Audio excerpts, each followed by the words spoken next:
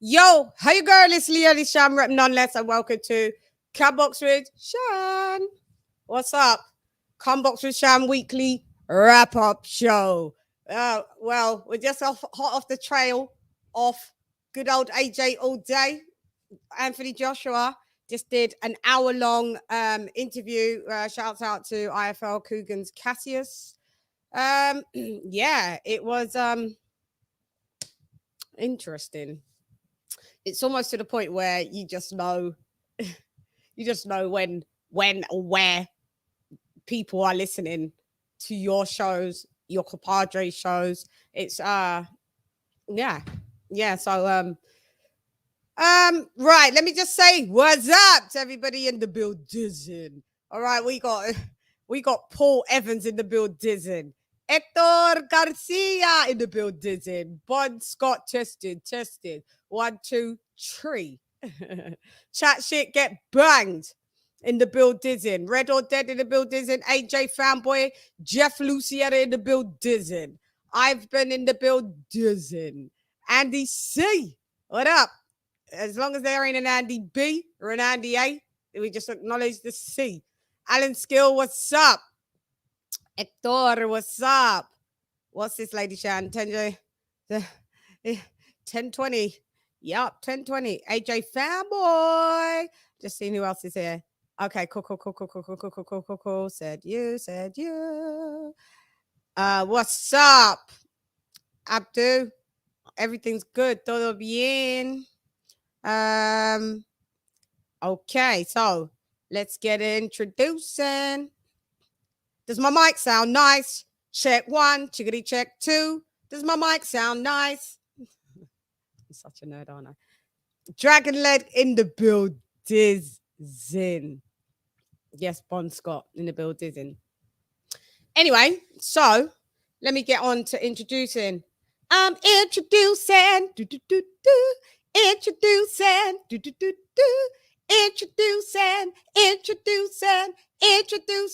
Lisa Bizzles, bells. Queen Bells in the building. Kaboom. What's up? What's going on, LadyChann? We here in the building. We are here. Yeah. We're here. Here. Definitely. Yeah, there's someone else that we need to introduce in the building at the moment. So it was on camera, then it was off camera. So let's get it popping. I'm introducing. Introducing.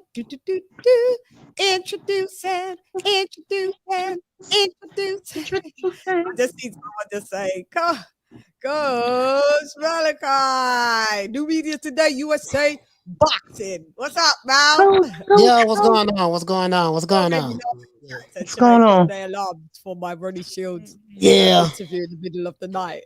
I was just trying to accommodate. It actually got moved to 2 different times, like 1 a.m. Then it was at 11 p.m.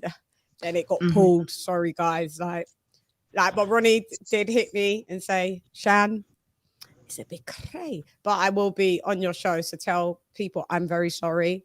But I will be on the show. So that's all I can do. I got a direct line to Ronnie, Coach Ronnie Shields. So it's all good in the hood. Can't run.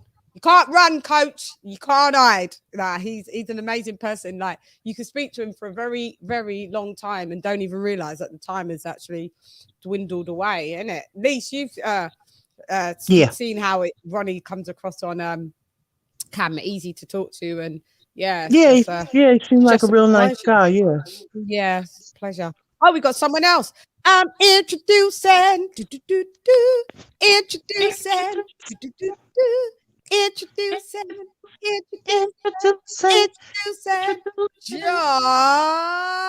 Daly.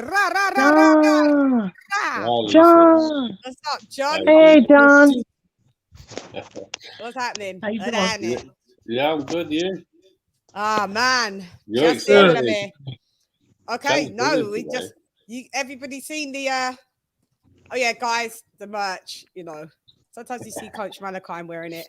We send it back and forth to each other. It's like, your turn. He throws it from the States. I catch it. And I wear it. Then after I finish wearing it, I throw it back to him. He's like, all right, cool. So yeah, DundhamSeason.com, you know, where you can get the merch and the jackets and, you know, check it out and see what you like. If you like it, buy it. You know.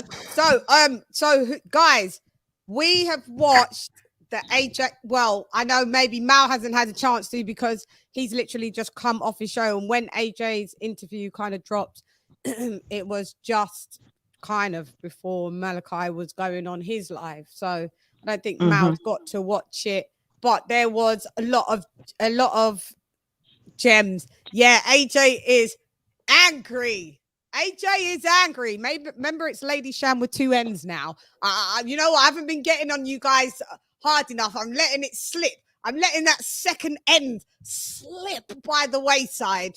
It's CHANN. It has to be, because otherwise, when you put me up on Google, maybe some other bird comes up. I still do, but yeah, he is. This is the AJ that I remember. Yeah, there you go. This is the AJ that I remember. That now you've gone too many ends. I just asked for 2. But it was pretty cool to. Yeah, you got it right now. All right. It was pretty cool to see. He was saying basically, they ain't built like me. They like AJ definitely watches this show. I know it. You know it. It's you know when things are just so mad obvious. It's just like I know everybody's talking about the same thing. He watches shows, not only mine, like ours, the ones that we're talking about this because, yeah, LadyChann. Wait. Let me just get that comment. AJ fanboy. LadyChann doesn't even having the told ya moment. Yeah. You know, I have to because I was saying. So basically, what he said was that he went to America because the dog. Everyone was saying that the dog in him was gone, and you know his team. He needed to go and seek some new enlightenment, and America was the best place, and he should have went years earlier.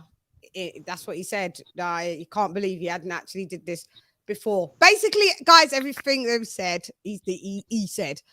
So he checked out Reynoso. He did say there was a language barrier there, but there was also, but he got gems off of Reynoso because Reynoso did have his translator with him. Which yeah, I thought that maybe some kind of issue, but it wasn't like an issue, but he would have to always have a translator. Then he went to Virgil Hunter. He said he picked up some gems from there. He went to Robert Garcia. He said, and that was like 3 generations of information that he said it's just amazing. And then he said he went to Ronnie Shields in the building. No, he's not in the building, but he went to Ronnie Shields in his building.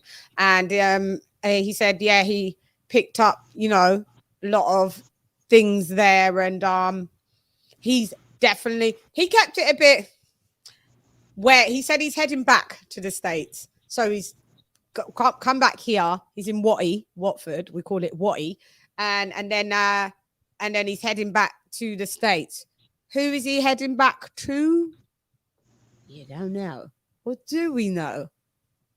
I don't know. You know. Anyway, he's heading back. Right. So yeah, so he did speak about, anyway, I could sit here and just reel off the whole interview myself without even talking to none of you guys. So how about I just let you in the conversation? So who wants to kick off? What did you gauge, John? Let's start with John. What did you gauge from this interview? The most interesting thing for me was he actually said that if it isn't going to work out with Rob working with someone from America, he might not work with Rob for the next fight. And that he's had that conversation with Rob. But he didn't go all the way to say that is what's going to happen. He says they're going to have a talk and see if everybody can work together. Then Rob's not even in the UK at the moment. Where did he say Rob was?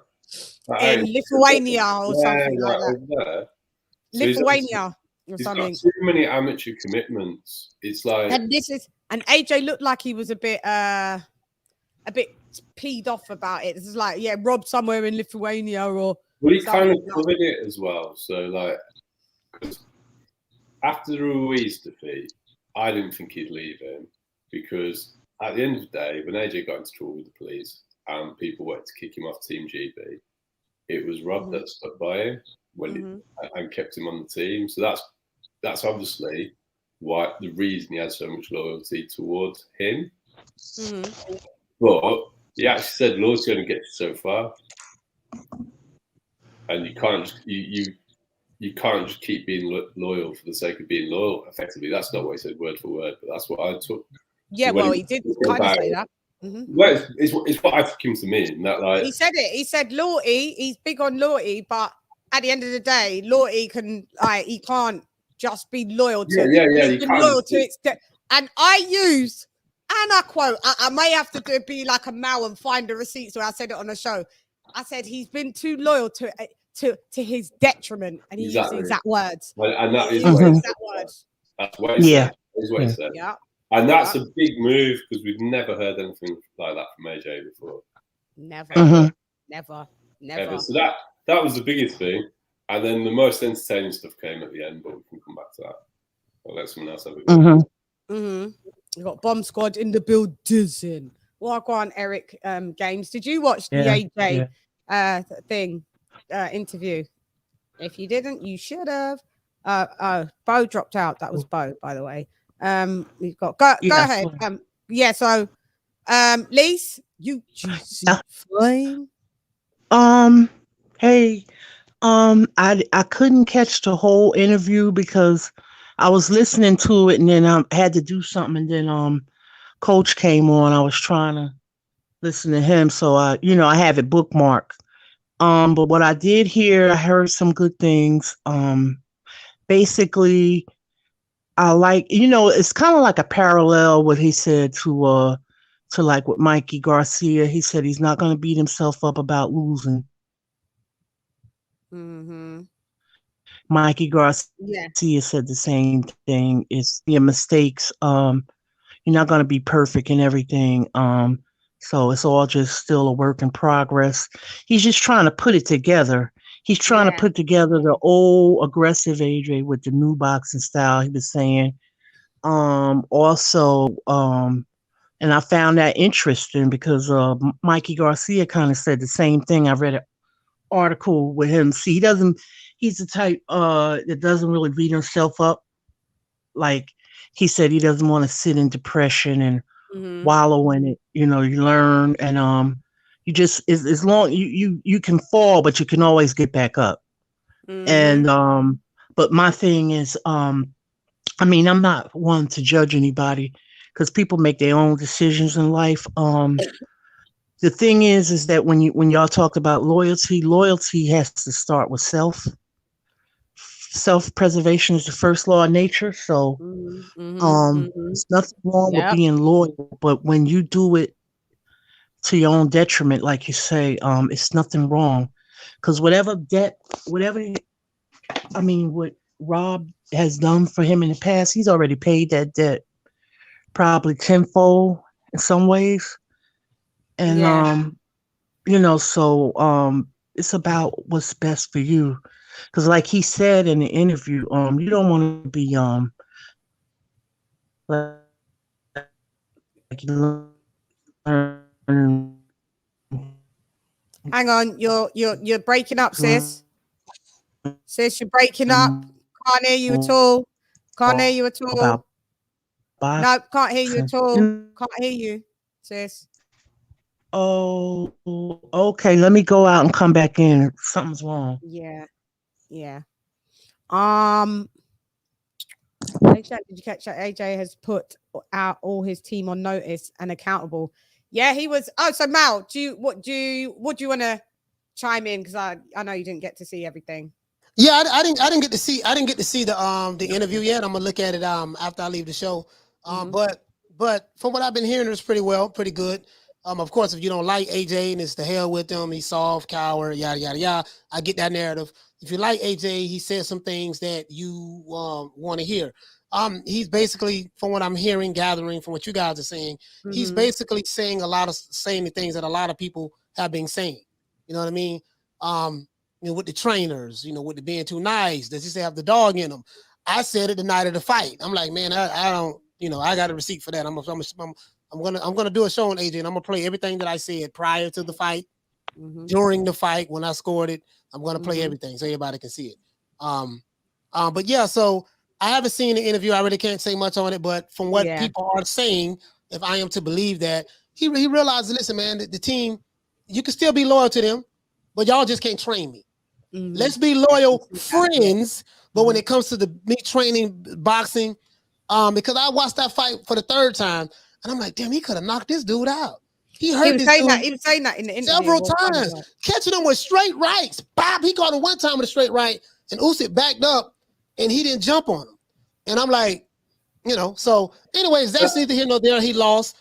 Only time to tell what AJ we will see in the second fight with Usyk, but no, I have to look at it to, you know, to give my fair assessment on it. So, go ahead, John. You wanted to say. Well, yeah, I was just going to agree with what Coach said there, because that was the most frustrating thing about the fight. Every time AJ had some success, he went back to what he was doing that was unsuccessful, which was trying to hit the head with his jab and constantly miss it. And if you actually go back and look at the punch stats, the output that AJ had with his jab was phenomenal, but the actual accuracy was horrendous. And it's no wonder he was tired at the end of it, because he kept missing. Yeah, he acknowledged that about saying that people, like when he looked at him, he was like, people was baffled, like, what's wrong with this guy? Like, what is it? He admitted, well, in a long about way, but he tried to kind of go along around the Mulvey Bush way. What was the game plan, fam? It was to literally, okay, so he said the game plan was to outbox Usyk, but he blamed it on his team. He said, I can only do what my team trained me to do. That's their job. I come in the gym and they train me for the fight. But he then said that another reason why he's kind of gone away from himself is that he said coming up in his career, he was known as the guy, you know, that punched, bam, bam, got people out of there.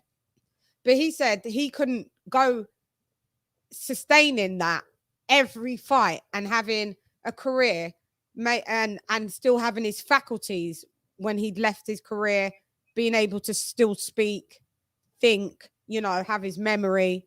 So he said he wanted to learn more how to the sweet science, you know, outbox, box, hit, don't get hit, slip, pivots, all of that, right? So that was the reason. But why did you pick that? Why did you pick that game plan for this time? Like you could have outboxed Pulev and did that. You can't outbox. You just picked the wrong game. I get that you want to preserve your career, but you can't. It was just bad timing that you decided, let me preserve my career. It was a gradual thing. LadyChann, did you see the interview with Spencer Fearon pretty much after the fight? After the fight, yeah. I saw a couple of Spencers. So Spencer said that he believes that he heard McCracken saying to Eddie Hearn that they thought they'd won. Like they actually were giving him direction in the corner to say he was doing well. Yeah, because he did kind of say that, innit? It's just like basically my team was just saying everything was cool. So in interviews that I've seen with AJ, he said that against Klitschko, around round 10, Rob told him that he was down on the cards. And Rob told him he was down on the cards round 10. And now you better go and do something. He said that's when the round started to slip. He said for him, that's when. No, this is against Klitschko. For Klitschko, round 10, that's when Rob told him. He said Rob told him after round 10 that he was down on the cards and he better go and do something. That's still a delay. No, but in the round 11, he better knock Klitschko out. Yeah, I know, but I mean, why wait to round 10? He was losing rounds way before round 10. Yeah, he was. Until 10. He was losing nearly every round. He didn't get the right game plan, the right information from his corner is the point I'm trying to Yeah, make. so that's why Rob is got to go. So I got something I want to interject on that. You know, and Joshua was my favorite heavyweight in the heavyweight division. But this notion that I haven't, again, I don't want to speak on this interview because I haven't seen it. Yeah. Just getting by what I'm saying. But if he said that, hey, he was following the game plan of his team, I don't want to hear that shit. At some point in time when you are a fighter, you know, man, I'm getting my ass whipped. This shit that my team, this stuff that my team is telling me to do is not working. I am going to do what the hell I need to do to beat this guy. You see what I'm saying? Ali did it with Foreman. When he fought Foreman, they was telling him, "What are you doing?" He said, "Man, shut up. I know what I'm doing. I got this dude." You see what I'm saying? And I can show you several fighters throughout history. What if the trainer was telling them to do one thing and they didn't listen and they lost, or when the trainer was telling them to do one thing, it wasn't working and they just said, "I just went off guts and instinct." So, look, dude, it was obvious you was losing. They were telling them, "Yay, AJ, you're doing good. Yeah, what the hell is this? Yeah. Well, yeah, you're doing, So, anyways, that's all I got to say about that. Yeah. Can y'all hear me? Can y'all hear me? Three kings in the building. Hey, what's going on, man? I think I recognize a bunch of names from the chat. Yeah. I recognize a bunch of names from the Crew. chat.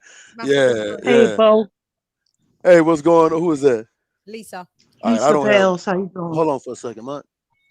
My eyes haven't woke up. Black My eyes square. haven't caught. Yeah, Black my eyes square. haven't caught up to me yet. I just got off work from working the night shift.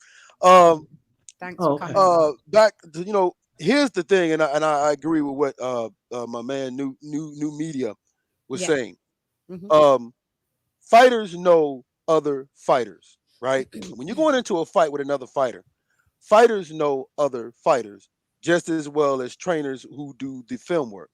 So going into this fight, he already knew Usyk was a boxer.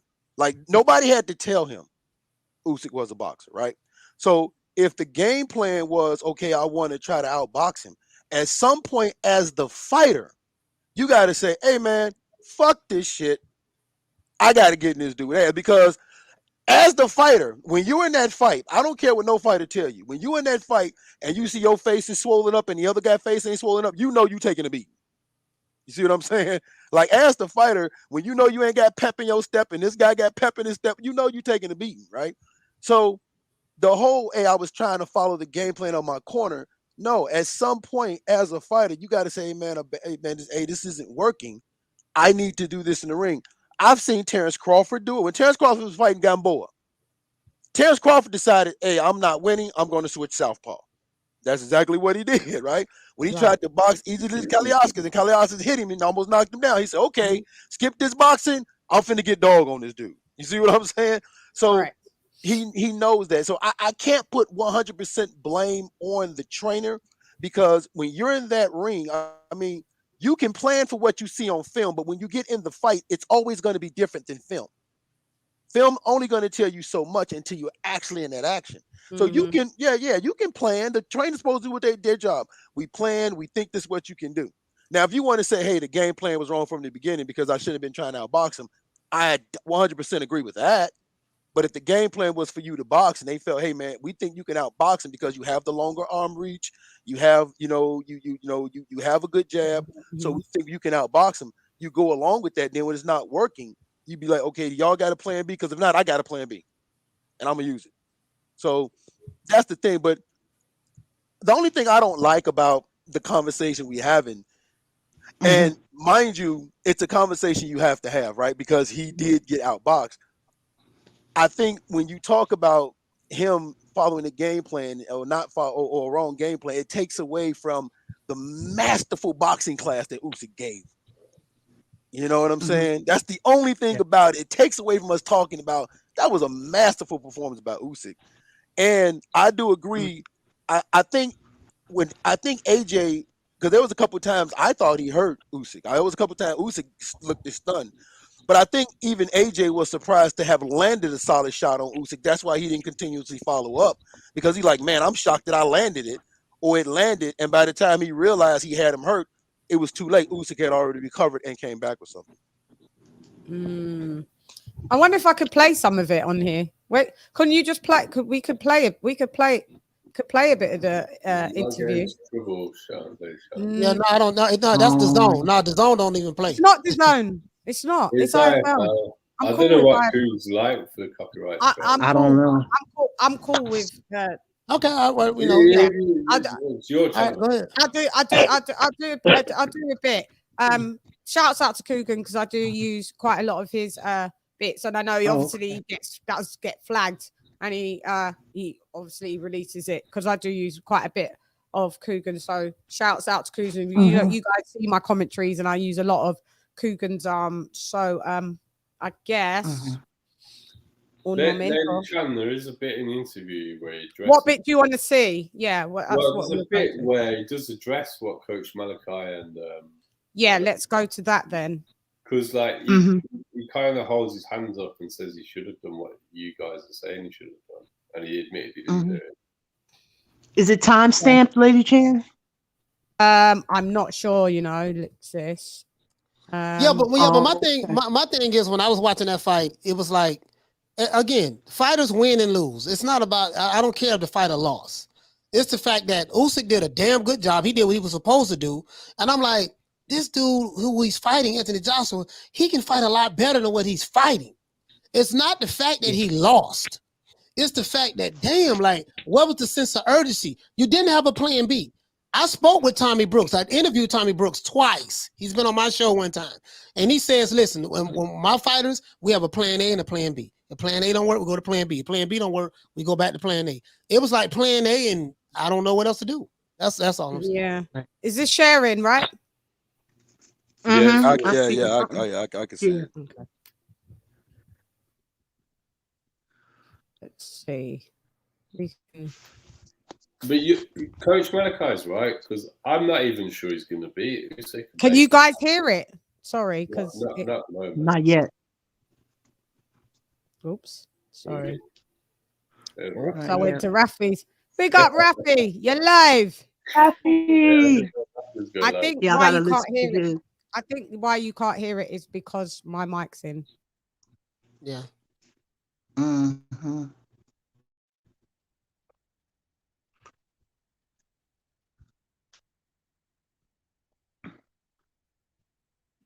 I still can't hear him, LadyChann. She said her mic's and she got to adjust some stuff. all of our mics would have to be muted for us to hear that. I think, or not muted. Okay, let me mute it. Yeah, but there's a way when you play it. Like there's a feature on StreamYard when you play it, it mutes all of our mics so you can hear it. I can't remember how to do that. Okay. Shan, the reason why you're showing multiple windows is because you're trying to share it with one screen. You would have to share it with two screens. Like right now, I have two monitors. I have one to the left, one to the right. So when I share, it doesn't look like what yours is looking like right now. You're trying to share it in the same monitor, the same window.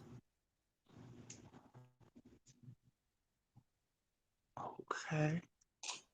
She trying to get to it. Mr. Tech Man. You can't discourage LadyChann, man, when she's got her mind on something, man. She gonna do that. She gonna figure it out, yeah. Well, what Coach Malachi was saying about the lack of like game plan and thinking he could do better, that's exactly my feeling. You're muted, Shan. Shan, you're muted. Unmute yourself. How do I share it on the other screen then? How do I use it on the second monitor? Is it a quick thing or is it long? No. Do you have it hooked up to? Do you have an HDMI hookup connection to your laptop? So you got both monitors? Yeah. Like me, I have HDMI coming from my right monitor, my left monitor. On my that's how you do it. I'll have that done tomorrow. I've got somewhere HDMI app thingy, but I'm sure we can usually watch. It's how I'm sharing it. That's what it is. I'm sharing. It's usually you can actually. I should be able to do this, and you guys should be able to see what. Let me just. Yeah, I see it. Yeah, we see that. Okay, so let me go back to sharing it. It's the audio, Shan. It's the audio that's probably. Why can't you hear the audio? Don't know. You can see his back moving and nothing's. Can't hear anything. Yeah. Really? Somebody said play it by your phone. Yeah, play it by the phone. You won't be able. You probably won't be able to hear it correctly. But go ahead, try it. You can try it. I just don't know how that audio is going to work because your phone only gives you a 2 megahertz voice output. That's why when you play music and stuff over, it sounds distorted. So can you see that now? Can you see Anthony Joshua there? Yeah. And you can't hear him because everyone from Watford knows. Yeah, there it is. There's shops on the estate where everyone meets up. So I was like, let's go to the shops. But yeah, we come and met you. We drove you down, and I was down there anyway. I was at my cousin's house. I was at my mate's house and went to see him. So it was nice to kind of do an interview where it's not staged, it's not set up. Do you know what I mean? Like, we're not in some like GQ setup or some Vogue setup. It's just me and you chilling again on the estate. So welcome back. Because obviously some of the interviews we do fight week, and fight week interviews are never great because obviously you've got to do, for a start, you've got to do a load of them, and they're always kind of short. And I think with you, I always get the most out of you when we can actually sit down like this. Yeah, because as you know, like we understand the benefits of promoting boxing to the mass market. It benefits everyone. It probably benefits you as well. The more eyes on boxing, the bigger the fights, the bigger media, the more commercial, the better for everyone. So on fight week, when I've done how many interviews during training camp, how many interviews before training camp, like, you know, selling products, selling commercial space. It's the last thing I want to do now is another commercial. But I don't see you as someone that I work with, but every time I see you, you've got a camera in my face with a microphone in my mouth.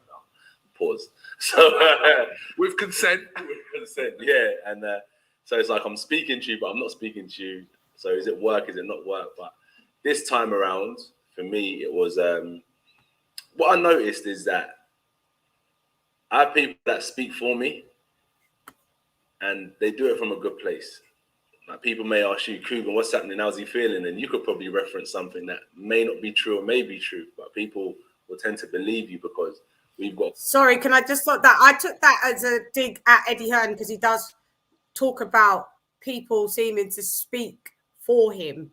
And we do always have a go at Eddie Hearn for seeming to. So he kind of like clarifies that. I just wanted you to just to check that while it's a one-on-one connection. Now, I felt like after a while, it's my duty. If no one's going to do it for me, that's actually in my training camp, that knows the ins and outs. We always paint a pretty picture. It's like Instagram. I'm going to show you my highlight reel, but in reality, life is shit. Life is hard. It's a grind. But I'm going to show you, you know, me walking out of a luxury shower into the beach, you know, to a luxury dinner in a shirt, and then back to the penthouse. But in reality, it ain't like that. We've got 9 to 5 jobs every day that we've got to do before we get to that point. So I felt like it's important for people to either represent me in my training camp where they see the grind and what type of person I am, how diligent I am, motivated I am. But where that's not happening, like Eddie speaks for me as well, but he's not in my camp. So sometimes when he says things, I'm like, he doesn't have the full 101 on certain things that I'm going through. He says it from his point of view, but his point of view is good, but it's not the everyday things that I'm living and going through. So I thought, let me kind of speak to the people and catch up with yourself because you're the closest thing to the people. And then me and you have a one-on-one conversation. Just kind of touching on what you're saying there, our port of call, and I'm not saying you've made yourself unobtainable over the years, but there was kind of a change from a media perspective, I reckon, after the Dillian White. I'm forever changing, like everyone. My view today, I can completely change my opinion on something tomorrow because I've spoken to someone who's opened my eyes to something. Do you know what I mean? So when you speak to someone, it's like Chinese whispers. It always gets lost in translation. So I thought it's important for me to sit down and speak. And the fact of being, unobtainable, is more so like, I feel less is more. Less talk, more action. As we always say, the fists do the talking. And also, it's like, respect is important as well. So, you know, you can never twist my words if I don't say too much. You know what you're getting when you deal with me. I'll fight anyone, anytime, any place. Bring me the best. I don't need to talk.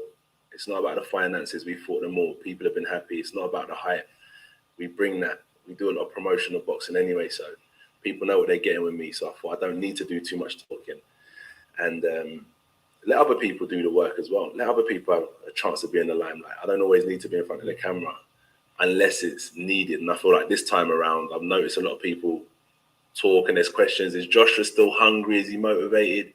He's got 100 billion in his account. You know, is he the same geezer? And it's like all these questions. And it's like, you see me, I ain't changed. All that's happened is that I've learned. I studied a lot of boxing IQ and I tried to adapt my style to become more of an intelligent, slick boxer, which is when I look at the greats and the boxing icons and analysts of the sport, the sweet science of boxing is hit and don't get hit. But that style does not change someone's heart and passion towards their craft. No way. But it's just their IQ tries to get better. But sometimes trying to improve your IQ and indoctrinating your raw talent to try and make it perfect ain't always going to happen in a fight, because sometimes you just got to dive in and smash this fucker up. It don't matter how you do it. Hit him to the hip, throw him on the floor, let the ref tell you off. It's a fight at the end of the day. The ref's there to get involved. So I tried to indoctrinate boxing and try and become smart. Now stop there. So, guys, I'll stop sharing 1 sec. Can we all be put on and still share? Yeah. Okay. So can you see it? Can you see back the squares normal now? Yeah. Yeah. Okay. So because I'll continue to share after. So stop there. So when he says, I've got no mic, so I can just talk normal. So when he says that he tried to employ, you should use the timestamp. I didn't know I was going to show any footage, G. When he said that basically he tries to become the slick boxer, he tried to indoctrinate. Does it sound like someone that's sure of what they really want to be? Does it look like he's looking at the greats and trying to think that he should be like them, but instead be like them, but be like yourself, and then you'll fit like them because you'll be great doing what you do great. And then when he said, like we've spoken about this definitely on multiple lives, when we said AJ needed to let the ref. Malachi said that. Let the ref. Hit him on the hips. Hit him. This is why when I watched this interview, I was like, this was the dude really watching our shit, because he just said near enough things verbatim. And I know it's echoed a lot of channels, but didn't you ever get that sentiment? So what did you just get? I just want to get people's thoughts and takes. I'll do little sections of the interview and see, what did you think about that? Well, you know my motto. What did I say? What did I say with the Wilder Fury fight? I say, man, damn that the Wilder need to make the referee do his job. That's my motto. You know, I have receipts where I said that. When you get into certain fights and you got to fight a guy instead of box a guy, make him do his goddamn job. I'm going to put his ass in the headlock like Tyson Fury was doing with the Wilder. I'm going to lean on him. Make the referee do his job. All that sweet and pretty shit, it look good and all that stuff there, but you get your ass whooped when you're fighting somebody who's just as sweet and pretty as you are. So your identity is, what is your identity? You know, I'm not trying to be like Ali. I'm trying to do whatever it takes to win this goddamn fight. If I got to fight like Ali one way, that's another thing. If I got to do a Sean Porter, if I got to fight like Bernard Hopkins, whatever it takes, the greats, they do whatever it takes to get the victory. Make the referee do his job. That's all I got to say. It sounded to me like this was a guy that. It sounded to me like this was a guy that after the fight sat back and watched it and reflect on what he did wrong and realized it. That's what it sounded like. It sounded like after the fight he realized, fuck, this is what I did wrong. And that's and I think now that he thinks about it, which is the one thing that I like about Anthony Joshua, is he will admit his wrongdoing, which makes it very easy to move forward and correct your mistakes. You got to recognize I made a mistake first in order for you to be able to go forward and correct it. So yeah, that's why it's going to be interesting to see who we're going to see in this rematch fight, because if he realizes, man, I have to roughhouse this guy, that might be why he's thinking I have to leave McCracken, because he's not going to teach me the proper way to roughhouse this guy. I got to go find somebody that's going to teach me how to roughhouse him. And that might be like some fighters may leave, like Tyson Fury. When Tyson Fury, after Deontay Wilder won, realized who he has to be, that's when he went and he got Sugar Hill and said, hey, man, in this second fight, I'm not boxing this dude. I'm looking to whoop his ass. So I need you to teach me how to do that. You see what I'm He saying? refers to that as Yeah. exactly what he said as well. Right. I Lise, agree. yeah. Yeah. He sounds like he has somewhat of an identity crisis where he came from, who he was, the come forward, aggressive style. And when he fought Andy Ruiz, he adapted that boxing style, fighting off the back foot or whatever. And that style is not going to work for a Usyk because Usyk is a master boxer. He's in between styles, and he has to get with somebody who's going to be able to bring out the best. Like he has to know the box and when to bang Yeah. and put it all together. And Right. you can't go in there and think you're a master boxer because you're not.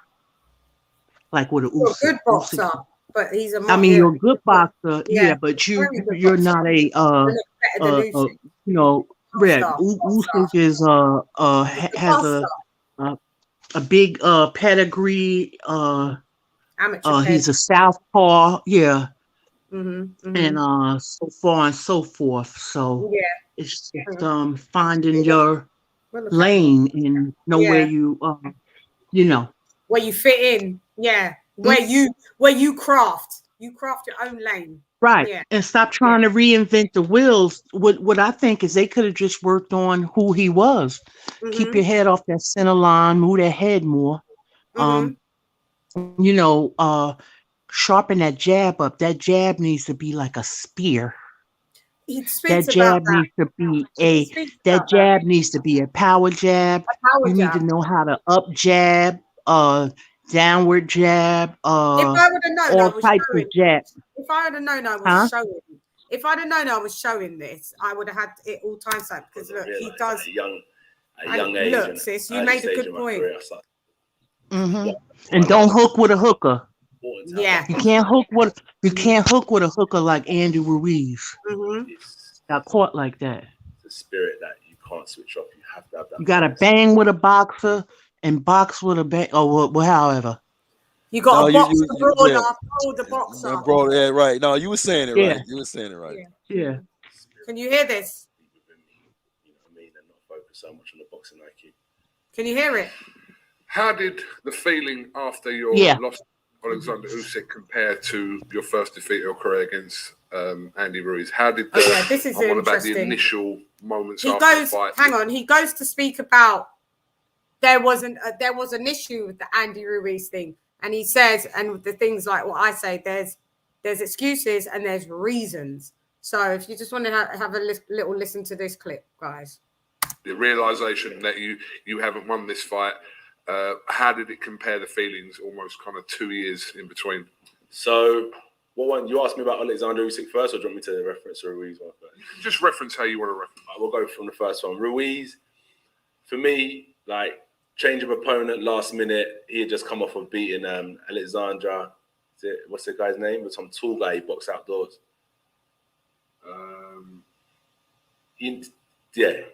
He'd boxed someone outdoors in America. He was ready. I was supposed to box Miller, big pharmacy Miller. He just got banned for taking every substance in the pharmacy market.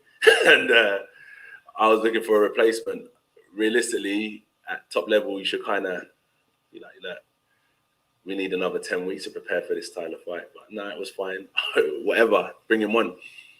But it was interesting because I found out certain pieces of information after the fight, 2 weeks after the fight, as to why certain things were going the way they were going. And it gave me reason. So what people call excuses, I could have been like, my baby toe was hurting. Ruiz had, machine gun bullets in his gloves. Whatever excuse I could have thought of at the time, I could have come up with, but I felt like I had reason. But I handled it myself.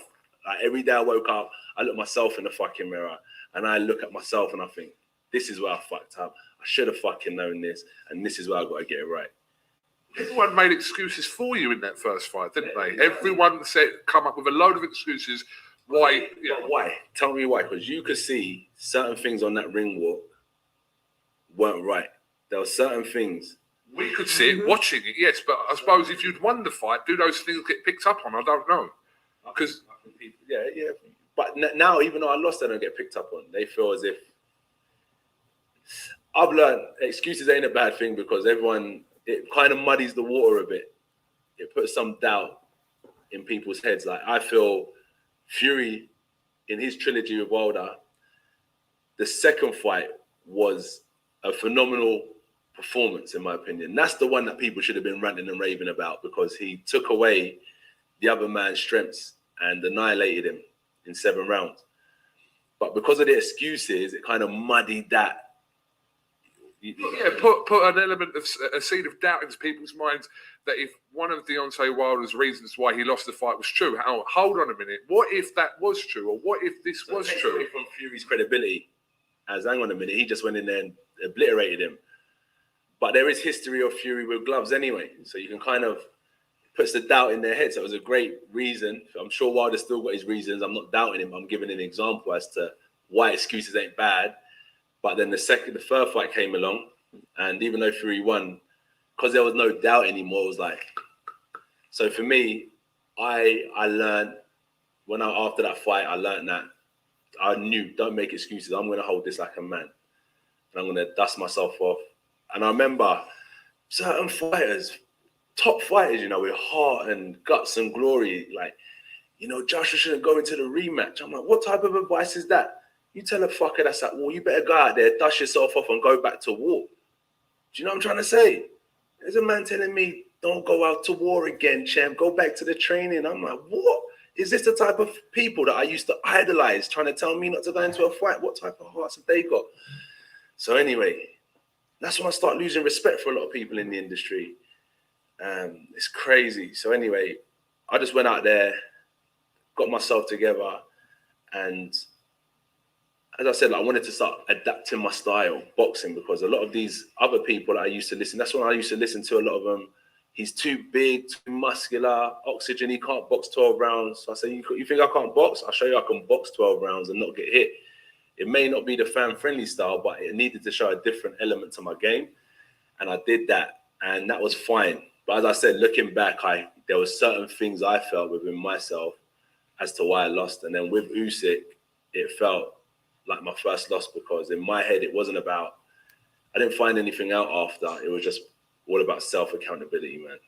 For me, it was just self-accountability. And look, and this is another reason why I wanted to sit down with you, is because you don't hear from me, and I may not be effing and blinding on Insta stories and stuff like that. It don't mean that I stomach losses. I don't stomach losses and be like, yeah, I'm all right, guys. Yeah, I took the loss. I'll be back, guys. Yeah, I'm just going to go down Novikov this weekend and have a little drink. And yeah, I'll be back in a couple of weeks. Fuck that. Mate, I was on the next plane to the States, spoke to all my team. We've had some awkward conversations within the camp. I ain't got a big team. Benga, Ben, King, Cena, Naz. Like they're my 5 guys. Besides the training team, that's like Rob's element, physios, they manage all that stuff. But my core boxing team, then I've got my commercial guys, but my boxing team, everyone's had to be checked, and we've had some open convos, and I'm not gonna lie, it hurts, bro. It hurts. Like, especially when you've got a winner's mentality. You know what I mean? The only thing that keeps me going, not the only, but one of the things that keep me going, I remember as an amateur when I lost. And I just remember if I would have given up then, I would have never been in this position now. And that's why I keep on firing and fighting and stay motivated, because I know from experience and track record, my mindset and my evaluation of losses and how I use them, it can catapult me to the next level. Let's come on to the Usyk fight. And when I'm talking to you now, I don't mean this any way disrespectfully whatsoever. So, but I'll ask you a question how we think as fans, yeah? Okay. As fans, sometimes we're a bit like, I'm a fan, of course I'm a fan, but... When anything's signed. We'll talk about that afterwards. Yeah, go on. It seemed, and I use the word seemed quite importantly in what I'm about to say, it seemed quite obvious what you had to do from our perspective to beat someone like Alexander Usyk. So that's where I felt like, what was it? Go in there and be like, go in there and just bully the man, yeah? Bully him, use your size, your strength, your power, use those tactics. But ain't that the things that were going against me as a heavyweight? That's all he's got, size. So I was thinking, you know what, I'm going to shark on.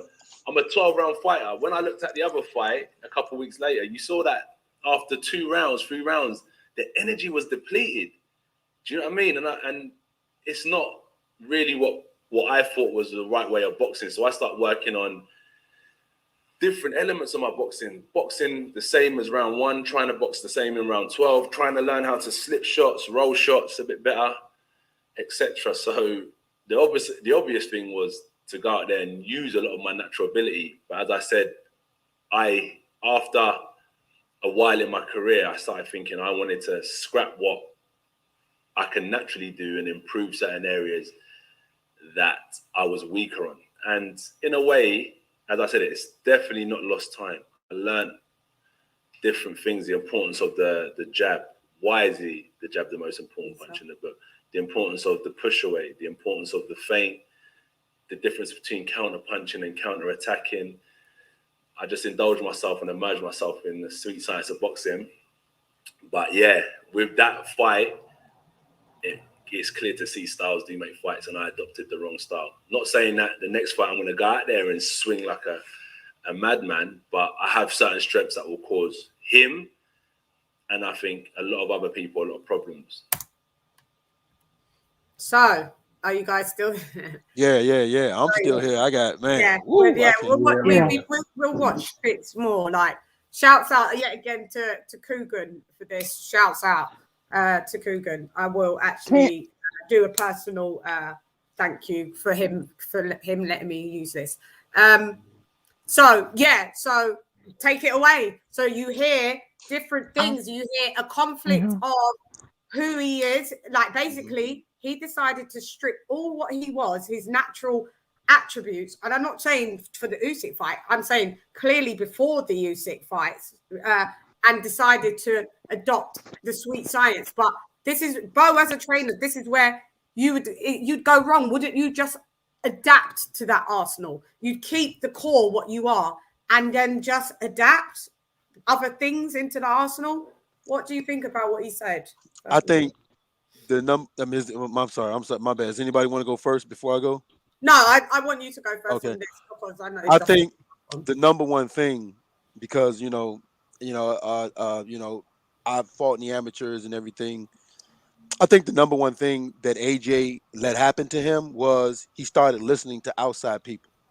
He just said that people were saying about he got big muscles, all he do is jump. Right. And he started listening to that, and then he decided, well, you know what, I want to do something different, right? And I think to Lisa's point, when she said that's the moment he had an identity crisis.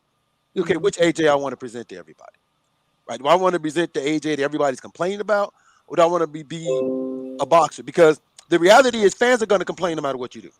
They really are. No matter what you do, they're going to complain. They're going to have a complaint, but they complain more when you lose versus than when you win. Mm-hmm. So you should keep what brought you to that dance against Usyk, because that's not the fight you want to try to make a change for. You don't want to make a change for. That's the fight where you keep what you can do, but you add something to it, like you were saying.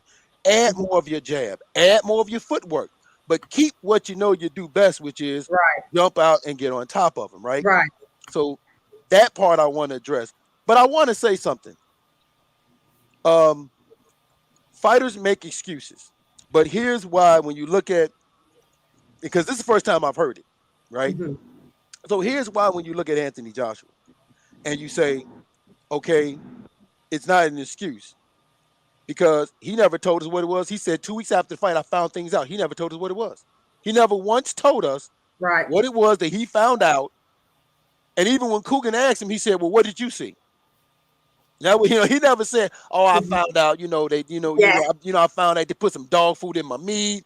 I found out I got shot with an elephant tranquilizer. He didn't say none of that. He just said, I found some things out 2 weeks later. Right. And he never told us what it was. So for me, I can't say that's an excuse, because I don't know what happened. He never told me what it was. No, he's got a reason of what happened. So right. In his mind, he said, I found something out, and these are the reasons. So instead of him saying, hey, this happened to me, he said, okay, I found these things out, I'm finna make some changes. It's not gonna happen to me again. Yeah. So and I give him that because he did do that in the rematch with Andy Ruiz.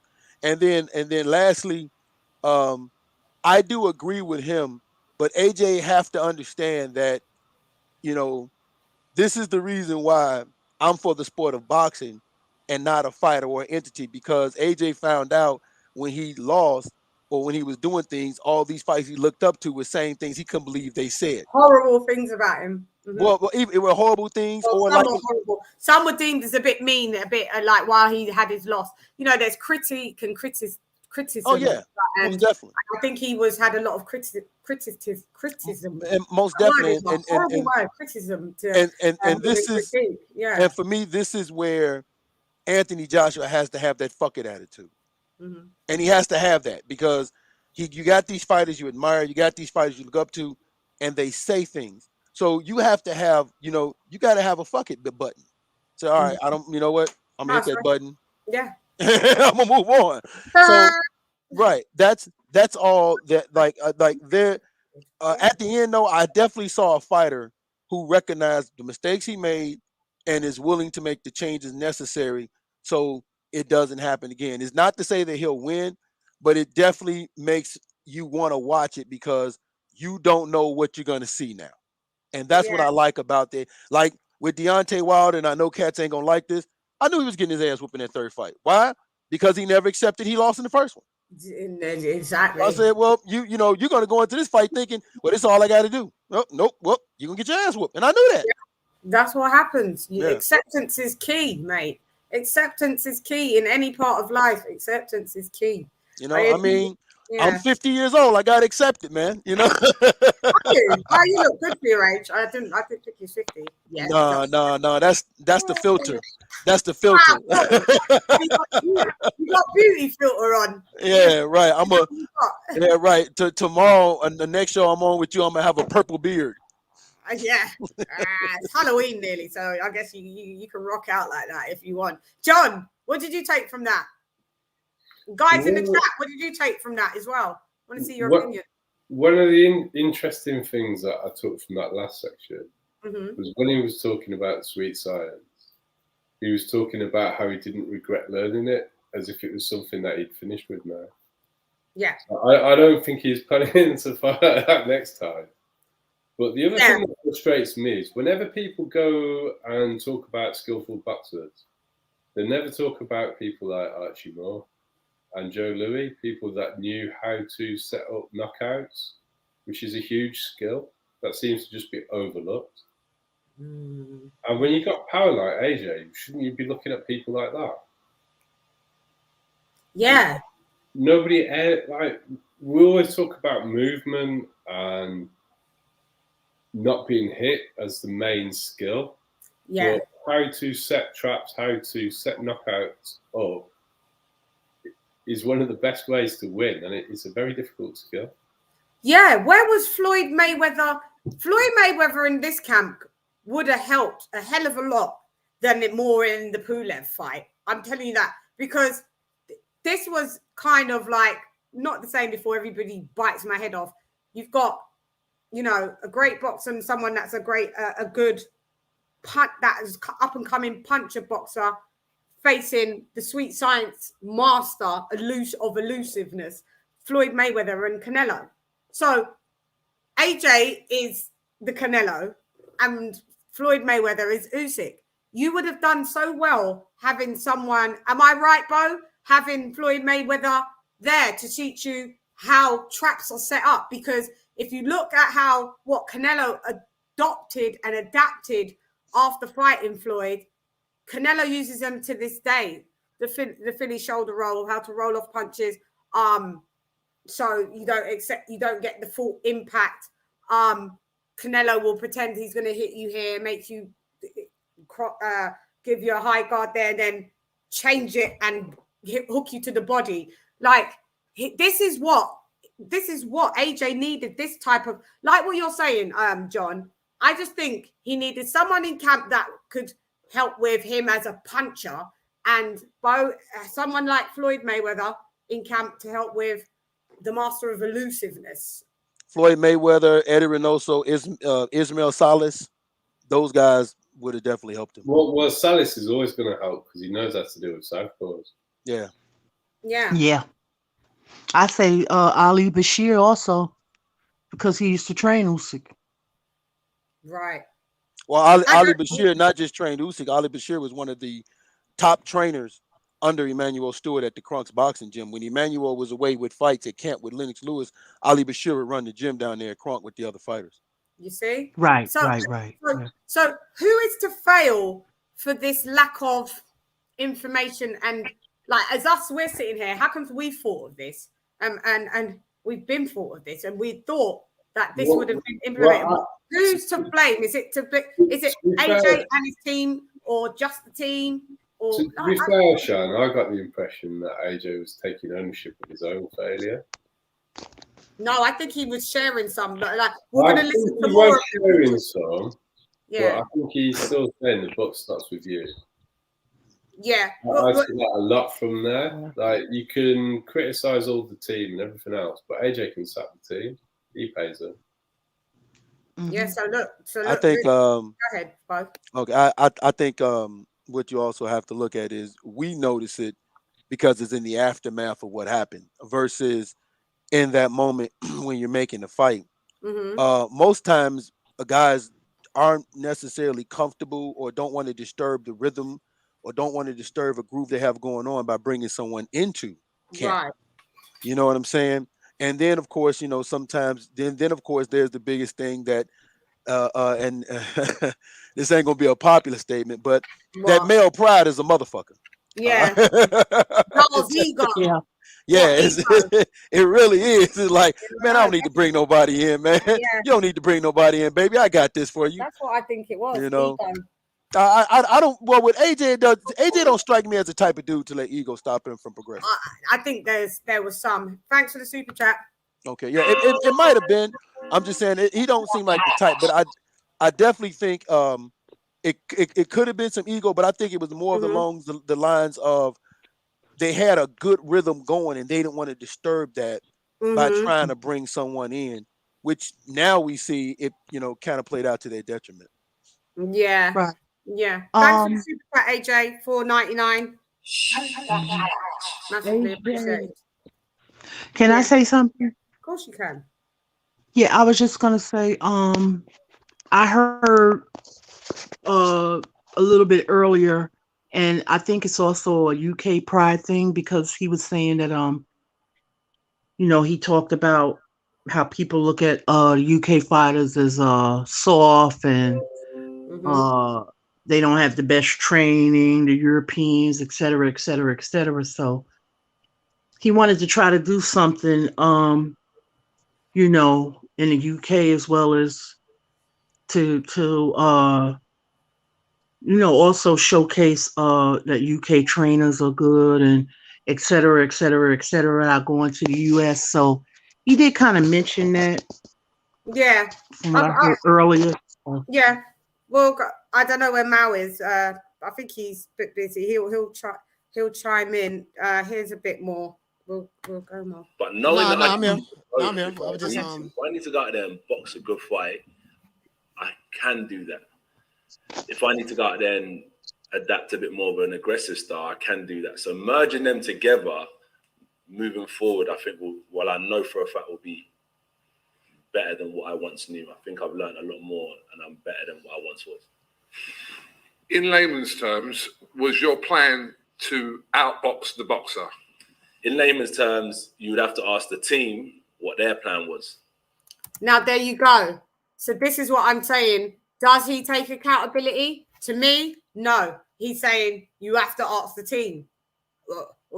You could have just, as the boxer, say, yeah, the game plan was X, Y, Z. Right, Bo? Right, Mal? Right?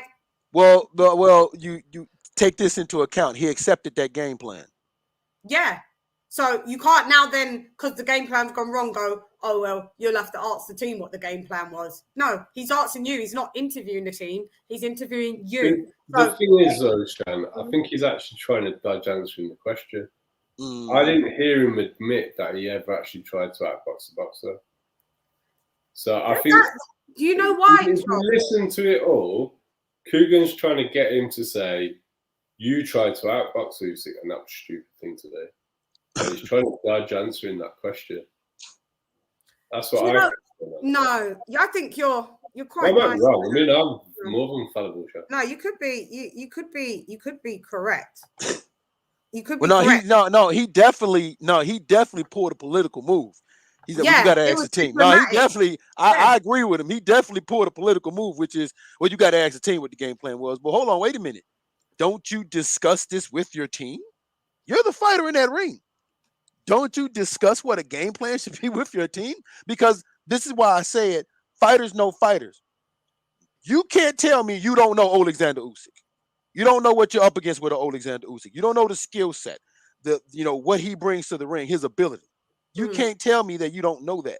So if you accepted the game plan or you heard the game plan, because at the end of the day, we saw you go out there and try and execute whatever the game plan was. So you knew what the game plan was. So that's why I agree with my man Coach, which is I kind of don't want to hear it, because at the end of the day, you're in that ring, and then this is how you trained from your people and tried to employ that. And when it didn't work, now you should have changed it, and he didn't. So him saying, well, you got to ask the team, no, because you accepted the game plan, because you have just as much input as the fighter as the coach when it comes time for stuff like this. What's up, Paul?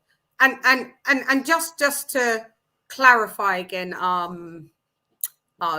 would it have helped to have Floyd Mayweather in camp as a part of the camp to fight someone like Usyk or not? I know you said the other guys, but the reason why I'm pinning Floyd Mayweather, because Floyd Mayweather offered his services for the Pulev fight and had him for Pulev, which that game plan, you didn't need a Floyd Mayweather in camp per se to beat Pulev, because it's punches and punches, But for someone that's as elusive and very skilled as Usyk, wouldn't you have thought then to have someone like Floyd Mayweather Jr. in giving you tips?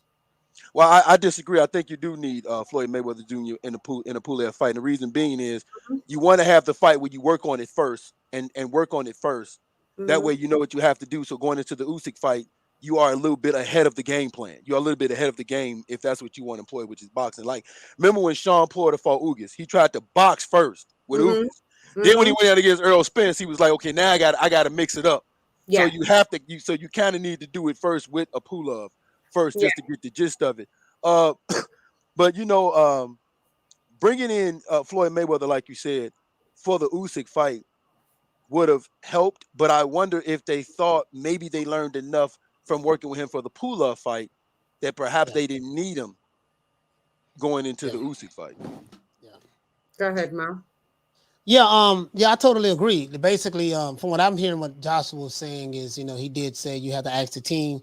At the end of the day, the responsibility falls squarely on Anthony Joshua, because you was the one who agreed to that this will be a good game plan. You are the fighter. You are the boxer.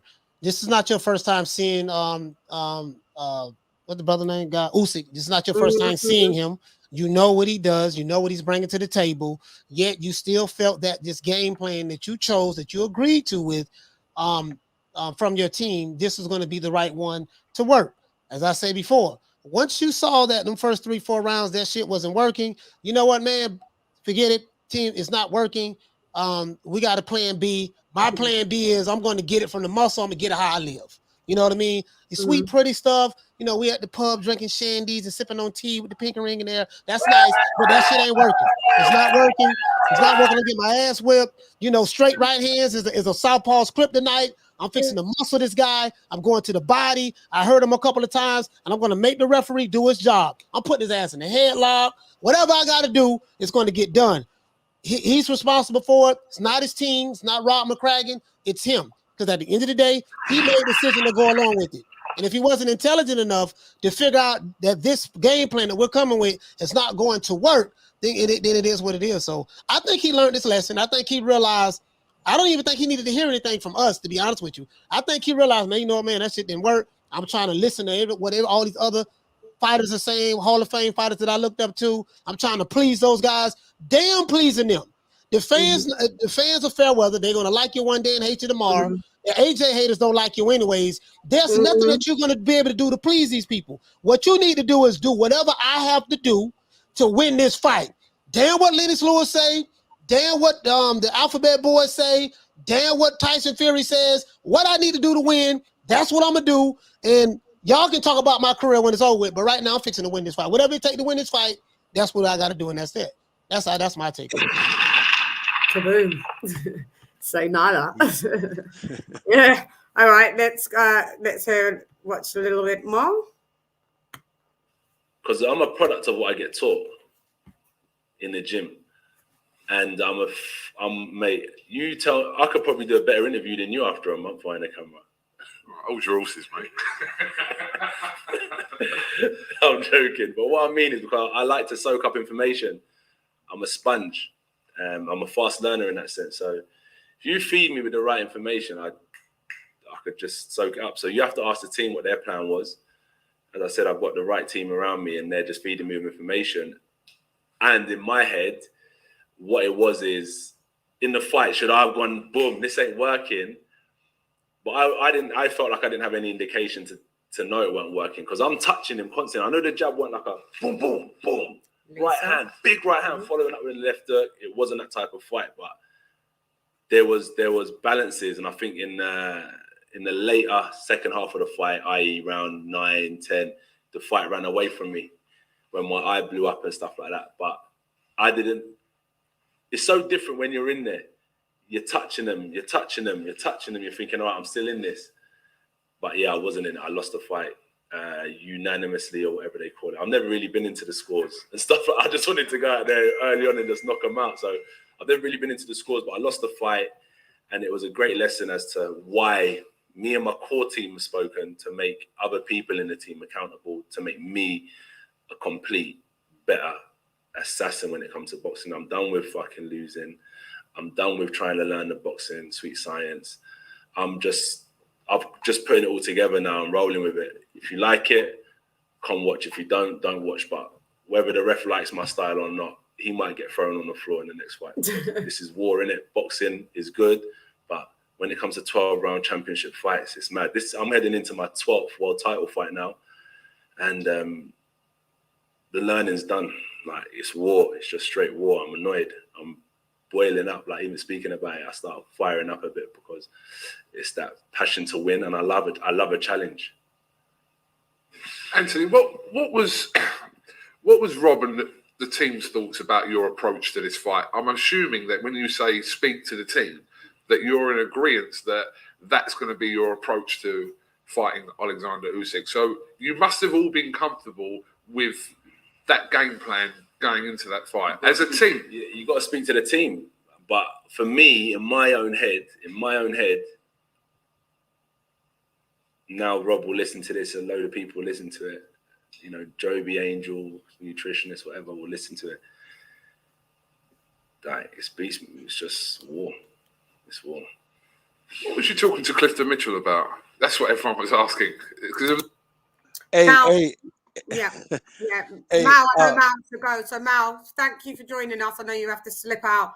Yeah. I just wanted to piggyback off something before I leave. You guys can catch me tomorrow at 3 o'clock Eastern Standard Time on New Media Today USA Boxing. I'm going to probably more than likely talk about this interview, give my breakdown on it. He basically said what I just said before. I never heard this interview before. This is my first time hearing it, but he's saying the same shit that I just literally said. Listen, he said it might be war. The referee might get thrown on the ground. I'm done with the sweet science. Basically, he's saying, listen, man, I'm fixing to get it Florida style. Listen, man, I got to get it from the muscle. The dude beat my ass with the sweet shit. I'm not playing nice guy anymore. I'm going to muscle this guy. I'm going to whatever it take to win this fight. And if the referee get thrown down or whatever the case may be, so be it. He's going to have to do his job. You know what I mean? And so, because you're not going to outbox this guy like that. You're going to have to just listen, impose your will on him. He's not, listen, you heard him multiple, I've seen this fight 3 times. He hurt this guy multiple times in the fight.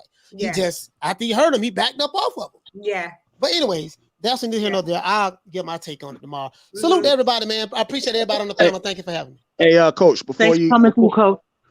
Hey, Coach, before you jet, I want to just let you know I'm going to shoot you a text message and try to get your opinion on this list that came out a couple of days ago. What list? This I guess the greatest of all time list that came out. Oh, that's subjective. That shit's subjective. That's so subjective. I that think shit you don't hold no covered a bit validity of on that that. today. I think Mal covered a bit of that today on the show. No, I didn't see it. I didn't see it. I thought it was yeah. one. Okay. So cool. so my I'll thing send it is, to you, Coach. Oh, yeah. All right. Let Mal slip off and we'll See you continue later, the man. show. See you All later. right. Salute, brother. See you Salute, later, brother. Mal. Salute. Thanks. All right. Yeah, go ahead. Now, you know, let me say, how, I think the brother just joined. I don't know if he watched the interview or Bold. not. What? Okay. Who? Bold. His name's Bold. Bold. Okay, what's going on, man? hey, how you doing? Hey, did you watch the interview prior to us watching it now? No, I haven't watched the interview at all. Okay, Okay, great. good. So let me say this. For everybody listening, understand the type of boxing knowledge that you're hearing, because nobody watched the interview, and the things we're saying based off what Chan told us earlier, we were saying, and the little clips that we were playing, we were saying that he eventually said into fruition. My man right here sitting in his kitchen said that it sounded like AJ was done with the sweet science, and he just said it. He just said the shit then. He just said, I'm done with that. Like, okay, hold on, wait a minute. Exactly. That's why I said to you, I said they probably didn't bring Floyd in because they felt they learned enough where they didn't need to bring him in. Right. And I feel that's kind of what happened. But, you know, in the end, it sounds to me like there's no fluid communication between AJ and his team, because he keeps saying, you got to talk to the team. Now, I talk to my core guys, but you got to talk to the team. Well, then, thus is the problem why you lost, because you should have told your team, hey, man, I understand y'all want me to do this boxing shit, right? But y'all know that ain't going to work against that motherfucker because he's a supreme boxer. See what I'm saying? But why didn't the team know he's a supreme boxer? It's negligence all the way round. I knew that he was I'm not going to lie. I said that AJ is going to beat Usyk because I assumed the game plan that he was going to implement was rough him up, like what Derek Chisora did, and just walk him down.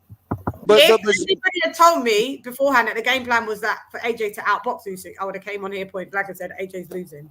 But see, LadyChann, this is why I say the majority of it falls on him, because once his team told him what the game plan was, he should have been like, man, get the fuck out of here. That's not going to work. That's exactly right. That's exactly what it should have But guys, this is where I'm saying ego kicks in, where he's like, well, if you listen to what he said, if you listen to what he says in the interview, he actually admitted that he wanted to show people he could outbox Usyk. There's a little bit in that interview where he admits that nobody thought he could do it, and he's going to show him that he can. So I think he knows it was his own mistake as well, whether he's fully admitting it or not. But that's ego too, because he felt, man, I'm going to show everybody I can outbox him. It is ego. Because that's ego. To a lot of what he says as well. Yeah, and delusion. That's ego. It's solely ego. Well, hey, can I add something after this? He's been subjected to his own ego because he kept talking about trying to prove people wrong.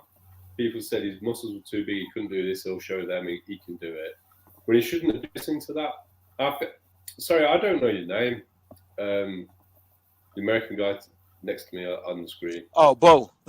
Yeah, Bo. So Bo, you said that he was listening to what other people were saying too much. Clearly, AJ listens a lot of online stuff. He's been admitting it in this interview that's what he was doing.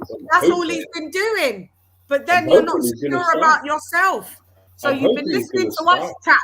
You've been listening to us natter at home from the comfort of our home about you. If you listen to us, Shannon, we will. He took everything on board. We're nattering with these sides. AJ's like that. These bastards. Is that what they fucking think? That's Coolio, Bo. We've got Boxing Logic coming through. What's up? Peace and pugilism. Y'all been cooking. How y'all doing? What's up? What's up, man? What's up? Lisa Bells, babe. Thank you. What's up, baby boy? Always welcome. Y'all missing a huge thing he said, though. What? He said it real small, low, though. Joshua, what I just uploaded the video too. I'm uploading videos and watching. Yeah, I'm doing videos, watch a little bit, Yeah. go do a video. Joshua has not yet gained the ability to really feel the fight through. He said it when he said, I'm done with losing. I'm learning to be a better assessor of how the fight is going. Remember the notorious joint in the Ruiz fight when he said, what is happening to me? Yeah, where did that punch come from? I don't understand. Yeah, totally baffled. Joshua is not yet. He's going on raw talent, but he's looking to gain the IQ to learn how to raise his ring IQ to assess the fight in the ring as it's going on. Right. He's not great at that yet, because he would have felt it. That's what He would have also he changed said it on the fly. he can't do it yet. That's what he's trying to say. That's why he said, I take orders, basically. If the team tell me to do something, he that's said what I ask do. my team when they was there, because when I'm in there, I feel like I'm touching them, but he probably think he's touching them more than, you know what I mean? He really is, yeah. Right. So his feel of feeling through the fight in the middle of a tough fight, not the easy cake ones, but the ones at the higher level, he ain't at that level of being able to do what a Fury can do yet. And that's the gap he's trying to close in my mind, that I hear him saying in so many words without trying to say and give up any weakness. Because Joshua, like y'all know, like I say, he listens to everybody. Joshua really cares of his image to the public. He don't want to look like no hype made up heavyweight. He want to look like, he want to be the real thing in his heart. You know what I'm saying? And he's trying to come over that learning curve from starting boxing at 19, where these guys, Fury, started at freaking 8. And the only way you could do it, if you don't got that time in, is perhaps take some loss and take some experiments. Yeah.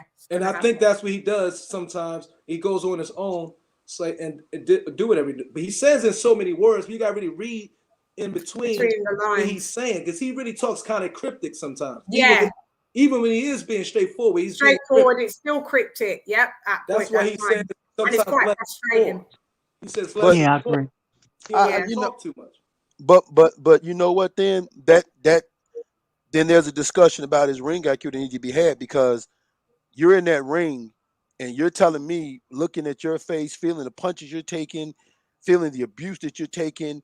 Your body aches every time you get up off of it. Trust me, your body aches every time you get up off that stool. Your legs are feeling funny when the fight go on. You can't tell that something isn't going your way in that fight. Let me ask you, did you watch that fight a second time? Yeah. Yeah, I did. Okay.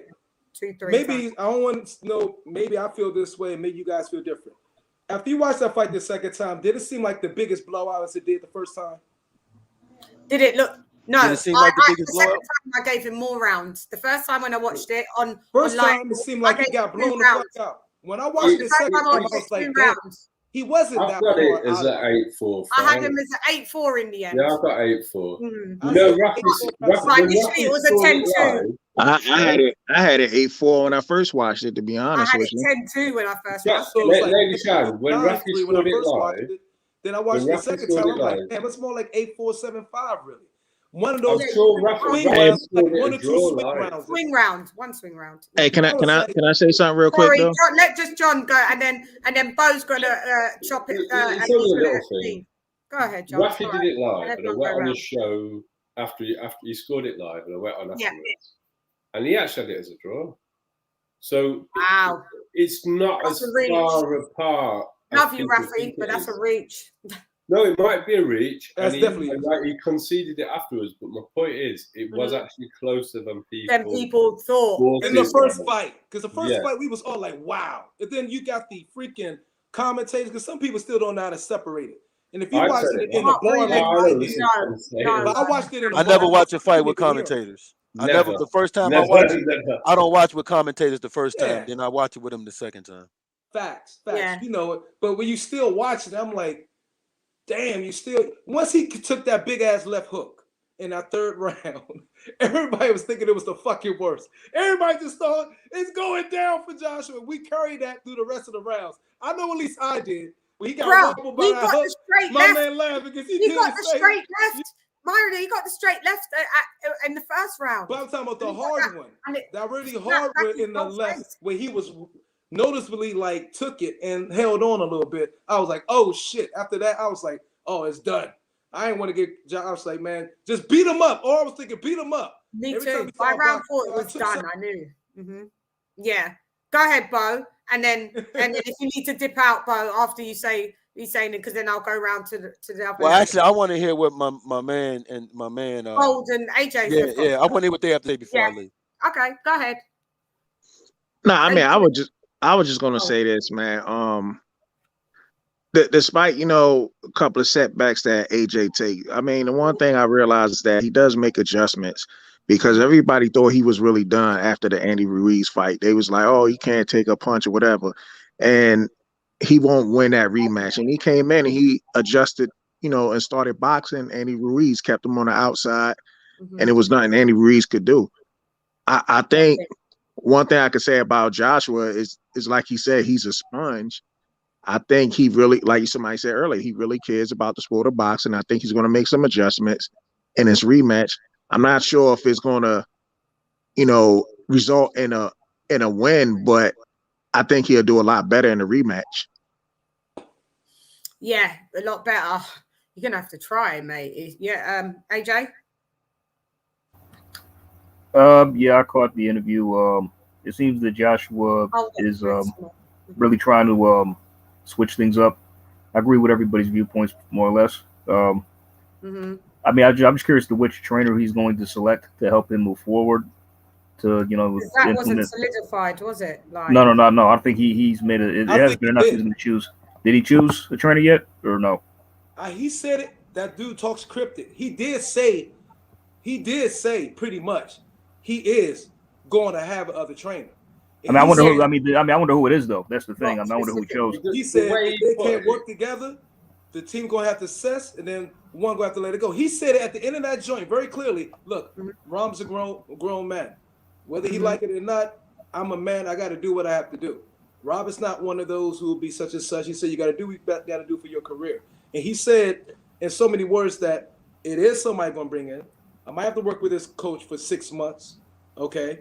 Because he said Rob is somewhere in freaking other country somewhere. Lithuania. Yeah. So he pretty much did say it. He just didn't like we wanted us Americans. We like that shit clear cut. That's not how they do in the UK. Yeah. Well, and you're right, Carmen. He also said he's never leaving the UK. So remember to the US though. Remember Bo, after his loss, you can dip, Bo. If you need to dip. No. I was gonna say this. No, not Bo, not you, Bold. Bo. Three Kings. The guy above you, above you to the right. No, Bo. His name's Bo, not Bo. Oh, okay. Sorry, but yeah. Go ahead, because we'll be watching more. Go ahead, because do you want me to play some more? Bo, I'm going to play some more. So if you want a round of applause for.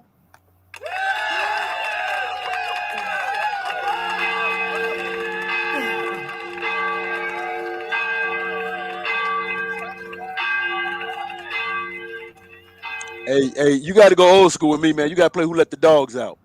We ain't got that. We got explosions. Right.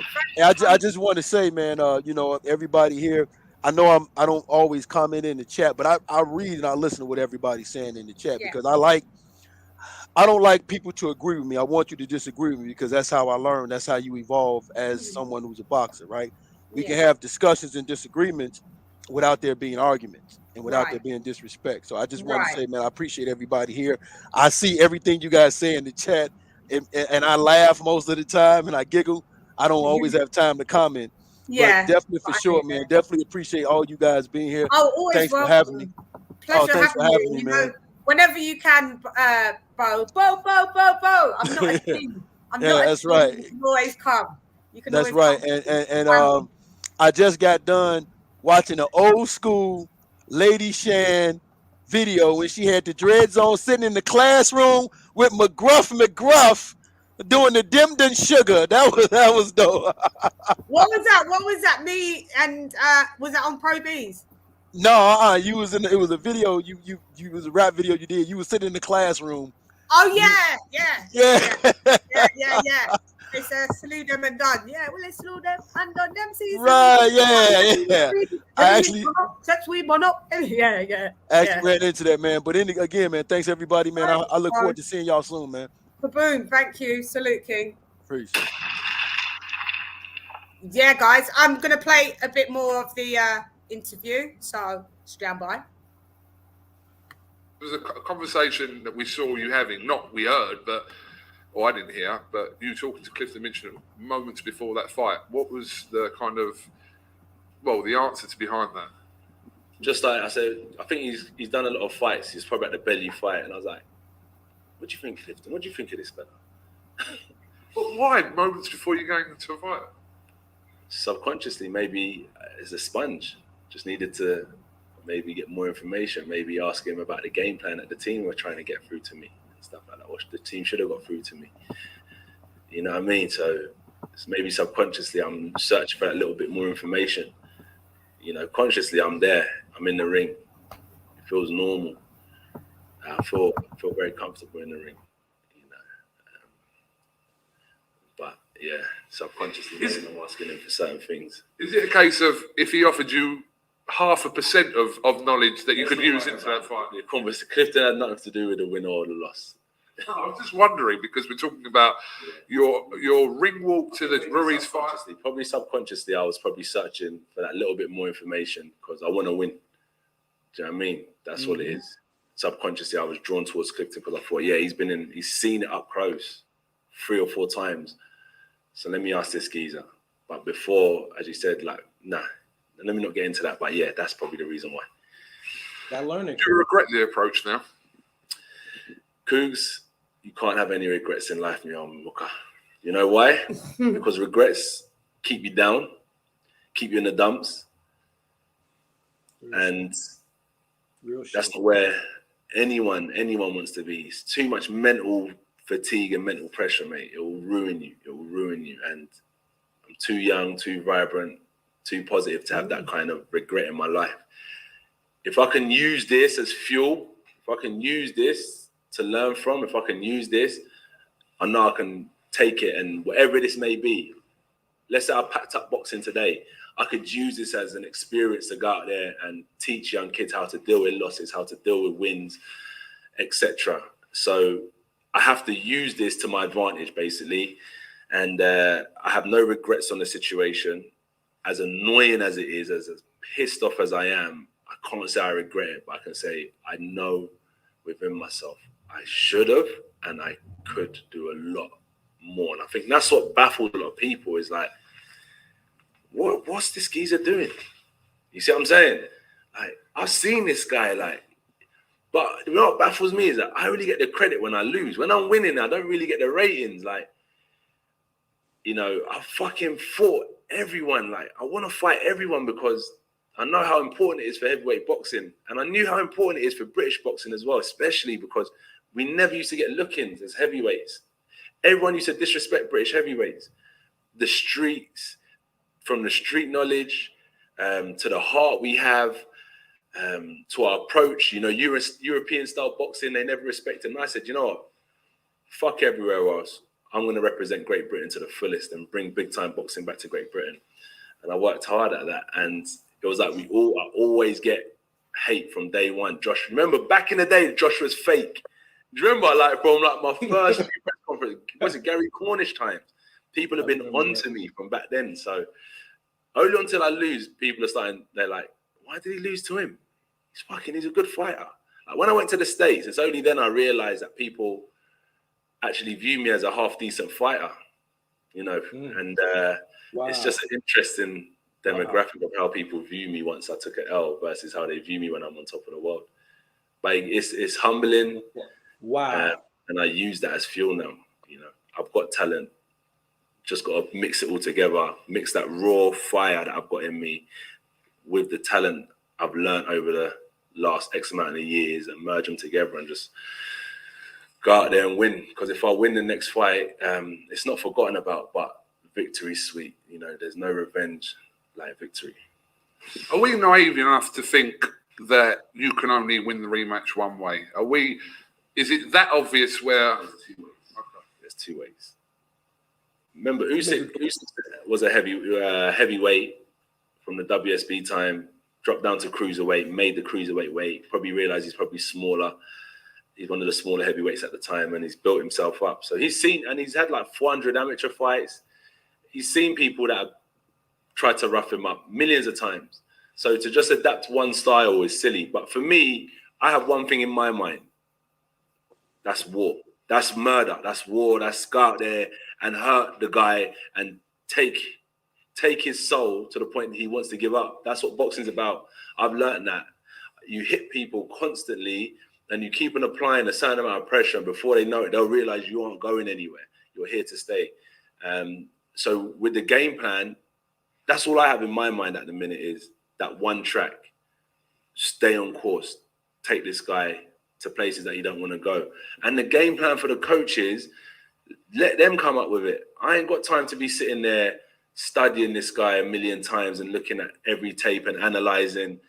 Let the coaches feed me with that information. I'm a product of the environment I place myself in. If my coach tells me box on the back foot, I can box on the back foot. And if I'm inspiring and they're saying, stop moving forward, what are you doing? Get back on your back foot. A fighter will tend to box more on their back foot. Look at the changes Wilder made. Look at the changes Fury made. You're a product of your environment, whoever's teaching you. But the mindset is something that I control. So all I know is that with my mindset, it's just not on this, like, you know, it's important to have, but I'm not on this jab, sit back, counter, hit, don't get hit, slip there. It is boxing, but it's heavyweight boxing. It's war as well. There is no hit and not get hit. You've got to sometimes walk through punches. Love that. Back when Realization that's hit him. That I don't know where it went. That he always had that, but it's like Myron. It's like they weaned that out of him. Like they took his best attributes and made him think that those weren't good attributes, and that. But it's nice to see that he realizes that you're going to have to take a few shots, and your punch resistance better be up to par, mate. Because what we saw with your punch resistance with Usyk wasn't there. I've been saying, hey, Lisa Bells, haven't I not been saying for the last 2 years he must be what? What do I say? Something brute. Yeah, a tactical something brute. That's exactly a tactical brute. When he said I gotta merge both styles in one joint, and now I'm gonna be a better fighter, that's it. A tactical brute. Fuck all that pretty shit. That slippiness, he needs to do that every now and then, but he needs to have the feel knowing, okay, now I must destroy. If I need to weave a little bit, I'm hurt, okay, boom, boom. He has to get those skills too. He has to know when to clinch and how to clinch right. He has to know when to get right. Because he's going to get hurt in fights after this. So he got to get those skills in. And what better way to get them than, I guess, on OJT, on the job training, in a fight with somebody like Usyk. You think this is Angel? What's his name? Angel Hernandez. Yes, these. Maybe that's more of his tactics because the boxing. Maybe. To be honest, Joby Clayton, Ben Whittaker, who just won a silver medal for Great Britain in the Olympics. He's like a real outboxer, boxing move type of guy, and he's trained by Joby Clayton. So I think, to be honest, he's been around too many amateurs. He's been around amateurs too much. Yeah. British style. Bingo, John. Exactly. The British style isn't suitable for the amateur game, but he's not an amateur boxer. We're going to go on to that of what he absolutely says about that. Actually, hey, you know what? Hey, I'm sorry, guys. I'm just hype. You know, he hinted to that. Ready in the beginning of the interview, he said, you know, we were talking about, you know, that's like amateurs. You know, the boxing shit is good for 3 rounds, but not in a professional heavyweight fight.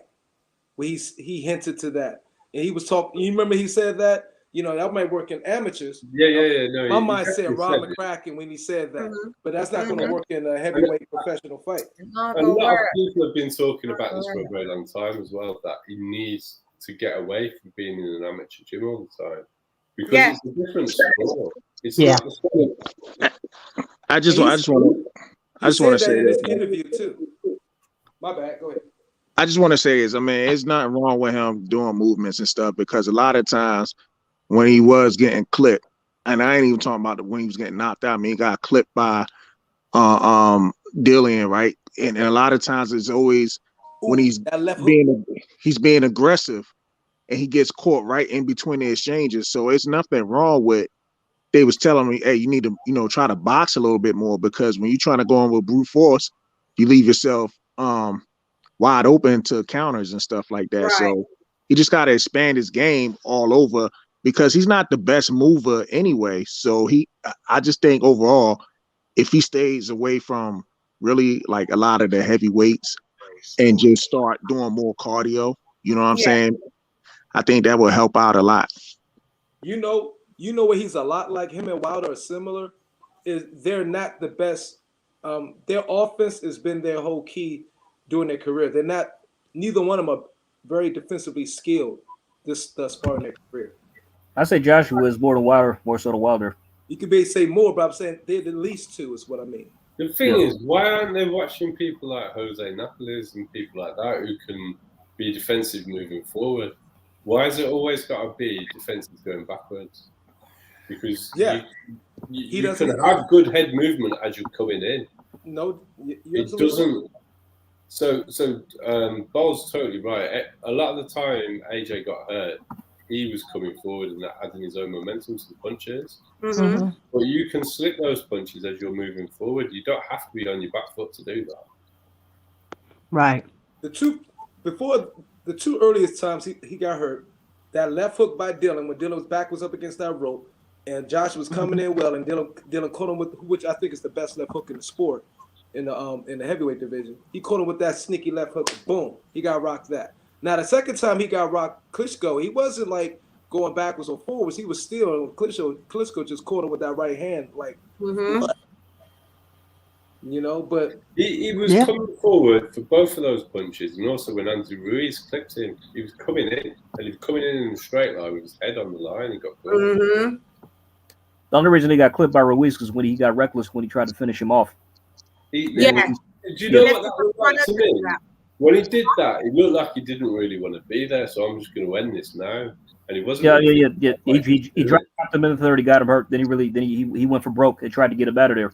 Mm. Yeah. Right. That was the first series of that first knockdown. Now the second knockdown started. Joshua caught him with a good ass left hook, and I think he expected Ruiz to drop, and Ruiz didn't, and it came with a barrage of punches that caught him off guard and knocked him when he was near that corner. Yeah, and went down. That was a flurry. Joshua caught him with a great left hook, and he stopped and admired his work. Thought it was going, and Ruiz said that's not hard enough, and just came to.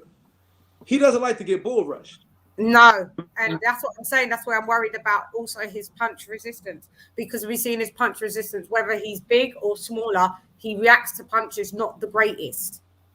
But that's, to me, that's survival instincts, LadyChann, and the fact that he doesn't ride shots, he's always there to hit. Yeah. But it's not just his punch resistance. He doesn't take anything off him. It's like Dillian, I don't think has as good punch resistance as AJ, but if you watch Dillian, he rides shots much better. So he doesn't always take the full shot.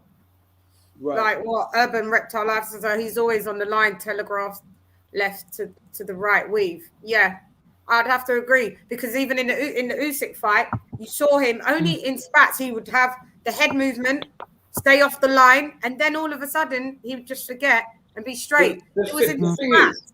It was nothing consistent. Hang on, John. To me, I think that reflects in his training camp. I don't think, because what I heard from credible sources was that he was turning up to train him when he decided he wanted to turn up like 2, 3, 4 hours later. Could it be that he just wasn't having the correct drills done? Because you're doing something that your head movement, that should be secondary. That should be autopilot. And the fact that you're only doing stuff in spats is like, I remembered. Oh, no, I forgot. Oh, yeah. That bit. Like, if you're doing drills and drills for 11-week camp, those things should just be off the rip. There you go, John. So that's all I wanted to say. Well, no, you're right about that. And it isn't just 11-week camps. He's in the gym all the time. So what are you doing? Exactamente. Yeah. Because you're just talking about real basic things, keeping your head off the line. If you're Mhm. spending that much time training, shadow boxing, everything, it should be automatic, like you were talking about. I think I heard what you're talking about, and I think I know some of the sources about him not turning up properly. But what's all that about as well? Because you're always in the gym. It's all we ever hear about you. So have you lost your way? Is the motivation wane? Do you not have faith in the people training you? How? I think like kind of what Myron said. I just think, and kind of what Malachi and Bo said. It was just lost in translation. Communication wasn't really there with the team. It doesn't seem that it was completely gelling. It seemed like there was a bunch of yes men. Don't matter if he turns up when he wants to turn up. We're getting 10% of this purse. We're already definitely Rob McCracken's already a multi-millionaire off of AJ alone. So everyone's. I think, but the thing with McCracken is probably a multi-millionaire off Frotch anyway. He's multi-millionaire off Frotch. You're right. And definitely solidified and getting paid a good wage for Team GB and having an AJ. You know, he's minted. You wouldn't be able to tell, but he's minted.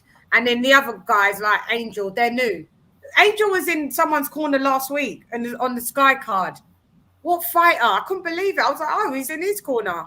British fighter on the Sky card last week. It evades me because I was like, wow. So this is not good enough. AJ, this guy's in this guy's corner and he's in your corner. Nah, sir. He's not ready to be in the. He's in. That's like he's on some C-level fighter's corner over here, and then you're in AJ.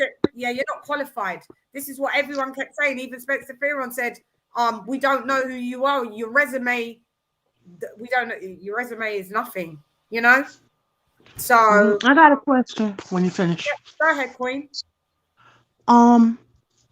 Would it be crazy for him to reach out to, say, a Mike Tyson, even though they're not the same height? Because Mike had incredible head movement, like the tips. Huh?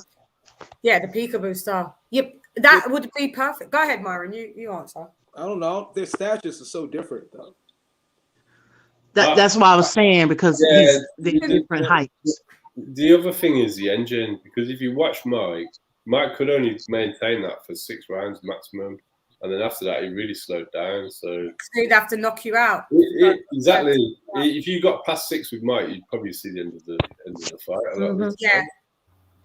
Yeah. The person who would be most suited to work with Lennox Lewis. Lennox all day long. Lennox Lewis. If you can't get Lennox Lewis, you draw for a George Foreman, fam. You draw for them. You pop off. You pop half a million. You pop half £1 million. Have that. Grab that, fam. It's nothing. I've got 30 million coming for this fight, plus half of the PPV. Foreman, pop off $1 million.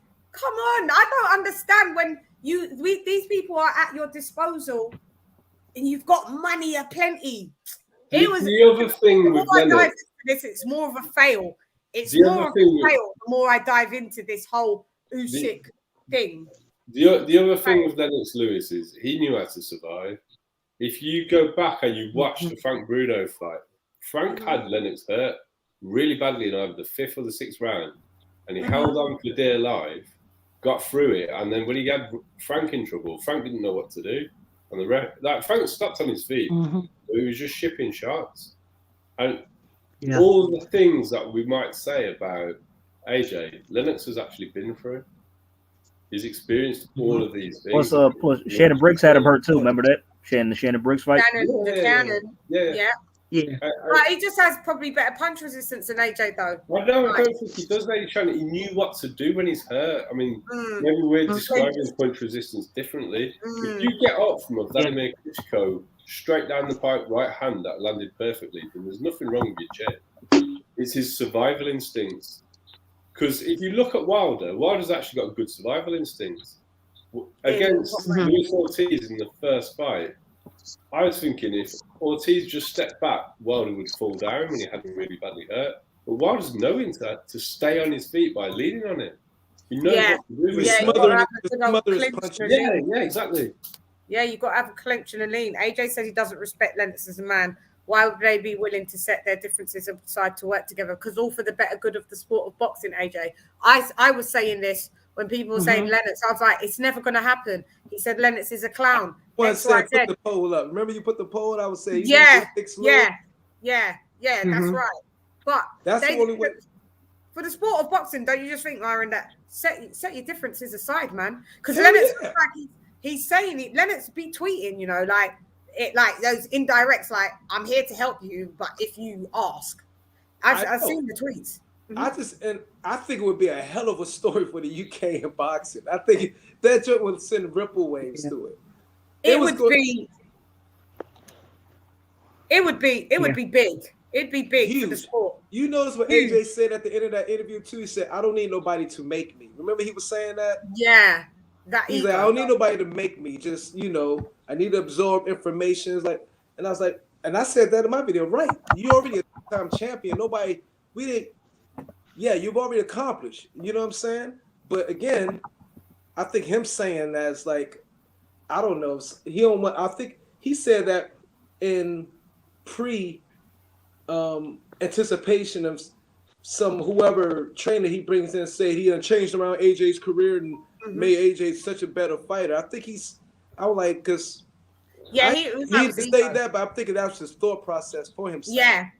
He was like, nobody can make, I'm already good. All I need is a little bit of help. But don't think you've made me because I'm already the shit. Yeah, right.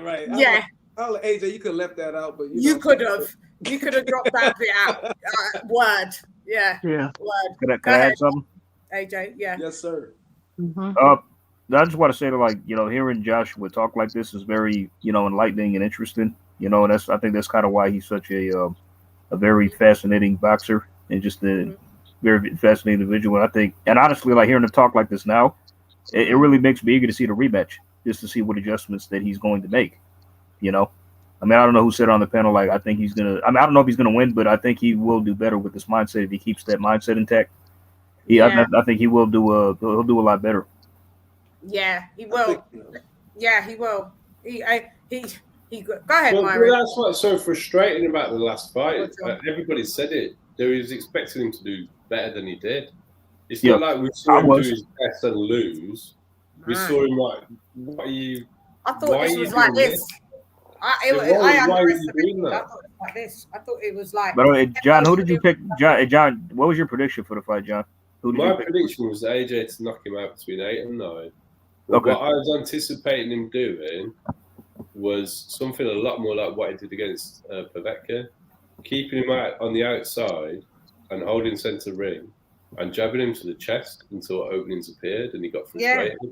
Because he's got a 4-inch reach advantage. Why are you chasing this man around? It was Why crazy. are you wasting your energy chasing the smaller man around? He can't touch you. Because he can't touch you without coming to you. Why are you holding centre ring? Why are you hitting him in the chest? So when he does come in, you disrupt his movement. Why are you jabbing his head and trying to like outmaneuver him? What's that for? Yeah, it was well to watch. Let's watch a bit more though. Let's go. His instincts. Yeah. Okay. Instinct. You were recently out in America. Nice hat, by the way. Oh yeah. Shit. I like the saying. He overthinks too. He's very cerebral. Just want to announce my new trainer. Right, let's get to it. Right. Everyone believes, I say everyone, in boxing believe that you were out in America looking specifically for a new trainer. Can you address that? And I know you're not, you know that that's what people believe that you're doing out in the US.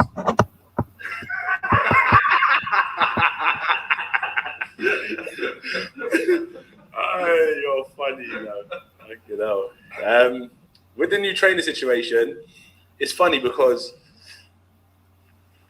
for 11 years, going on 12, 2010 actually is when I got taken up to Sheffield. And I've been in Sheffield from the age of 19 till the age of 32. And the only two people I've really worked with in my boxing is Sean Murphy, you know, John Oliver, the Finchley boxing coaches, these guys, from Finchley Boxing Club. And Rob McCracken, Paul Walmsley, Dave Alloway, Rich. That's the setup. I've worked with Finchley and GB Boxing. They're the two setups I've worked with. And in those setups, they have like a few individual coaches. But Sean Murphy was my guy I worked with. Rob McCracken was my guy that I worked with. And I just looked at myself and I said, I need to get out of this comfort zone. We bring in international sparring partners and I have good, tough sparring, but teachings, because when I spar them, I'm only getting information from Rob. So if he tells me box this way, box that way, I'll do it, because that's his way of teaching. So what I learned, I said, Rob, look, I've got to go out there and I've got to find a new coach to work with and learn from as well. You know, I'm not basing myself in the States. I'm a UK resident. I'm not living out in the States. So to find a new coach must mean I train, 11 months, 10 months of the year. So for me, I'm not going out to the States to live and find a new coach. I might go out there I'm probably going to shoot out there again and do some training. Rob's in Lithuania or something like that, or Siberia. So I've got to find other ways to keep myself busy. That's why I work with Angel. That's why I work with Joby, because I needed to I looked at it and I needed to create an environment where I can continue progressing as a fighter and learning new teachings. Joby's got a great philosophy, the loose and heavy 70s style, rhythm and flow, back foot balance. Angel's got the great reaction, repetitions training, angles, punching off the line. Rob's got the experience to get me ready for a 12-round fight. So I looked at how I could create a team, but still have Rob as the Alex Ferguson, the gaffer. And in all honesty, they're still trying to make that relationship work. So what I want to do is step away, let these guys sort out whatever they need to sort out. And I need to go and get some new teachings from guys that have trained. Robert Garcia trained 13, 14 world champions. That experience, when I spoke to him and he told me certain piece of information, I'm thinking, that takes some experience. It comes from his dad as well. His dad taught him. And I think, one of the old school Mexican coaches, is it Nacho Berenstein, taught him. And it goes down. So they've got so many generations of teachings. Virgil Hunter trained Andre Ward, phenomenal fighter. So he's taught him a lot. Andre Berto he's worked with. Boatsy was out there, so I went to see Boatsy. He's training Tony Yoka at the minute, another heavyweight, 2016 Olympic gold medalist. So I wanted to go around and be in an environment of fighters. Eddie Reynoso, no boxing, no life. I love that saying. Canelo's obviously a phenomenal fighter. Work on some good things. I watch him spar 12 rounds, ask certain questions. Ronnie Shields, another African-American coach who has worked with the greats, been mentored by Lou Duva, Georgie Benton, worked with some great fighters along their way in their career. Listen, I don't need anyone that's going to make me. I'm a fucking winner, bro. I got myself to the championship. This is my 12th championship fight. I just need to keep on learning. It's no good for me to go and sit on a beach in Africa or the Caribbean or Dubai right now. I need to get out, put myself back in the gym and continue to learn. Was Rob happy about you going out and doing that in America and talking to all those coaches? Was that a mutual decision, or was it something that you told Rob you was going to do, but ultimately did you kind of go there with his, not consent, but blessing? As a man, I have to do what's right for me. Boom. To Rob about it. And Rob, as a man, agrees that if that's good for you, champ, you do what you got to do. Rob's not a controlling type of person.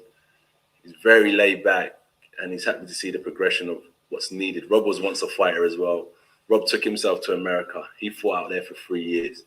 So he gets that transition. Do you know what I mean? And it's only right at this stage in my career that I do it as well. Hindsight, do I have any regrets? Maybe. I wish I would have done these things sooner. But I've done it now, and I think it's only going to add to my game. But as I said, no one can make me. None of these trainers, in my humble opinion, with all due respect, no one can make you. Do you know what I mean? But it's what you take from it. It's your application from what you get in that environment. So I'm just taking myself to a new environment, listen to new things, and apply them. And that's why I want to spend more time in more boxing gyms. I've had everyone, I can train you, champ. But it's going to cost you $1 million. But I can train you, champ. I'll give it a go for $1 million. Leave. I'm not an idiot with my money, I'm not a fool with my money and stuff like that. So it's not about the money, and it's not about the hype or nothing like that. It's not about anything. I just want to go out there and just learn, put my name on the map, just continue to dominate boxing. With a loss or without a loss, I'm still here to dominate. As I said, it's still a mentality that you have to keep. And even though people may lose in life, never get disheartened and continue to keep a winner's mentality. Because the minute you lose that and you accept defeat, you're going to lose in life ever from that point on. Right. Beeb is backstage. Go ahead, Queen. Beeb is backstage. Oh, Beeb is there. Sorry, Beeb. There you are. Yes, Beeb in the building. Yay! Thanks for joining us, Beeb. Hey, I'm happy to be here, and I'm happy that Anthony Joshua said, "I'm done with fucking losing." That's what I want to hear. Yeah. I love that. Yeah. Yeah. Yeah. You got to. What have you watched this whole interview, Beeb? Well, it's kind of like we're doing an AJ interview watch along. I love the interview because he bared his soul basically, and he said, you know, enough is enough. I like what he said about the loyalty thing. Loyalty's great, but I mean, he's got to do what he's got to do. Business is business, and friendship is friendship. Right. And I like what he said too about Rob McCracken. He's like, well, spoke to Rob about making the changes, you know, and if we bring someone in, whatever, Rob may start working with the guy. He may not like it. He may decide this isn't for him, but we got to keep it moving, basically, right? So there's, you know, at this point in his career, you know, he's learned from his mistakes, and there's no turning back now, right? There's no turning back now. It's all about doing what's best for him, and that's what I think like he said, he should have been doing all along. But you know what he says that was very important. Add on to what you say, bro. He said, after he was talking about that, he said probably should happen a little bit sooner. Yeah, but it's here now. I think he wanted to take upon his back, as he said earlier in that interview, that I want to bring respect back to British boxing. So he was trying to do everything in house. Yeah, he wanted to too do much. Yeah, GB. I kept saying this on my lives. I was like, Fist, do you remember me saying that AJ's so pro UK? Like, it's just like there's no versatility in him, and you need to be able to, wherever it is where you need to improve. It's the US. I kept saying you got to seek it and you got to be receptive for it. You can't just be like, oh, all right, be proud. All right, we're British, cool, but don't let it restrict you to the point where you can't grow. You know, boxing's global. It's not just UK. Your UK style just doesn't work at all times. You saw Klitschko go and, as a European, go Kronk. You saw Lennox Lewis go all Kronk. Yeah. You see Tyson Fury go Kronk. You know, yeah, man. When he said that, I mean, interrupt when he said the Lennox win and everybody when he was saying that, he said, I don't know if Frank Bruno did. I don't know if Frank Bruno did. I know when he said that, I was like, well, that's the only one who didn't win the championship. This is why I said when I backposed, I was like, Frank that's why he only got to a certain thingy. He did. Frank Bruno when he beat Alvin McCall. Frank got a belt in the end. He beat McCall. Yeah, but I mean, he didn't get trained. He didn't seek training. No, he's right. He's right. I'm just he didn't get American training. And that's the only one who didn't win the freaking championship. Yeah, this is what I'm saying. I said the same thing. I think I was like Bruno, the irony, but I was like, you know, my bad. I just thought that was funny. You're welcome, Dragon Leg. Welcome all the new moderators. I got some more new moderators on board. Appreciate you guys. Yeah. All right. Let's just hear a little bit more. Because, let's hear some more. Let's see what else. Let me just go ahead. Take from what. Oh, no, sorry. I thought that was one of you guys saying it. Was I thought so too. It was Coogan. The objective of your visit to America wasn't specifically to go and find a new trainer. It was to go and gain knowledge and experience from people like Virgil Hunter, Reynoso, Ronnie Shields. But that was the objective, was to go there as a learning curve. And you may revisit that, which you said you are. Then you narrow it down, because I can't, you know, in 10 days I traveled to 4 to 5 different places. It was draining. But what you want to do, you want to narrow it down and realize who you want to learn from. And that's all it is. And then for the next 6 months, I might learn from, you know, a Reynoso. I might learn from a Garcia. I might learn from a Hunter. And then I might speak to them and tell them, do you mind if I come and work with you for 6 months and learn? Now, you know what, champ, I want to take you on full time. That ain't going to work for me training you for 6 months. Then we come to, we agree, or we do you know what I'm trying to say? There is, what I've learned, loyalty is good, but sometimes being too loyal can be at your own detriment. Do you know what I'm trying to say? And when it comes to loyalty, it's all about loyalty and respect in my world. And where we've come from, me, my friends, even like the commitment to work. It's about being loyal to the game and respecting what you do. And my word is everything. So if I tell you I'm training with you, like that's me fully, but learning from that situation, just because I'm going to train with you, let's break it down what that means. That might mean for a month. That might mean for 2 months. Because I'm training with you, that might not mean 10% of a fee. That might mean, do you know what I'm trying to say? So people go out of their heads what they think it means, and we have an open discussion. And it makes you accountable for what you're doing and me accountable for what I'm doing. So there's no expectations. And that's what we're going for at the minute in our training camp. There's no expectations. It's all about accountability. Love that. So basically, he's just not spending out his money.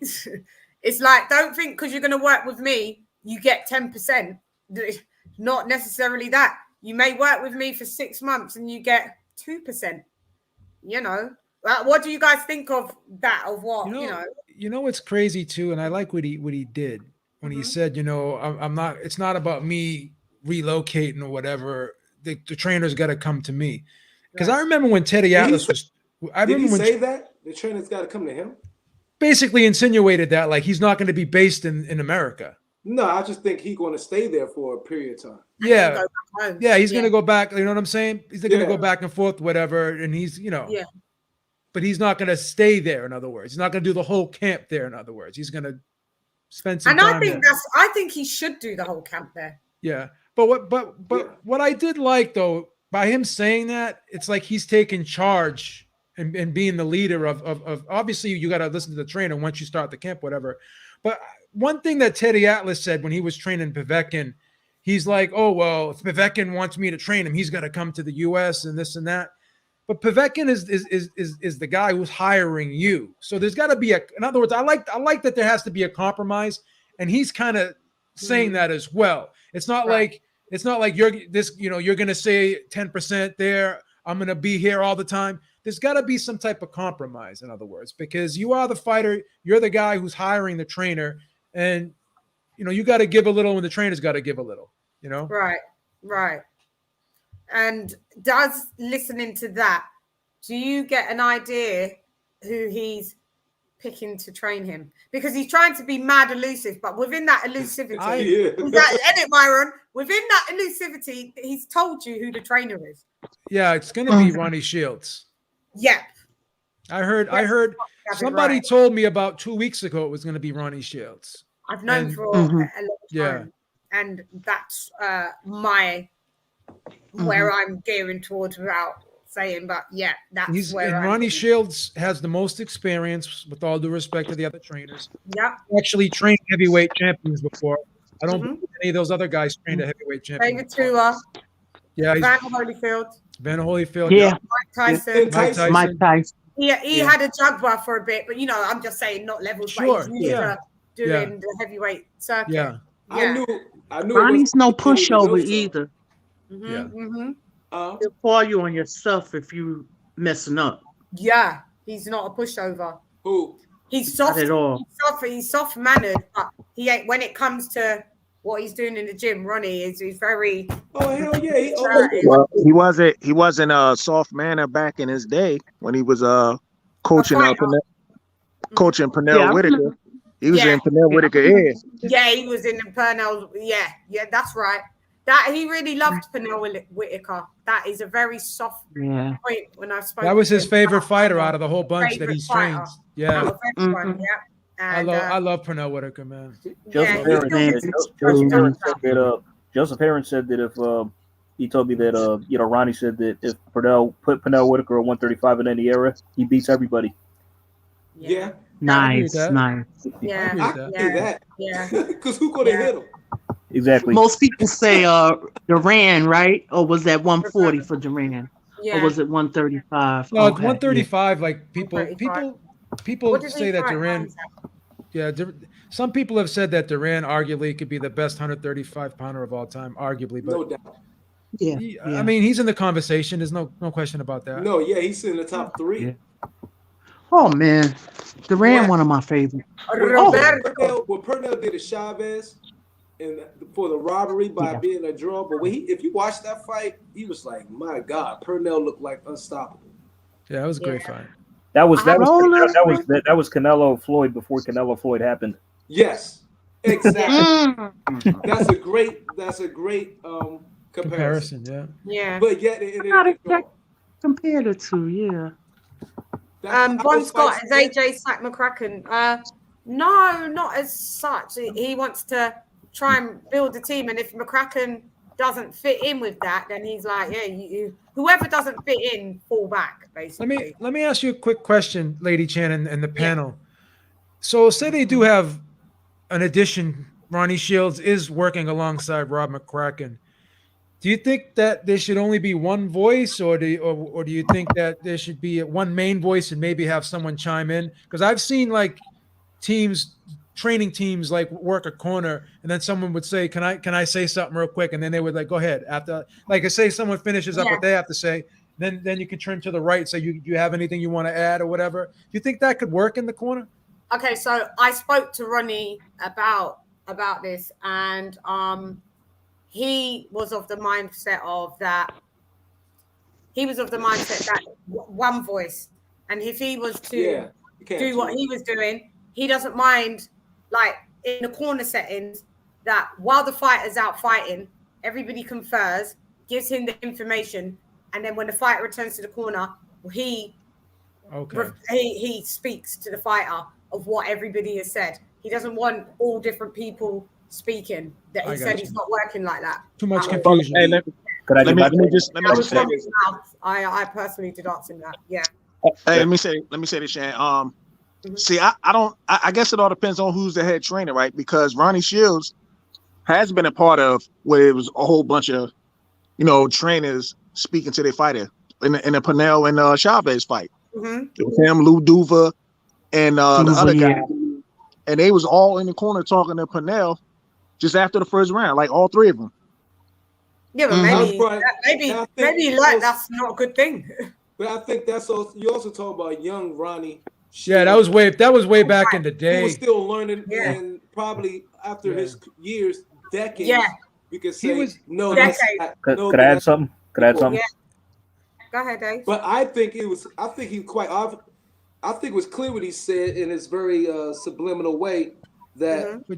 But Georgie Benton and Lou Duva were the two main voices in that corner, and he was kind of secondary when Pernell Whitaker was fighting. So at that particular time, he was kind of in a secondary role. Wasn't Georgie actually the trainer? Like an apprentice. Georgie was the tactician more so. Yeah. Lou Duva was kind of like the cheerleader. Georgie was the guy. Promoter, really.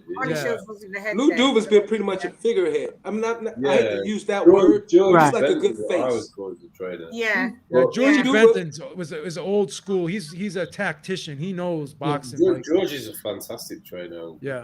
Oh, he was a very good fighter too. He was a good fighter too. But I think it's pretty clear that he said what he's going to do is he's going to go someplace, train with a trainer for 6 months for the fight, and Rob McCracken could be in the corner if he is comfortable with doing that.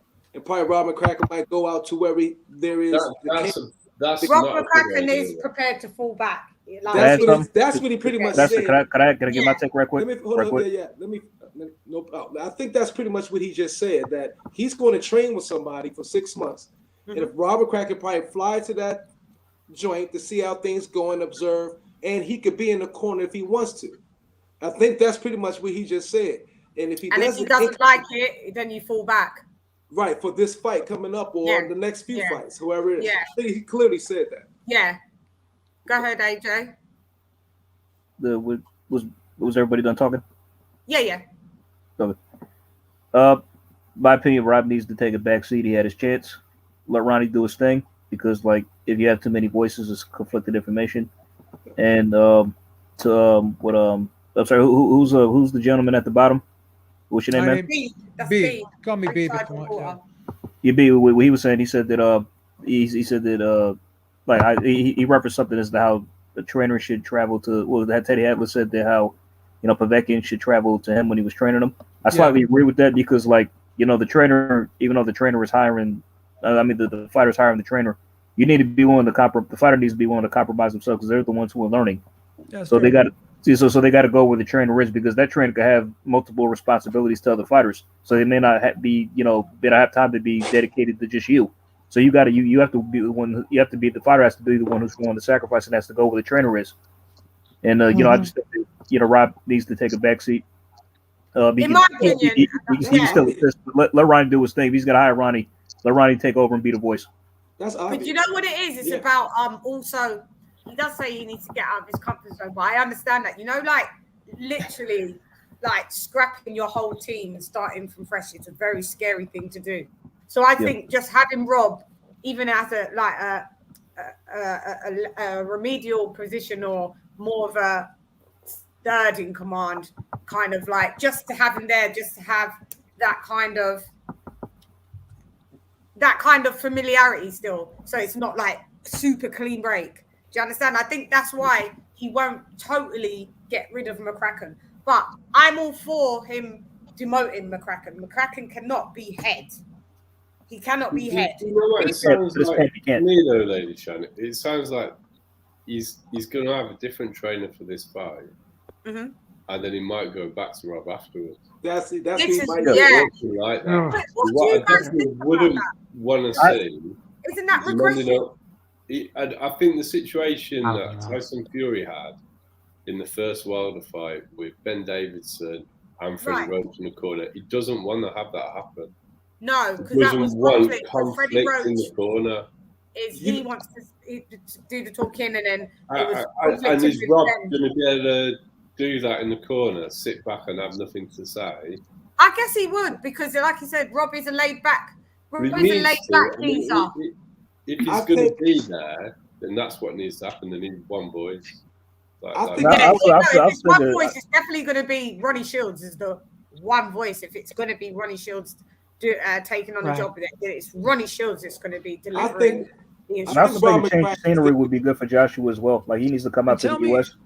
And correct me if I'm wrong though, but even when Rob McCracken is in that corner, he's not really vocal. He's not a real boisterous vocal. No, he's not. Yeah, you're right. He doesn't really give that much information. He's very mild. Stay behind your jab. You're doing well. That's what he Maybe says. double up on the jab. That's what he always says. Move side to side. Get behind your jab. He never says anything else, but nobody else is talking. That's why I don't think it's going to be a problem for him to fall back. But when you listen to Ronnie Shields in the corner, he's giving you descriptive instructions, and he's really trying to be specific. He's really trying to motivate you and make. If there's a sense of urgency, he lets you know, like he'll say it. You got to knock this MF out. Yeah. Yeah. Right. But here's my thing, though. Is not every coach could do that. I mean, you got to fit your personality. I mean, Roy Jones had a trainer that that used to ain't really say too much to him in the corner, and Roy Jones went out and did his thing. This was prime Roy Jones. That's his father. That was his father. No, not his father. He had another dude that was I know he's coaching him in the corner. I forgot the guy's name. Yeah. Was it Alton Murkison? He left his father. Alton Murkison. That's correct. That's who it was. Yeah. Yep. That dude ain't really say too much to Roy. He like, hey, Roy, you doing a good job. Just make sure such. I mean, mild manner and everything. Roy like, okay, all right, okay. But that's why it's important that who you pick as your trainer, because you have to be able to gel with them. And then it doesn't mean just because you gel with someone they have to be rabbiting on. Like some trainers with like what you said with Roy Jones Jr. is that minimal was said, but a lot was understood. That's just the dynamic. So that's why it's important to find that right trainer that suits that you guys' personalities gel. It's like finding the right panel when you're doing this type of stuff. I think he wanted something totally. Go ahead, Mark. He wanted something totally opposite from his father too. What he got with that dude. because his father was his father yell at him. Yeah, his father was rough. His father was harsh disciplinarian. Yeah. And I swear after he left his father's, when he kind of started to like do other things like play a basketball game in the same day as having a fight, the same day because he got bored. His father knew Yeah. how to pick his nerves to keep him focused for the fight to be his best. But I think when he left, he had his prime, but then he eventually, his father like saw what was going on. I think Joshua would probably welcome a more animated, passionate voice in the corner. I think that's something that he needs, because he actually said to Ronnie Shields, I believe, this is what I heard he said. Ronnie Shields said this is what he said. Goes, I need someone to help bring the dog out in me. And he goes, I know I have it in me. I just need someone to help bring it out in me. So what does that mean? He needs someone to kind of like get on him and push him. Yeah. It might not be the like motivator. It might not be shouting though. Motivator. It might Yeah, it just doesn't be mean saying, someone has to say shout, it's but time it has to to be go. like what Beeb said, because Ronnie Shields is not like a shouter, but he's very like, this is what you got to do. And but he knows how to tell you. When we spoke to Ronnie Shields, he said when I first interviewed him, and he said I would have told AJ that you're losing the fight. Yeah, like, that's what I'm saying. Like he's gonna. Yeah. He said, I'm not going to be there just telling you everything. By his own admission. Fourth round, you're losing. By his own Don't say admission. anything. Round 5, you're losing. That's a round. Yup. In that interview, After round 1, I'll be telling you. Look, what is you doing? Yeah, from round 1, round 2. You know what's going to dictate how much he worked with Ronnie Shields after this next fight go. I do believe Rob McCracken will be around even while he's training with Ronnie Shields. Why? Because I think that would make Rob McCracken look bad to the public.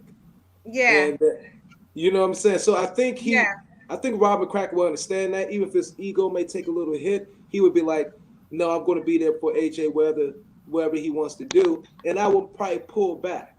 Because that will make him look bad to the public and to AJ if he does like no, well, if it's me or nobody, or I won't be there while you're training with him and all that. So I eventually think, of course, he will be coming to the United States, because Ronnie Shields trains too many pro fighters to be going anywhere else. As somebody said earlier, he got Charlo, he got a number of others that's like major contenders and not champs. So he's not going to win. So expect AJ to be in America for probably 6 months. Go back to the UK for his space. Do what he got to do, promote, boom, boom, boom, and come back to the States. He probably he won't buy something. He probably be renting a condo. Yeah. Well, at the same time, you got the coaches too. That link and watch the interview with Ronnie Shields, because what Myron just said. Ronnie Shields did say that if he was to take on AJ, he would like 6 months. He said he would like even more. 6 months is still hard to implement a game plan against someone that's so masterful like Usyk. But you've got the 6 months. That's what you got to work with. He said really it takes really a couple of fights to get in what you really want to get in. Yeah. He said. Yeah. This is what I'm saying. Yeah. I'm going to play a bit more of the interview, guys. If we're to assume that the rematch will be in 5 to 6 months' time, and no, you can't tell me what's going to happen tomorrow, let alone in 6 months' time. But as it stands today, for your next fight with Alexander Usyk, will, as far as you're concerned, today, as we sit here today on Tuesday, will Rob McCracken be your head trainer in that Alexander Usyk rematch? Great question. Yeah, and he has to speak to the people that I may want to work with and see if he can work with them. So remember when I said about speaking with the coaches and saying, I want to work with you for 6 months. I have the same conversation with Rob. Rob, I want to work with you, but I also want to work with this guy for 6 months. And it's just Rob might tell me, you know what, champ, this ain't working for me. For the next 6 months, you do your thing with him and come and see me after. It's mature conversations. There's no love lost in this boxing thing. My life, my health is on the line. I can't do this to make someone happy. I'm past that stage, bro. He's telling you. Grown man that's taking some beatings. People only see the fight, but it's the sparring, the running around, selling boxing every day of the week, commercial work. it takes a lot. It ain't just being a champion, it's the responsibilities of being a champion. And it takes a lot. So for me now, I'm at a stage where it's like, no love lost. Let's just do, like, I've got to do what's right for me and you've got to do what's right for you. And we have a great conversation and we respect each other for our decisions. So yeah, Rob can be head gaffer, head coach, which I always respect him for. Sean as well. I speak to Sean. He's one of my head guys in my team. He gives me a lot of advice. John Oliver as well is my head guy. But they all play their positions well.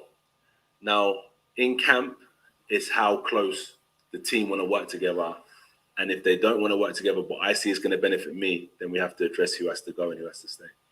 You know what I'm saying? Absolutely. That's real cut and dry. Real talk there. That's real talk. cut Yeah, and I was dry. about to say that. I was about to say that, Lady Chen. That's real talk. Real cut and dry. You know, I will say this, man. My life on the line out here. He said, "My life and my health is." Hey, I will say this though. At least Joshua has a real plan of what he wants to do. You know what I'm saying? And I'm not trying to diss Wilder, but you can see like somebody like Joshua who's real humbled compared to somebody with a big ego. You know. And Ronnie said that, and that's what he said he liked about Joshua, isn't it? His humility and willing to learn. And no disrespect to Wilder, but he kind of took the easy route. He had his friend train him. You know what I'm saying? Where Joshua was going out and getting reputable guys who have experience, right? No disrespect to Wilder or Malik Scott, but you know, if you're gonna get a new trainer, you're gonna get someone who's been to the dance before, right? Right. I would think so. Right. You know what? You know what he really sound like in that last statement he made? You know who he sound like? Okay, they talk more than probably people ever know. Yeah. And he sound like a boss. He sound like him and Mayweather really be talking. Him and Mayweather. He's really sound like Mayweather. I mean, he really tight with Mayweather. They be having some real business talk. Because at the end of that, so like, I'm looking at boxing as a business. And Cougar says, "Well, I thought you always looked at it as a business." He like, yeah, but he sound like, I mean, well, I'm evolving. I'm evolving now. Yeah, he sound like a boss, I bro. ain't got time for He this gonna take shit. that joint to the next level. He like him and Sound Mayweather. like a man. You sound like a man with a real plan. Bruv, you don't understand. Been in his ear, You don't understand. He said his life and his health is on the Yeah. line. He sound like Mayweather. Ain't that sound like Mayweather? I got That does. That sound like a Mayweather line. Bro. That's a Mayweather line. Him and That's a Mayweather line. Now that Very I walk from Mayweather-esque. Yeah. Yeah, now that I walk from that ring after beating old boy and giving Mayweather the hug, now we can see how heavy that really was. Right. After he beat old boy before, he walked out there and gave Mayweather a hug. They're talking, bro. Mayweather, they're in communication. They're in comms. For real. Big time, bro. Yeah. When did Floyd first go to one of his fights? Because Floyd's been to a few of his fights. No, the last one, the one before Usyk, when he No, but he's been to before one that fight. before that, like way back. I'm talking about, but Josh was never walked out the ring all the way into the crowd to Floyd and give him a hug. Yeah. Everybody remember that moment. They've been talking for years. It's not like 5 Okay, years. yeah, because they did a meet and greet. Do you remember they did the They've meet done and that, greet? I saw that. Yeah. Together. But the hug, though, when he actually walked after the ring, beating him and went and gave him a hug, I'm talking about the emphasis of that. People could see him talk like that, but that showed they grew in a bond, really.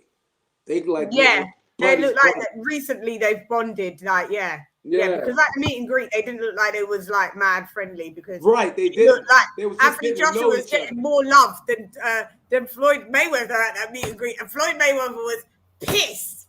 He was girls were walking right past him like no, don't know who you are. We're going over here. But picture it though. Like Joshua's like larger than life. You see little Floyd standing next to him. It's like. But if it's for me, I love Floyd. So a girl like me I'd be so gassed to appreciate. I'd be like, yo, Floyd, I'll do all the Floyd bit, then I'd move on to Joshua. But Floyd for me is the big deal. But you gotta think too, this is a heavyweight. Joshua's a big deal as well. But I'm just saying that these girls fall in love with heavyweights no though. boxing knowledge. No, They that's just true. wanted to meet Joshua just because they thought The thing about it is, they didn't even like, know who Floyd Mayweather was. That's when people look at these athletes, they're looking at them like superheroes. Like, and Joshua's like this big guy, looked like a Superman. Yeah, Yeah. he's a superhero. He's a Floyd superhero. Floyd just like a regular dude, man. Like he's not a regular dude, but he But looked he's like a a regular superhero. He's Yeah. a little dude. They just don't realize he's a superhero. They He's, thinking he's a little big man. That's what the hell he's he a is. little Yeah, man. He's a little guy. Nah, I mean, I look at it like this, like Sugar Ray Robinson, right, was a big deal. But then when Muhammad Ali came around, Yeah. Muhammad Ali was the big deal, Yes. despite, you know what I'm saying, like say him and Sugar Ray Robinson was together. People was gravitating towards Muhammad Ali because he's the young guy and he's the heavyweight champion. When you're a heavyweight, that's going to put more eyes on you. Yeah, no doubt. I made a statement before, and I was like, I said this because everyone's like down, overly critical of some of these guys that are in the heavyweight division right now. And I said you can't expect this division to be the heavyweight division of the 90s or the 70s.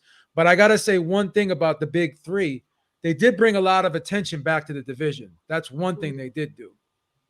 You talking about Joshua Wilder and Fury? Fury, Correct. yes, they did. Yes. I don't know. Absolutely.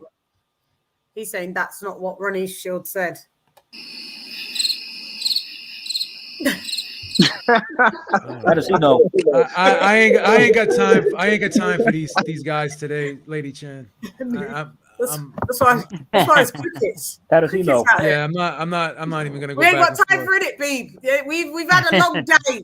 We've had a long day. We've come. This is my third. This is my third show today, man. I ain't got time for it. Beeb, I can imagine. I was on TBV for 3.5 hours today. Yeah, man. It's been a long day. I wasn't even gonna do a live because I was so tired. But then when this interview landed, I was like, it'd be disrespectful not to even do my own content on my shit. So I rallied up the troops, and that's why I'm always grateful when anybody's fucking. It's funny turns too. up. It's funny too because I just listened to the interview like about an hour ago.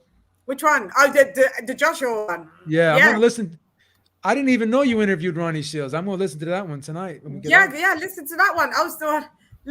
Let me blow I'm my. gonna share it. I'm gonna share it. I'll put it out there Yeah, too. share it because I was the first one. Like it was 3 days after Joshua had lost, so it was like the Tuesday after the Saturday that Joshua had lost, and I said to Ronnie Shields, "Would you be up for training Anthony Joshua?" And he went, "Oh," because I was picking his brain. What does Joshua need to do to be able to beat Usyk? Sis was watching that when I interviewed him, and it's 45 minutes. Check it out, like.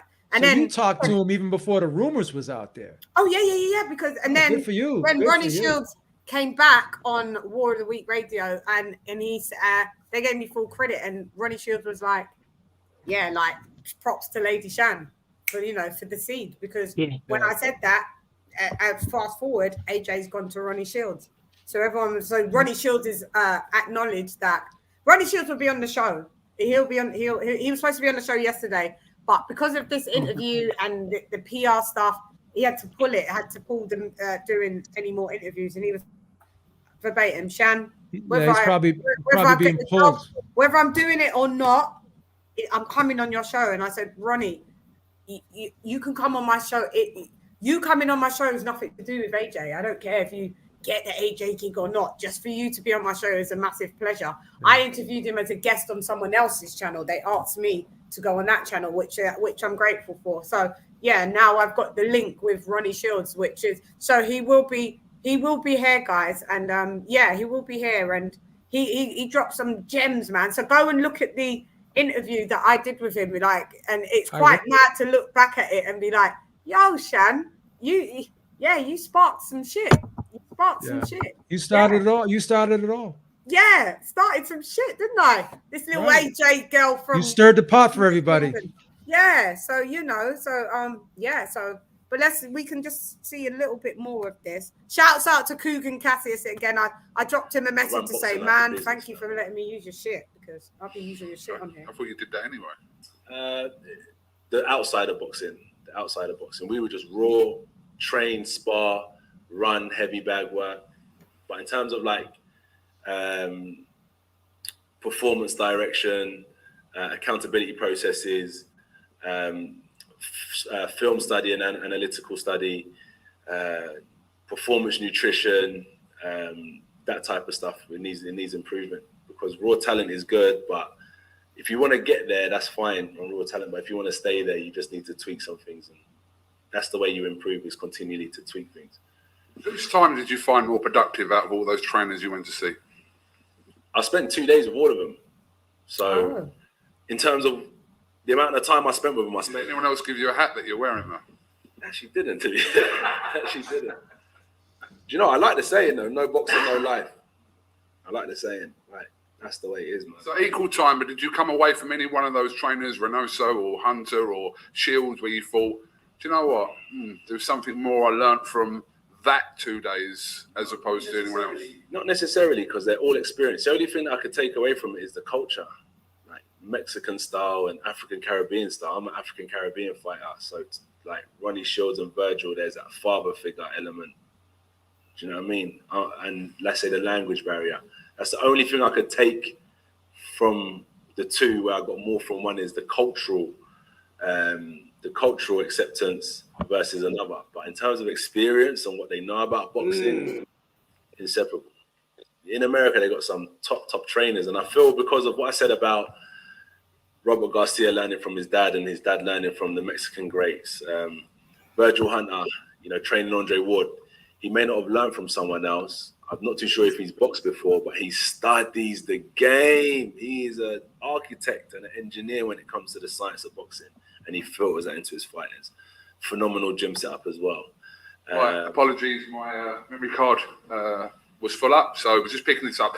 You were talking about kind of the different trainers that you've gone to visit, and I think you were coming on to, I believe, Eddie Reynoso. Yeah, so talking about Eddie Reynoso, we spoke about Garcia, where he learned from the experience that he had, Virgil Hunter, and the experience he has as a coach with Andre Ward from the Olympics to the pros, and Eddie Reynoso, you know, he's been with Canelo. And what I learned is a lot of guys in America, they go out to Mexico sometimes to fight, and it's not even added to their record. So, you know, young fighters in Great Britain and Europe, when you're fighting Mexican fighters, remember, they're very experienced. So they go out to Mexico sometimes and they fight 15, 20 professional fights. And then they come back to the States and their record's still 0-0. So when you go and fight these guys, they cause a lot of upsets due to the amount of experience they've had. So Canelo kind of has been with Reynoso, and he's had about 50 fights, maybe more. Turned professional at 18. 59 or something. Maybe younger, maybe. But what I'm trying to say is that they've had so much time underground to learn. We kind of learned about Canelo. Obviously, he's been hungry and passionate, but the mainstream. Right. Yeah.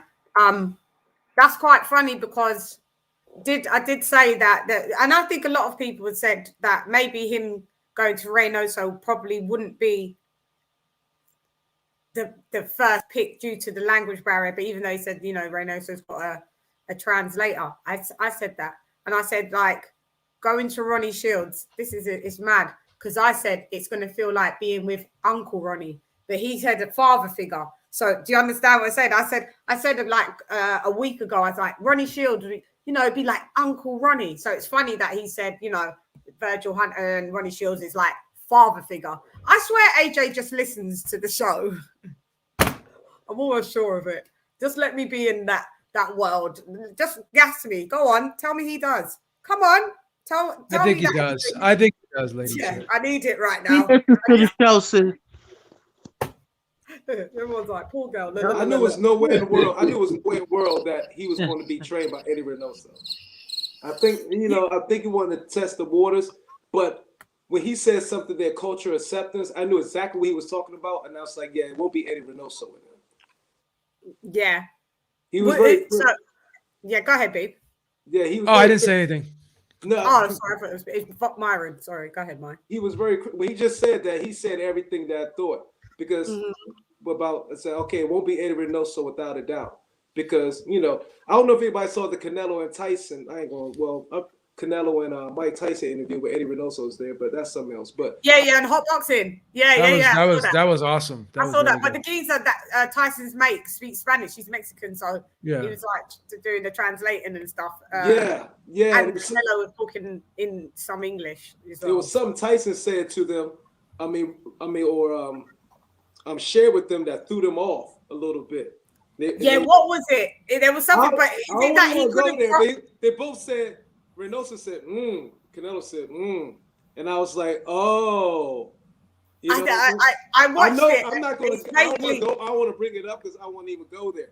but I knew Might it do a wasn't going to show be Eddie Reynoso, and so I was. I'll bring it up so if it ties in to make sense, then No. I don't want to bring it up. I don't want to bring it up. I think they keep it. I just think I mean, pretty much they keep it in camp, and Reynoso is more comfortable with coaching Mexican fighters. Pretty much.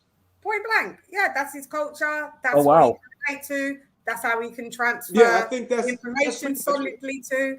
I said with AJ, as far as I know, he doesn't speak Spanish. It doesn't matter if you've got a translator. It's hard to still. Yeah, you can't be doing that. You can't be trained via a translator. You just can't. Robert Garcia would be a great pick as well.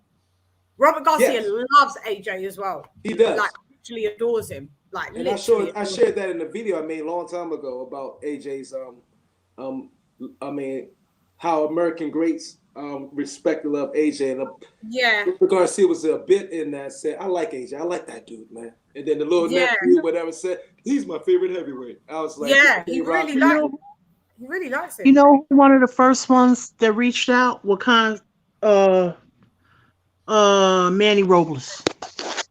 Manny Robles, yeah, he did. Andy Ruiz. Manny's dope.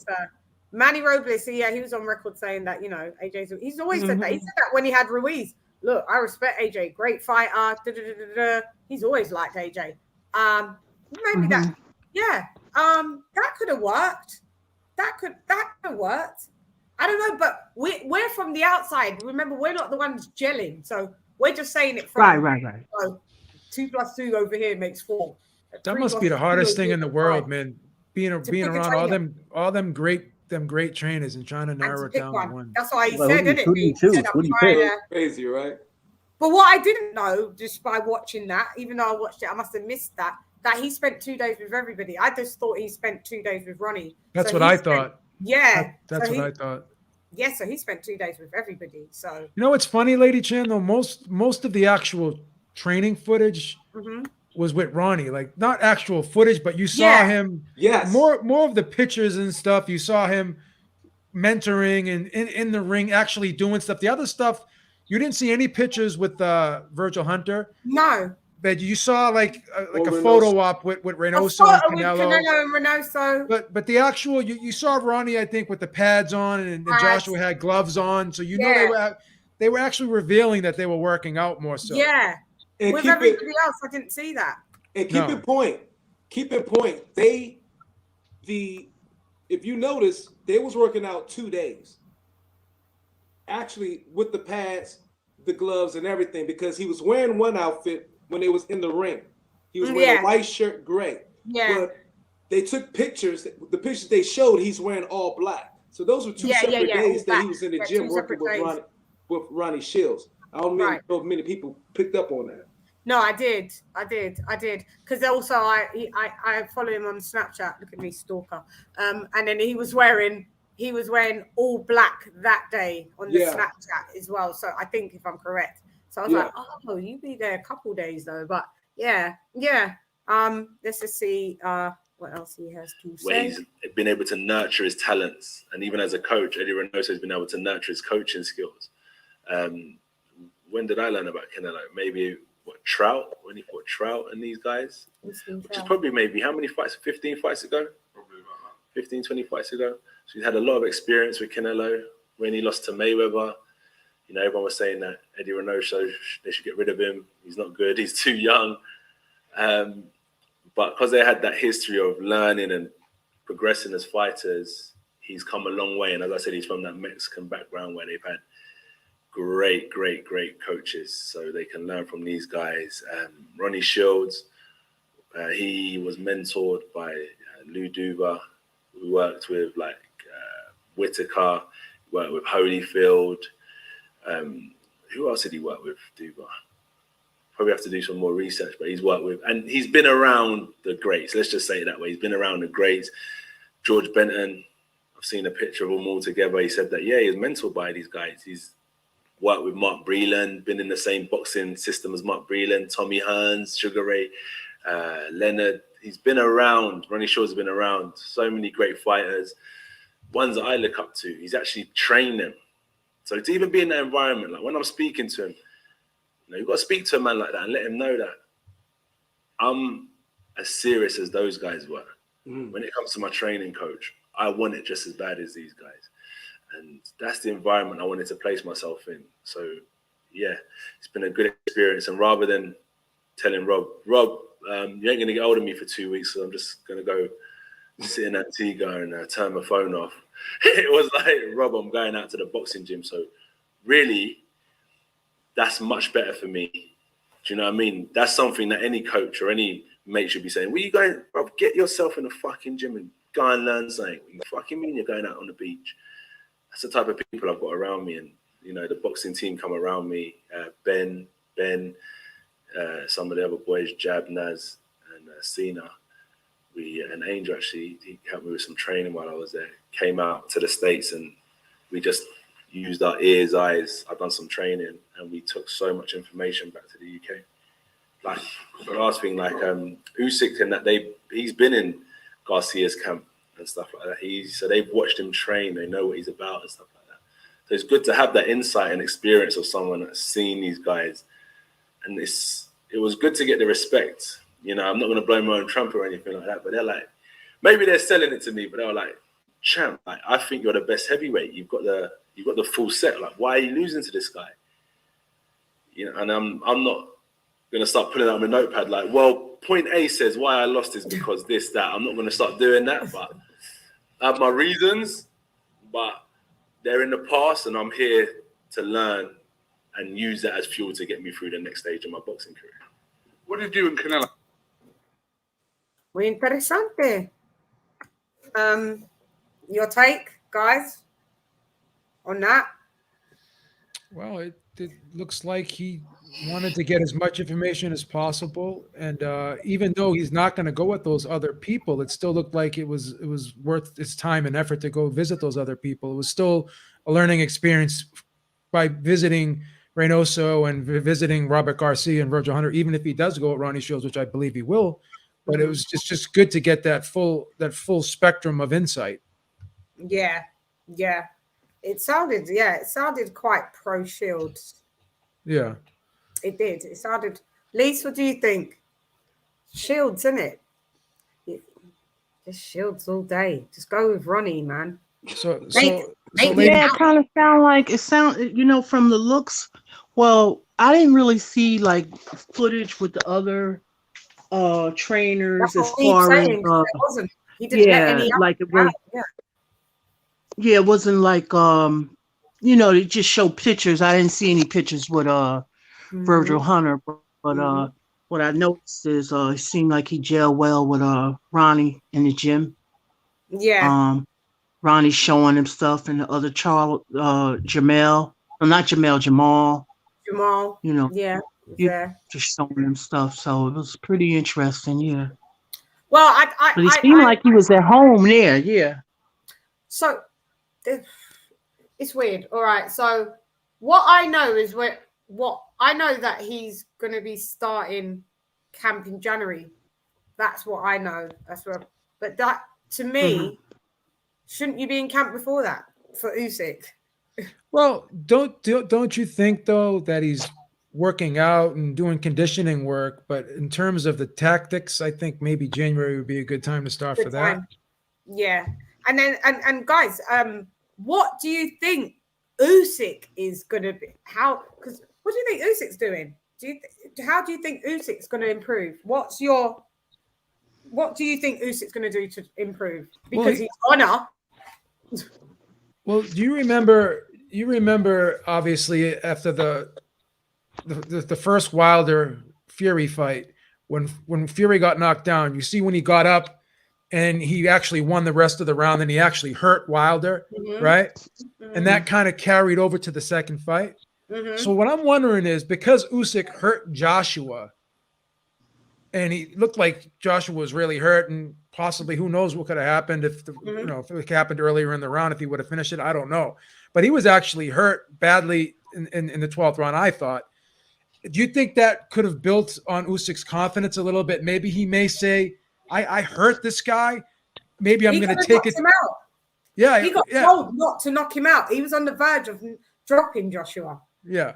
So what I'm saying is, you think he'll take that and carry that over to the second fight and maybe be more aggressive and go for it more, and that could either then be that presents danger to him because now that could present danger to him. Yeah. Because now Joshua is going to be on offense. Yeah.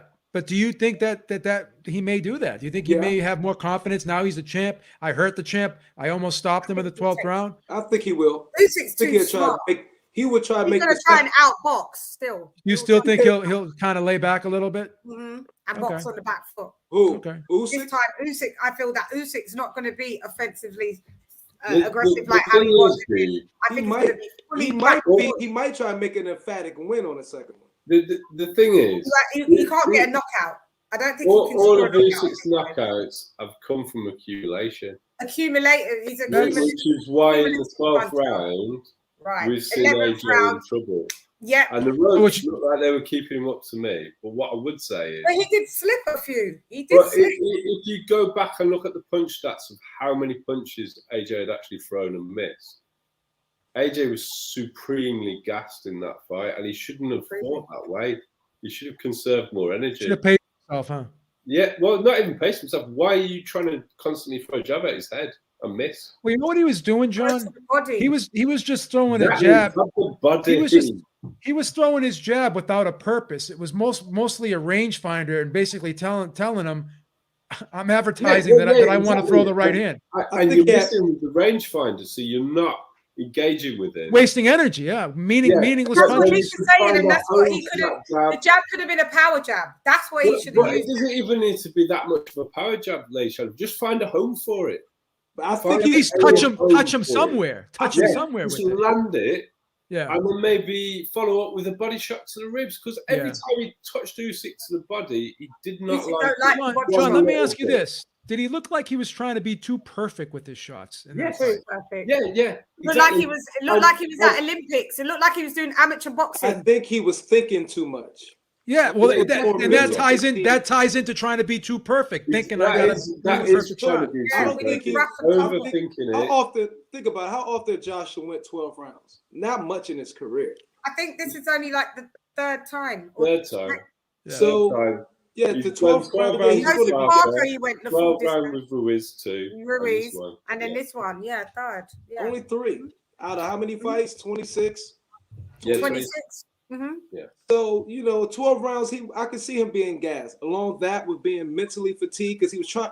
Like I said earlier, I think Joshua's the fighter. Go look at that. He looked like he was thinking too much in that ring. Go look at the output in that fight as well. Joshua had more output than Usyk. Joshua actually had more punches in every round at bar. I think he drew punches landed in one round with Usyk. He was missing a lot too. Oh, he's actually terrible. That's going to gash you more. That's going to be surprised. He actually did land you need to. I had the. No, look at the percentage. No, what he landed, missed, and what Usyk landed. The accuracy was really the worst I've ever seen from him. It's the accuracy he landed, but it was not as accurate. But that's what gasses you. That's my point. Missing gasses you more. Missing gasses you the most. And another thing too, John, is when you're doing things in the ring where it's not just instinctive and natural, and you're not relaxed, and you're thinking so much, the brain sucks up. The brain loves to eat glucose up, man. That's taking that glucose.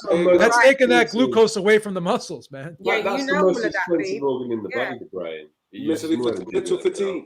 Mental fatigue, and that's what Usyk does to everybody. But he does that to everybody. Go look at his fights. Go look at we watched Bradis. He did it to Bradis. Bradis was a fucking power puncher for the first punch him right in the chest. After that, Bradis was done. The worst thing is, go back and watch the Povetkin fight. Go back and watch the Povetkin fight. After the first round, that's what AJ starts to do. He stops Povetkin coming in. No, I'm talking about Usyk, how he mentally, if you see Usyk, when he fights his opponents, he takes their fucking souls. I wanna switch gears, and I want to mention someone else, like what Shakur Stevenson did on Saturday, right? Yeah. He was throwing the right jab. Herring was like this, shelled up, right? He was throwing the right jab, and he was like knocking knocking Herring's left hand off to the side just so he can create that path for the left hand. Yeah. That's how smart this guy is. You know what I That mean? was phenomenal. That's a Robinson We called it totally. I said Wrong. that he would win, but I didn't know in this No, I was way off. fashion like that. I was like, this is going to be a boring. Now, I knew he had the talent. I knew it. I made a statement on Sunday, right? And I said that was the most complete, flawless performance that I've seen from a fighter like in the last 10 years. A lot of people think I'm crazy. Was it Floyd Mayweather? Was it a bit of Pretty Boy with a bit of money? You know why? Because if you go back and watch that fight, he beat him from the outside, he beat him from the mid-range, and he beat him deep in the pocket up close. He did, and he held that center ring. He didn't. I wasn't expecting that. No, he fought usually when he fights, he has that wide-eyed look. He has that wide-eyed look. This time he had steely eyes. He was gritting his teeth. He was like, "Yeah, let's go." Yeah. I knew he was that good. That was a masterful performance. Yeah, I knew he was good. Yeah, I did. Lisa, you knew he was that good, right? Yeah, I wasn't sure. You saw how composed. I've seen him before in fights. Like, he is going to be ridiculous to beat. See how composed he was before the fight. He was very boring because he's think a great about- boxer. You know what people keep saying, the Floyd Mayweather comparison. You know what the two main things, the three things he does, almost on par with Floyd at that level. Elusive. Well, yeah, his distance control, his punch placement, distance control, range control, punch selection, ring IQ, and everything. his Reflexes. his feet, his reflexes, reflexes, footwork, his foot. It's amazing. You're 24. Then I was getting in an arguing. I got in a discussion with somebody, right? I got in a discussion with somebody, and they said, "Well, wait till he moves up to 135. You see what happens." And I said to them, I said, "Well, remember when Canelo was 24 and he was at like 154, and now look at him now. He's like a totally different fighter at 168." 154 wasn't good for him. So you don't. I think Shakur Stevenson is only going to get better. He's 24 years old. Imagine when he's 27, 28, how good he's going to be. Yeah. And like Joseph said, let him stay at one. And a couple of people, let him stay at 130, clean that up. Get him fight. You can maybe even undispute at 130, then move at 135. Like in about 2 years, then go to 135. Shakur's upside is greater than Canelo's, though, in my opinion. As far as skill, yeah, he's upward. At that age, that was like Floyd with Canelo. That how we watched Shakur school a veteran. He schooled him, and he hurt him too. He took him to fucking classes in session. It was not. I couldn't believe it. I still can't believe it. Like, give him a round of fucking. You got to give him even more. Give him the belt. Yeah. Oh, I know it's Oscar Valdez. Run! Oscar Valdez is not trying to get in that ring with him. Valdez. No, it's Bob Arum. Bob wants Bob Arum. Bob wants him to fight Navarrete, and he wants Shakur. He wants Shakur to fight. He wants Shakur to fight Lomachenko. Lomo, yeah, but like Bob said, what Bob is trying to do is Loma trying to Loma. They're saying Loma wants to come down to 130 and fight Shakur. That'd be a fucking epic fight. But Loma might lose, mate. But I love Loma. Bob is thinking of money.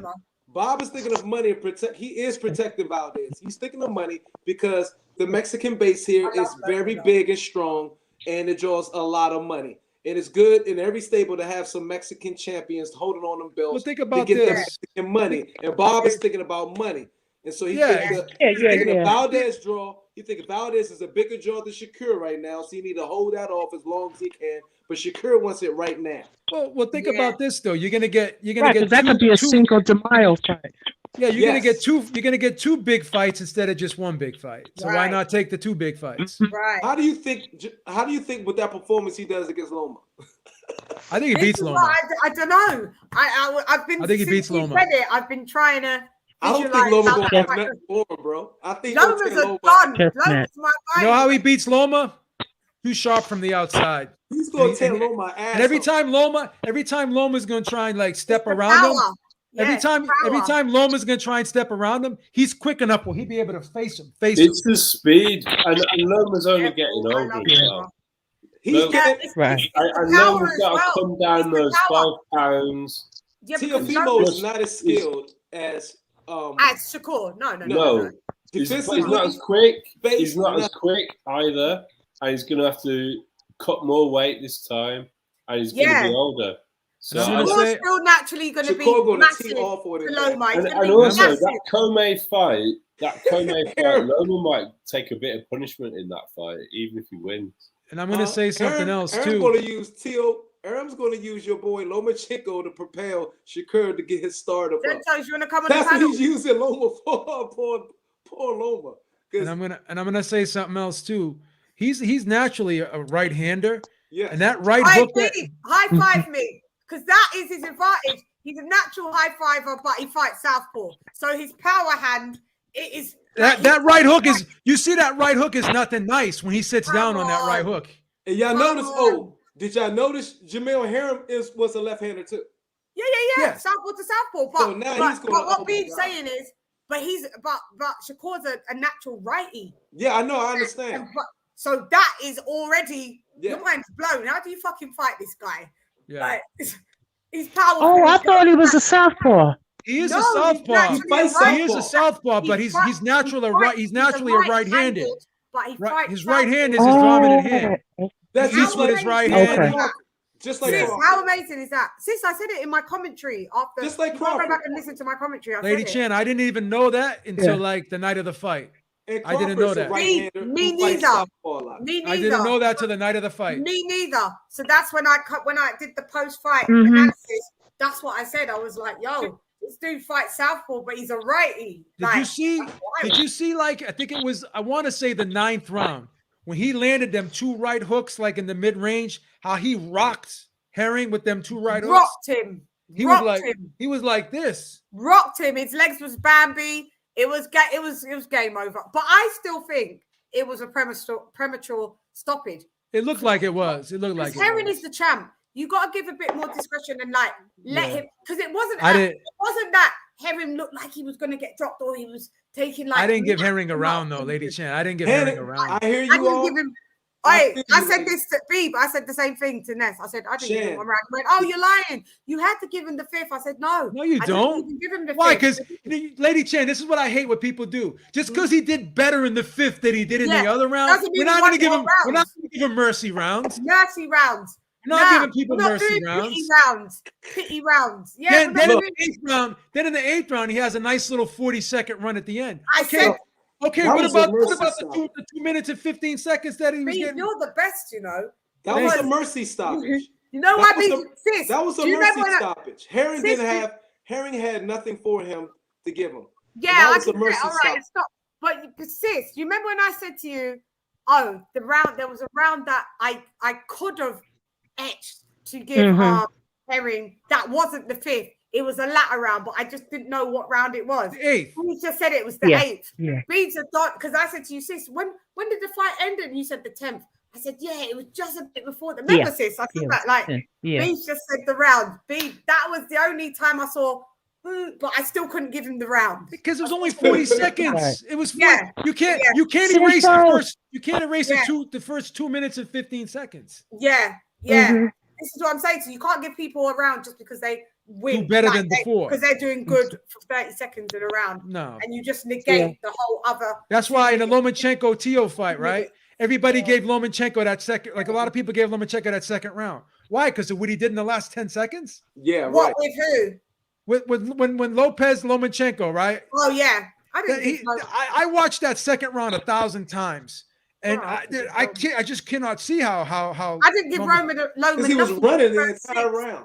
I didn't give. I started to give Loma from 6 onwards. That is when I started to gauge him. The first 6, there was nothing. I know what you're talking about. The second round where it looked up, I didn't even give him that round. No, I I mean, nothing. I don't know how people gave him that round. I didn't. This is what I'm I saying. think- Pity rounds. Shakur would dissect him. Santos, are you coming on?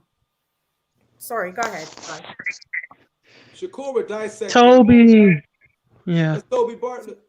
Yeah, my guy Bartlett. He in there. Yeah. That's my man, Toby. That's like Andre Waters, a natural southpaw, but his lead hand is the righty.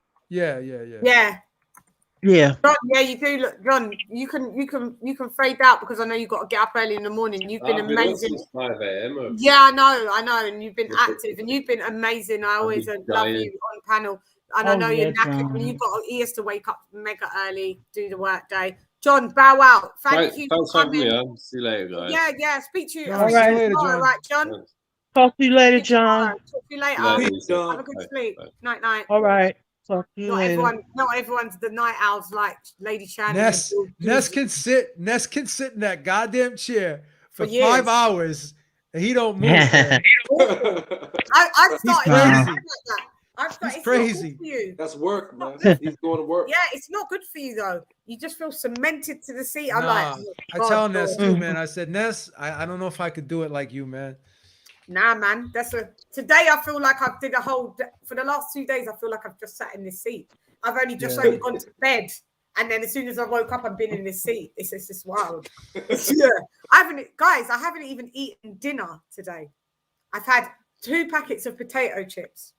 That's it. I haven't even had half a liter of water for the day. Gotta go make yourself a chicken salad sandwich or something. You need some. You need some sustenance. Chinese in the fridge. I've got Chinese in the fridge. Like you're gonna make some oxtail. You're gonna make some oxtail for us? Oh, I love oxtail, but I don't make it great. You know how long that takes to stew down? Oh, it takes hours, man. Hours. I ordered that from the Caribbean shop around the corner. Like, my mum has to do that because that takes so long to make. You got to start from the morning. You got to start from the morning. You do. Oh, you got a crock pot? I haven't got a crock pot. You can make it in the crock pot. Yeah, you can make it in the crock pot. Totally stew it down so it starts to fall off the bone. Crisp, lady. Yeah. That is so good. I've got Chinese in there. I've got king prawn in black bean sauce with egg fried rice. There you go. Yeah, I'll eat that. But every time I'll go to eat that, in the way I pick up a pack of crisps and I go, I'll eat the food later. And I'm just eating crisps. I've had 2 packs of, the dehydration is real as well. Yeah, look, I've had this bottle all day. It's not even a liter bottle. Look, and that's how much I've drank all day. Wow. That's not good, is it? I forget. I get so enthralled in the talk. I forget to hydrate. Yeah. I totally forget to. Oi, Bold and AJ have said nothing for about 5 years. But are you guys still there? No, I'm here. Anything that you want to chime in on? And anything. I was gonna say this when I was at work. I was listening to y'all with you on that, man. I called in, but he didn't get a chance to get to me because Ness be capping hard. Capping hard. Capadonna, Cape Verde. Ness knows, LadyChann, damn well that Caleb Plant's not going to win that fight. He knows that, but he won't say in his soul, he knows it, dude. He knows hey, it. Ness earlier. Say it. Ness, I know you're listening as well. He's so crazy, man. Hey, Ness earlier said that he tried to say that Bud was ducking Keith Thurman because Keith Thurman asked for $10 million and they said they couldn't give him the money, but he's giving Sean Porter $4 million. And I'm sitting up here and I was like, man, I gotta call in and call him out on this thing. Cause I'm like, I tried both, didn't I? I did try. Yeah. Ness loves the PBC. He ain't never gonna admit it. He ain't never gonna admit it, but he loves the PBC. Loves, mate, loves. He came out. He said, I was gonna get him because I was like, hold on. First of all, none of them dudes on the PBC was trying to fight Bud. I said, the only reason why this fight got made because the WBO stepped in. And each one of them, for somebody to say that Bud didn't fight anybody, they all wanted a career high payday against them. You know what, guys? When I was growing up watching boxing, I'm going to be honest with you. I didn't even know who they fought for. I didn't even care. Yeah, neither did I. Yeah, it's weird now. Or anything. I just was just like, all I cared was I want to see. You remember, Lisa, that Don King and Bob Arum hated each other, but they Yeah. still made They still made fights, didn't fights, they? right? They still made Yeah, fights, they didn't did. they? Yeah. Yeah, still they make did. fights. Didn't they do Rumble in the Jungle? No, Or Thriller in Manila? Which one? Bob No, Arum Bob- was in a Bob- bit on Thriller a minute. He got introduced. He was in the background, though, wasn't he? Yeah. For one of Yeah, those I fights. can't remember the Ali fight. The guy was it? I can't think of the guy's name. Don King did the Rumble in the Jungle, and Bob did the Thriller in Manila. Thriller in Manila. The Yeah, first with fight, Frazier. that Bob Arum did was I think it was in 1974. Was with Muhammad Ali, Jimmy Ellis. That was the Oh, it's first time. Jimmy Ellis. Okay, yeah. Bob Arum got started. Top Rank got started because Muhammad Ali's manager Herbert Muhammad Muhammad, yeah. help Bob Arum get Top Rank started. Right. Yeah. Mhm. Yeah. It's crazy. Or other stories, he stole Top Rank from the Nation of Islam too. He was there. That was the other story. Yeah, I'm not even gonna get into all that, man. Mhm. That's what. But I mean, he was there. He was their accountant. Elijah's son, yeah. Elijah Yeah, Muhammad's son. yeah. I heard it from that way. Herbert, he had a bunch of sons. I remember them. Yeah. And now I remember when sorry, go that's ahead. how I knew the other day when I saw when I was watching the Top Rank card and Nico was fighting, and I was like, when I saw the twins in the audience, I was like, oh, he's one of the twins son. Yeah. Because I remember the twins when they were little girls. Yeah.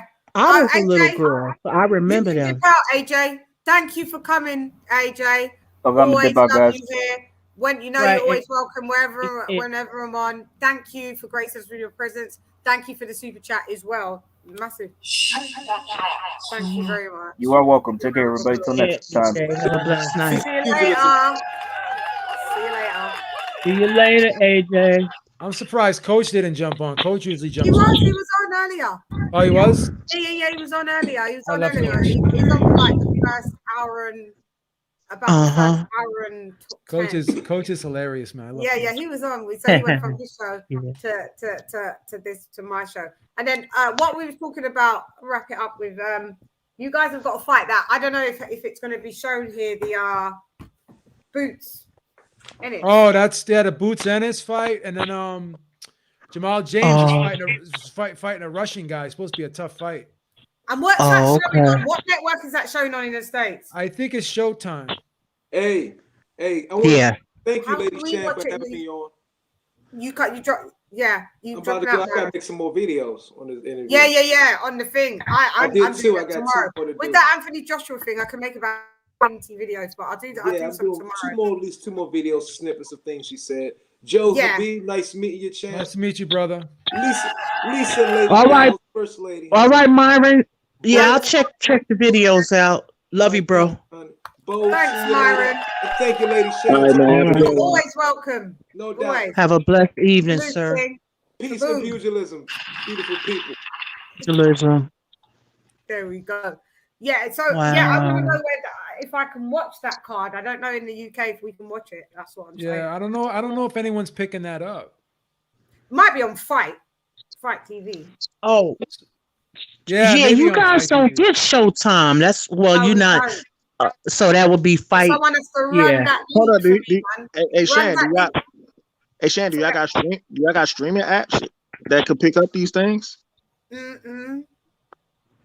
Well, the ones that I always get given, they never work.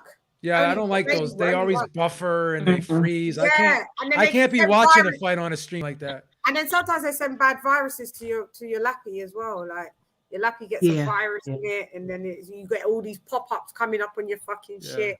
You're like, happened Now, on my Mac. I will say this: the way I catch a lot of fights is on social media because, like, if I'm like, for instance, Facebook, I go on Facebook and I'm in a boxing group. They always like playing the videos of the fight on there live and everything. So that's how I usually catch it. Wow. I'm gonna what I usually do when I just Google it and say where will this fight be in the UK, and then it will say where it is. It'll probably be, we will have to probably pay for it on fight, like the Rosicky fight with Oscar Rivas was $14.99. I didn't buy it in the end. But I heard it was a good fight. I didn't watch it. I didn't watch it either, but I heard it was Oh, a it really was good fight. I've great only seen fight. highlights. Great fight, and I saw some more. Yeah. But I was speaking to Team Rosicky. Big up to them, because Rosicky will be on this channel. He's coming on too? Yeah, he's coming on. Wow. Yeah. So in about 2 weeks, because they saw me on the Boxing Voice interviewing him, and they his team reached out to me. They was like, "Oh, thank you so much for how you interviewed him, and like you showed him love, and not many, you know." And I was like, "No worries," like. And they've always he's just always kept the link, the guy that, you know, is in that deals with him. So big up Jeff. I'll big you up. Yeah, big up Jeff. And then he was like after the fight, he was like, you can have him on your channel. Like, he's just had a baby, so let's let him, you know, give him a couple weeks and then he'll come on. And I was like, no problem. Like, it's amazing. He did amazing, mate. He did amazing. Because that guy is Rosicki's really a light heavyweight, not even a cruiser.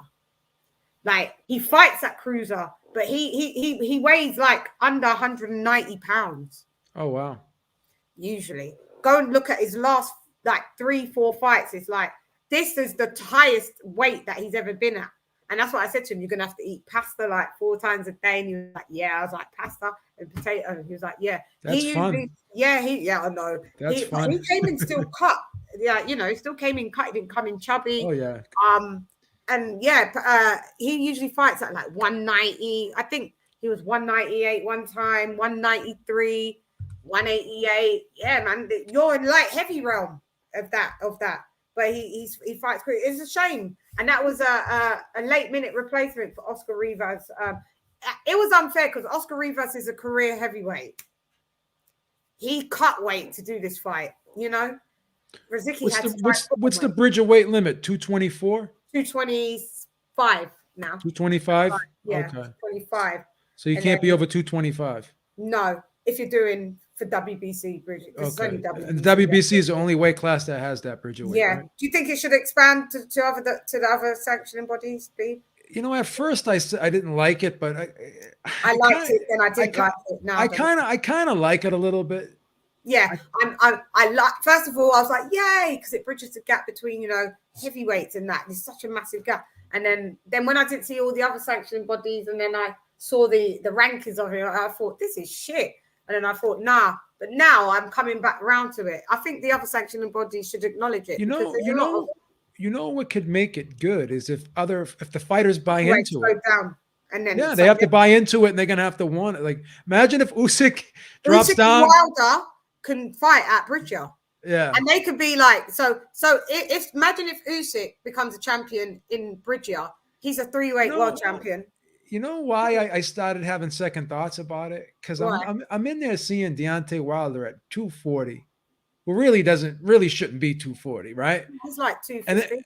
And then he's in there with the guy who's almost 280. Yeah. And he's giving up 40 pounds. And I'm sitting there saying to myself, that's like a junior welterweight fighting a light heavyweight. Yeah, it's another person, like a little. So that made me kind of second guess myself with the Bridgerweight thing. Yeah. You know. Yeah, but Bridgerweight. Yeah, if they're all in Bridgerweight, they're all the same. There isn't that big weight disparity like there is with, you know, Wilder fighting someone that's nearly 300 pounds versus him in the low 200s. At least in Bridgerweight, yeah. If you come in, the lowest that you coming in is 200, 201, right? But really, you should just go down to. I don't think they should. I don't think they should do this Bridgerweight. I mean, it seems like they're just trying to follow the blueprint of the UFC. Say that again, Bolt. Sorry. I don't think they should do the Bridgerweight because it's almost like they're trying to follow the blueprint of the UFC when they got light heavyweight that max out at 205. Like, yeah. I don't know. I mean, my thing is what is that going to do to the past heavyweight legends? You know what I'm saying? That are they going to recategorize them into Bridgerweight instead of heavyweight of the past? They as they was heavyweight champs because at the time when they did it, it was heavyweight. So their legacy won't change. Like, oh no, actually now that we look at it, yeah, Ali was fitted into Bridgerweight. Right? Yeah, no. He's going to still stay heavyweight champ. All the champs, they will still be deemed as heavyweight champs. But I mean, you know, Wilder could be 2-weight world champ. If he goes down to Bridgerweight, he'd knock everyone out in Bridgerweight. It'd be sick to see him in Bridgerweight. It'd be sick to see you sick. For them to float up and down. They're lucky that they can actually float up and down like that. The others are super heavies. Joshua's, Fury, White. They can't make. What do you think about White not fighting Wallen? What do you think about that? But I don't really care. I don't really care because he's going to fight someone better, isn't he? It's not a duck. If White said I'm going to fight in and I'm going to fight Oscar Rivas again, then you'd be like, what? You're like, that's a duck. I think White. You think White will fight Fury next? Will Fury fight White next? That's what I'm wondering. You know your guy, Beeb. Some days it's flip flop. Some days it's I'm still worried. I'm still worried if he's gonna retire or not. That's what he said. I did a report 1 minute. Last week he said he might hang up his gloves, and then the next day he's like, "Yeah, I'm gonna beat everyone. They're all bums." So I don't know. I don't know how to rock. I don't know how to rock with. Go ahead, Lise. Well, can I say this? Primo Carnera, if I recall correctly, he was a big heavyweight. He was like 6'7", I think. No, was he 6'10"? How much did he weigh? Yeah, but how much did he weigh? He was huge. That man, they must be over 300 pounds. He was big. He fought Max Bayer and all of them. Remember, Max Bayer knocked him down so many times. That was a classic fight. He was huge. Yeah. What's the other one name? He was a big guy. White guy, isn't it? Who's the guy? Nikolai Valuev. Remember Nikolai Valuev, the 7-foot guy? Yeah. Russian guy. Yeah. Is that the one that fought David Hay? Not that he fought David Hay, yes. Oh, yeah. He was like 7 foot stupid. Like, it was ridiculous. He was the other big guy. Goliath, for real, wasn't it? That was 300 Butterbean. 6'6". He only fought like 4 rounds. rounds. He knows all of it. 6'6", 260. You talking about Butterbean? Yeah, Butterbean. Yeah, he was big too. Yeah, Bold knows all of them in the day. White is my heavyweight dark horse. Right, so before I wrap up, go ahead, sis. No, I was just so I'm confused about cruiserweight and bridgerweight. Why? I'm lost. So cruiser. Oh yeah. Okay, so cruiser, you're going to be 200 pounds. Yeah. Hang on. Mm-hmm. So cruiser, you're going to be. It's going to change then. So light heavies 175 to 2. Then cruiser was supposed to be 2 to 2. What was it? What was the official heavyweight? Official heavyweight was like. In the amateurs, heavyweight's 201 and super heavyweight is above 201. Yeah, but what is it like before Bridgerweight? So you had cruiserweight. Cruiserweight is 200 pounds. 200 pounds to what? And then cruiserweight. I thought it was 195. Is it 200? No, it's 200. It's 200. Oh, okay. 200 now. Cruiserweight's 200. Used to be 190. 180. Yeah. No, 190. Used to be 190 when Holyfield was the cruiserweight champ. Was it 190? Yeah, it was 190. Yeah. For a short period, not for a long period of time, and then they just extended. Yeah, they bumped it up to 200. Yeah, 200. So when 200 when does it deem as heavyweight? 26? No, if you're 201, you could be 201. You're a heavyweight. Yeah, you're right. So yeah, sis. So this is what happened. So Bridgerweight. Yeah, now that Beeb's clarified it. So Bridgerweight is 200 to 225. So now you're not a heavyweight anymore. Like if you don't want to be, because the weight disparity was so like you said, from 201, you could be fighting someone that's Tyson Fury 277. It's wild. So they put Bridgerweight in to bridge the weight. Yeah. So now it's I like that. Wilder has no choice but to fight heavier now. Who? Wilder has no choice but to fight heavier. No, man, he got to go down, man. All of that stupid 238 business, he had no business being 238. Get your ass right back down to 213, 215. You're good there. When Holyfield won the heavyweight title, he was 208 pounds. Can you imagine that? That's what I'm saying. When Wilder first fought Tyson Fury, he was 209. Yeah, but he's better. 209 or 213. One of those two. He was 213, but he had the flu or something, and they said he dropped really on fight day. He was like 209. You know, and he done well in the first fight. So you don't have to always be massive and big, because that Wilder needs speed. But he could dominate. Like if you can go down different weight classes as a heavyweight, that's a good look, because then you can be on the pound for pound list.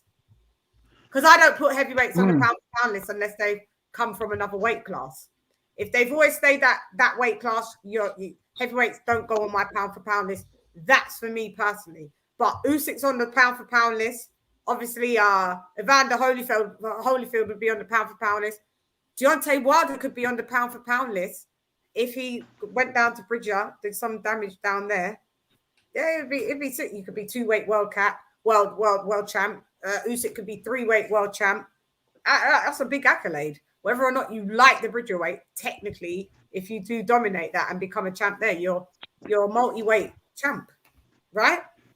So correct. Let's see if they do it. Bieber, you coming on TBV? I've just came on from yesterday, the day before. Wednesday, Thursday? What's today? Today is Tuesday, right?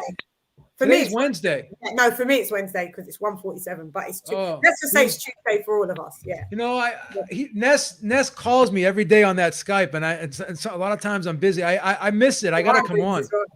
Mine rings as well. I hear it from my bedroom. I'm like, fuck it, I gotta come on because it's been a while. I gotta give Ness some stick. I haven't given Ness some stick. Yeah, you gotta come and bring the smoke.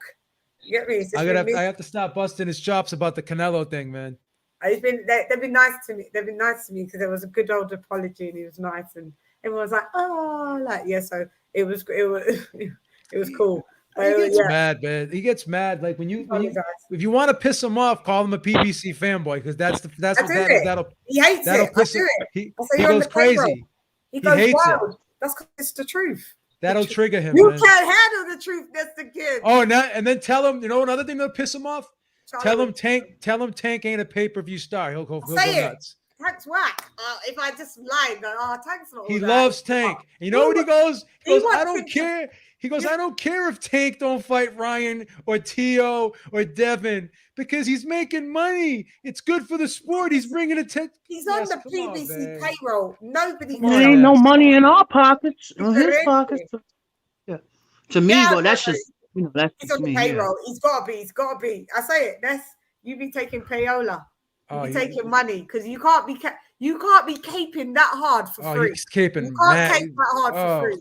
I refuse to believe that someone capes that hard for free. But you know, if you ever see Ness, like I've been to events with Ness before, that dude is like, he's like such a salesman, man. He can talk to anybody, man. He just goes around the room and he's like handing out cards and shit. Yeah. One time we just jumped in an elevator. We go up, we're in the dressing room, we're sticking mics in people's faces. He just doesn't care, man. He's hilarious. It's fun. Yeah, that's how you get stuff done, you know. He doesn't care. He just goes for it, man. Yeah, shouts out to Mr. Gibbs. He's a hard worker. I give him credit for that. Yeah, you got to give him that, man. He probably. I'm not sure. Tomorrow's show will probably be about AJ's interview. So if you you know that's the trigger for me. They get me on there to everyone got it. I looked at the chat. They're gonna try and bait you. They're gonna try and bait you into an argument. Oh, that's all bullshit.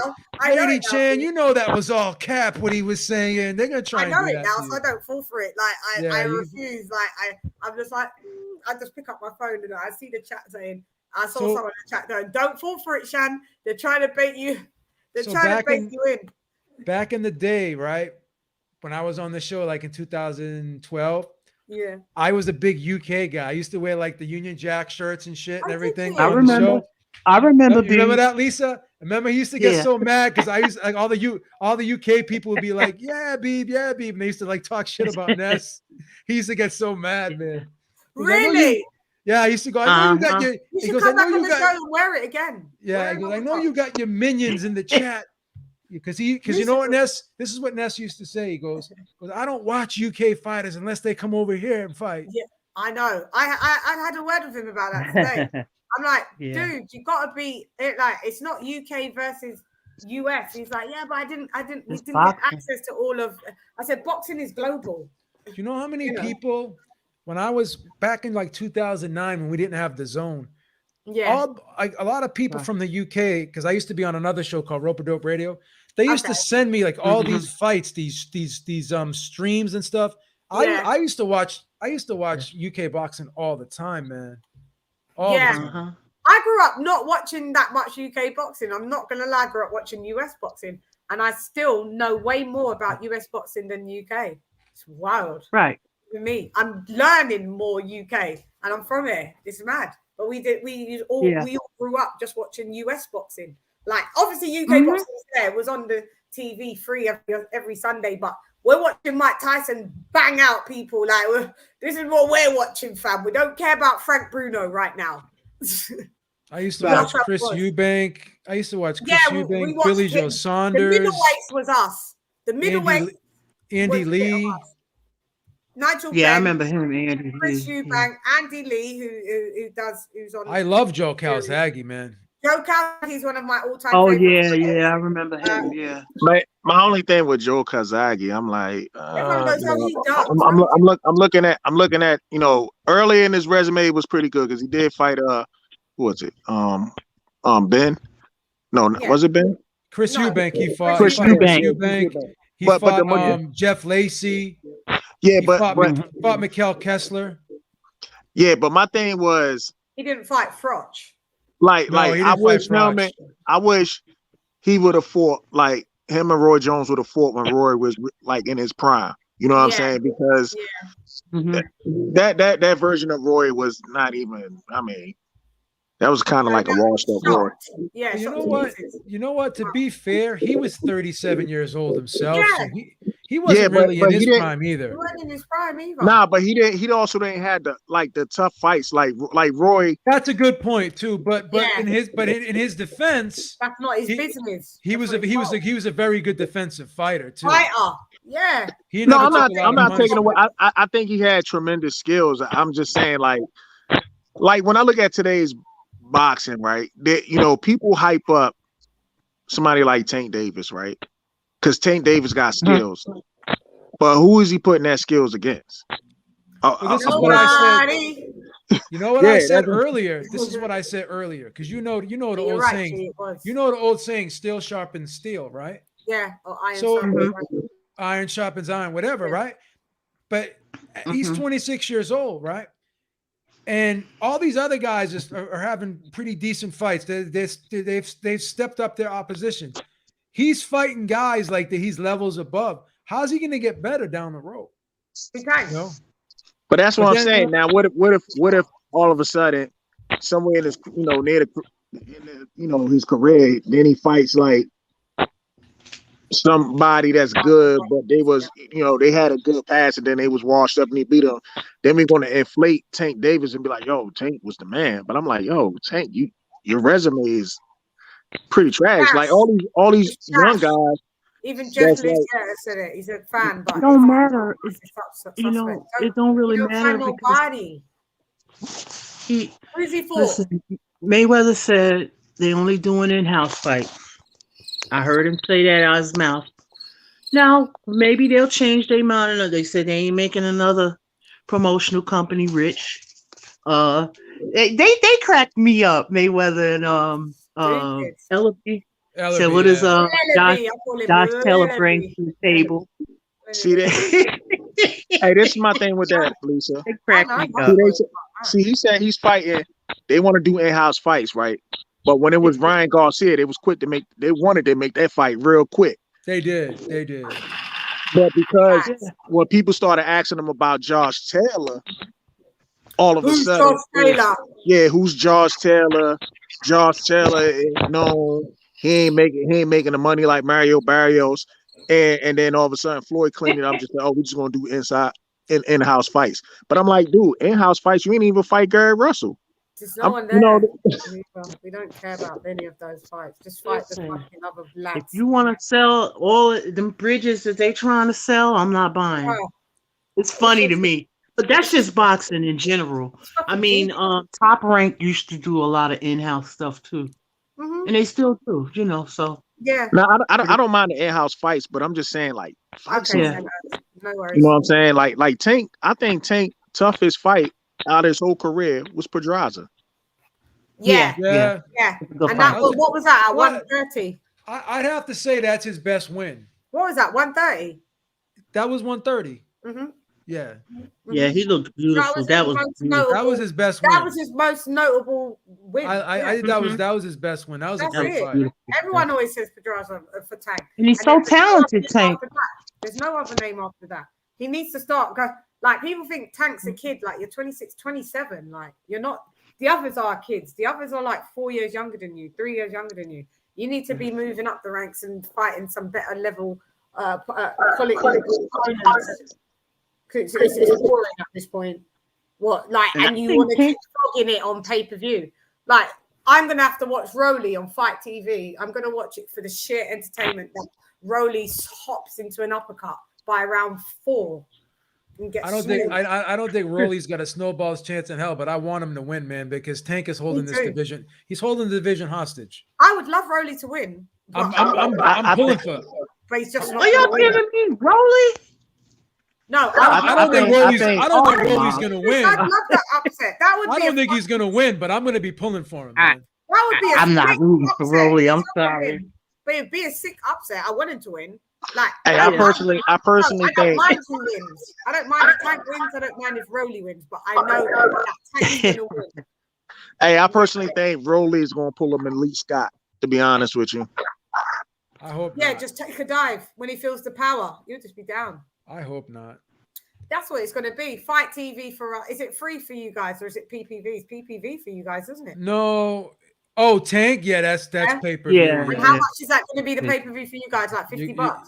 No, it may be 80 for us. I'll be about $80. Tank. What do you think, Lisa? You think they'll give us a break on that paying one? for that. Oh my God, Lisa! I have not bought no pay-per-views, please. On Fight TV for $12.99 And tell us the other day. if it was him and Tio, I would pay for it only because I know that would be competitive. I'm not paying for those for them fights that I know he's gonna win. No way. No, I don't look like Boo Boo the Fool. You guys, I don't look like Boo Boo the Fool. Now you get robbed. I'll be sitting there with my $12.99 and popcorn, mate. I'll be on Fight TV. I would never pay £80. I'd rather buy some books with that money or something else. Books or a pair of trainers, sneakers. I mean, I ain't gonna lie. I did pay 80. I paid $80 for the Wilder and Fury fight, and I kind of knew. But like, you know, I can see why you pay for that though. This is what I'm saying. But this is Tank and Rolly. That's heavyweight division. You would pay $80 for it. I paid. Nah. The reason why I really pay for it. £25 for that. I paid But £25. the reason why I really paid for that fight is because I like the undercard. Like the whole card was stacked to me. The whole card was sick. Yeah, that's why I really paid for it. And even for us, that whole card was only £25. But isn't the Sky subscription that you have isn't your cable service is expensive, isn't it? Yeah, but what we do now, you don't have to. Let me explain you. Like for Sky Box Office, you don't need to be a subscriber to Sky to get Box Office. You can just buy the Box Office. But if you want to watch the Sky cards, like what they're doing now, obviously Sky and Boxer and how they was doing it before all of that merger and all of that. You need a subscription. But this is how I get. How much is that? If you're getting the sports package, my mum pays for her subscription because she's a sports fan. She pays £100 a month. It's a lot of money. Yeah, so it gets BT Sport and you get all the Sky Sports fees. But I don't pay for it because what I do is I piggyback off my mum's. We've got a thing called Sky Go. So family members, 6 of you guys could have the main package. Like my mum's the matriarch, and we can tap into her thing, and I get all of her channels on any of my laptops or phones. So that's how I do it. I ain't pay. I used to have Sky. I got the Sky box there. You can get free stuff, but I use my mum's Sky. So see, that's the difference. Our pay-per-views are very expensive, but we can get cable. We can get 200 something channels over here plus internet for $150. Yeah, we've got over 100, but 200-300 channels with Sky. Maybe Oh, even more. okay. Yeah, maybe Okay. even more. Yeah. You get Okay. plus you get radio as well. Then you get your broadband. So yeah, but still, That's a good price. Yeah. And this is how I keep my overheads low. This is what I'm saying. All I do is pay for DAZN. It's now just gone up from $1.99 to $6.99 or $7.99. One of the two, $6.99. You do the same in it, Charlo. See, yeah. This is what we do in the UK. We piggyback off of our mums. We use their package. They pay, we use it. So I use DAZN, and then that's the only subscription that I literally, honestly have. Anything else that comes on, like I'll look where it is, BT Premier, I'll just buy it for £12. Fight TV, I'll just buy it for that. So really, all I pay every month is like $7.99 for DAZN. DAZN is good. Yeah, but it's getting a bit shit because Eddie can't get a fucking good US card. Like, it's just trash on the US side for us. There's nothing going on. Even on the UK side, it's just like Sky Sports is doing better than DAZN with Eddie gone to DAZN. Eddie gone to DAZN and making that much of an impact. I would say the only pay-per-view quality fight that I've seen on DAZN this year was probably Joshua versus Usyk. That was it. Yeah. And the other card was trash. The other fights, the other cards were okay, but they're not pay. The other card was trash. The way they advertised this was we're going to be getting pay-per-view quality fights for game changed. Remember, game changed. And again, they went back on everything they said. Now they're going to be doing pay-per-view. Yeah. So now what is Joshua Usyk? Joshua Usyk's not going to be on DAZN. Like, it's going to be on DAZN, but you got to pay extra for it now? Yeah, that's what it's going to look like. And that's why everybody, I know you guys are paying $80, but like over here, we feel slighted. It's like, you lied. You made us all come over. Now the Joshua Usyk fight over here was only like, I think it was like $25-$30. Yeah, for pay-per-view. Because it's not a big fight for you guys over there. So how did you get it? What network did you pay for that on pay-per-view? Where would you have sold I got it on DAZN. I didn't have to pay anything for it. Oh, you didn't have to pay nothing. No, I had it paid for through cable. It was like, I think it was like 20. Oh, because you don't have DAZN, right? Nah, but I could get DAZN through like the Fire Stick, because the Fire Stick, somebody had I gotta jailbreak it again. But when they jailbroke it, I got everything on the Fire Stick. Okay. Like I got everything around the world pretty much. Yeah, I know them Fire Sticks. Yeah, you get it chipped up and you got everything. But see me, sometimes I can't be bothered with them things because when they decide to stop working, you got to find the guy to re-chip them again. Yeah, my friend's got the Fire Stick app on his phone, and he'd be watching pay-per-views on his phone. Yeah, that's fucking wild. Yeah, it's crazy. That's fucking crazy. So yeah, we've got Canelo. Canelo's in like 2 weeks, right? Is that going to be on Sky Box Office? Where's that going to be? Or is that going to be on DAZN? I think it's pay-per-view. On that's pay-per-view for us. I'm not sure. Yeah. I'm not sure if it's gonna. It's not going to be BT Sport pay-per-view because it's PPC. It's Sky. Well, the pay-per-view for us is free for y'all, right? No, it's not going to be free for us. That's definitely pay-per-view for us. Oh God! Wow. That's going to be. It's a reduced price for them. That's probably going to be Fight TV, £25-30. I think that will be on Fight. We've got to see who it should be on Fight. It's Fight TV UK. Yeah, that's a Showtime event. It's an app. I don't know where it's from. I don't know where it's based. I want to say that I think you're right. I want to say that I think it is UK based. You know, I have it pre-installed on my US based. I know TV. that for a fact. Say that again, sis. Let me just Google. It's pre-installed on this TV's app. Yeah. So on here, I've got Fight TV already on my smart TV, and then in my room, I've got the Amazon Fire Stick, and I just download all different apps, and it's on there. Then I've got Fight on my phone.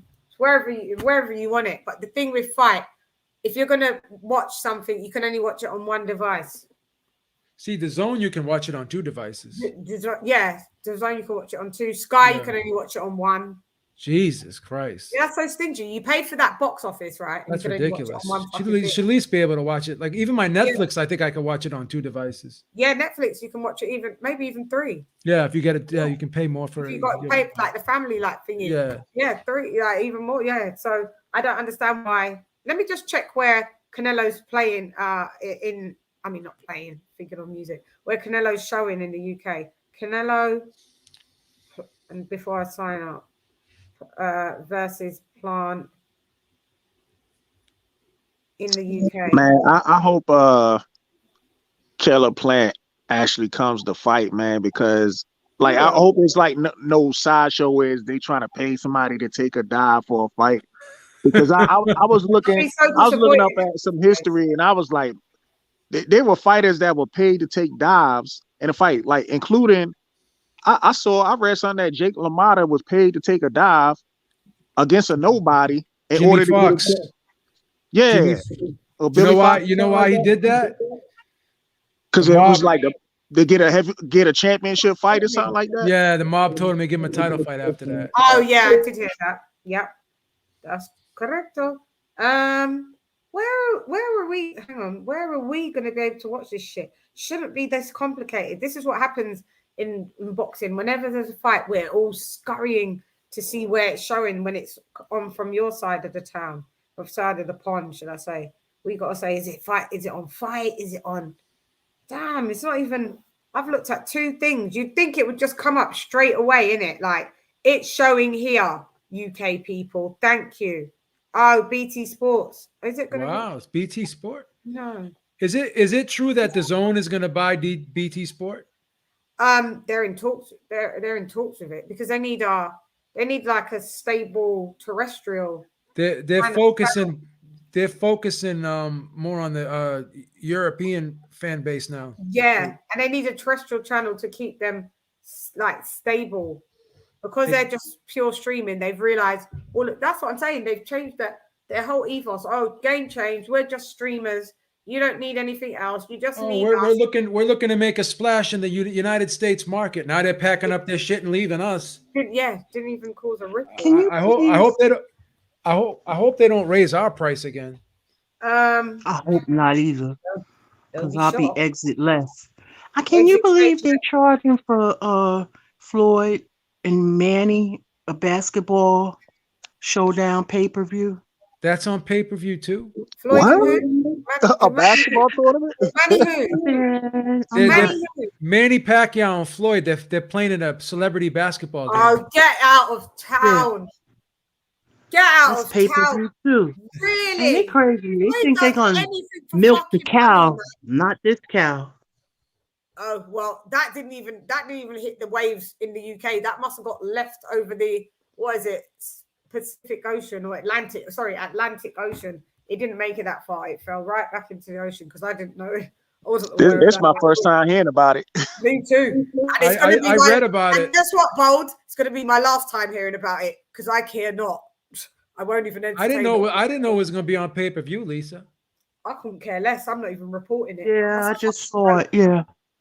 Yeah, the Blockbuster pay-per-view event will be available to buy on BT Sport box office for $19.95. That's and will not be bad. preceded by BT Oh, Sport okay. live on BT Sport. Not bad. Not bad.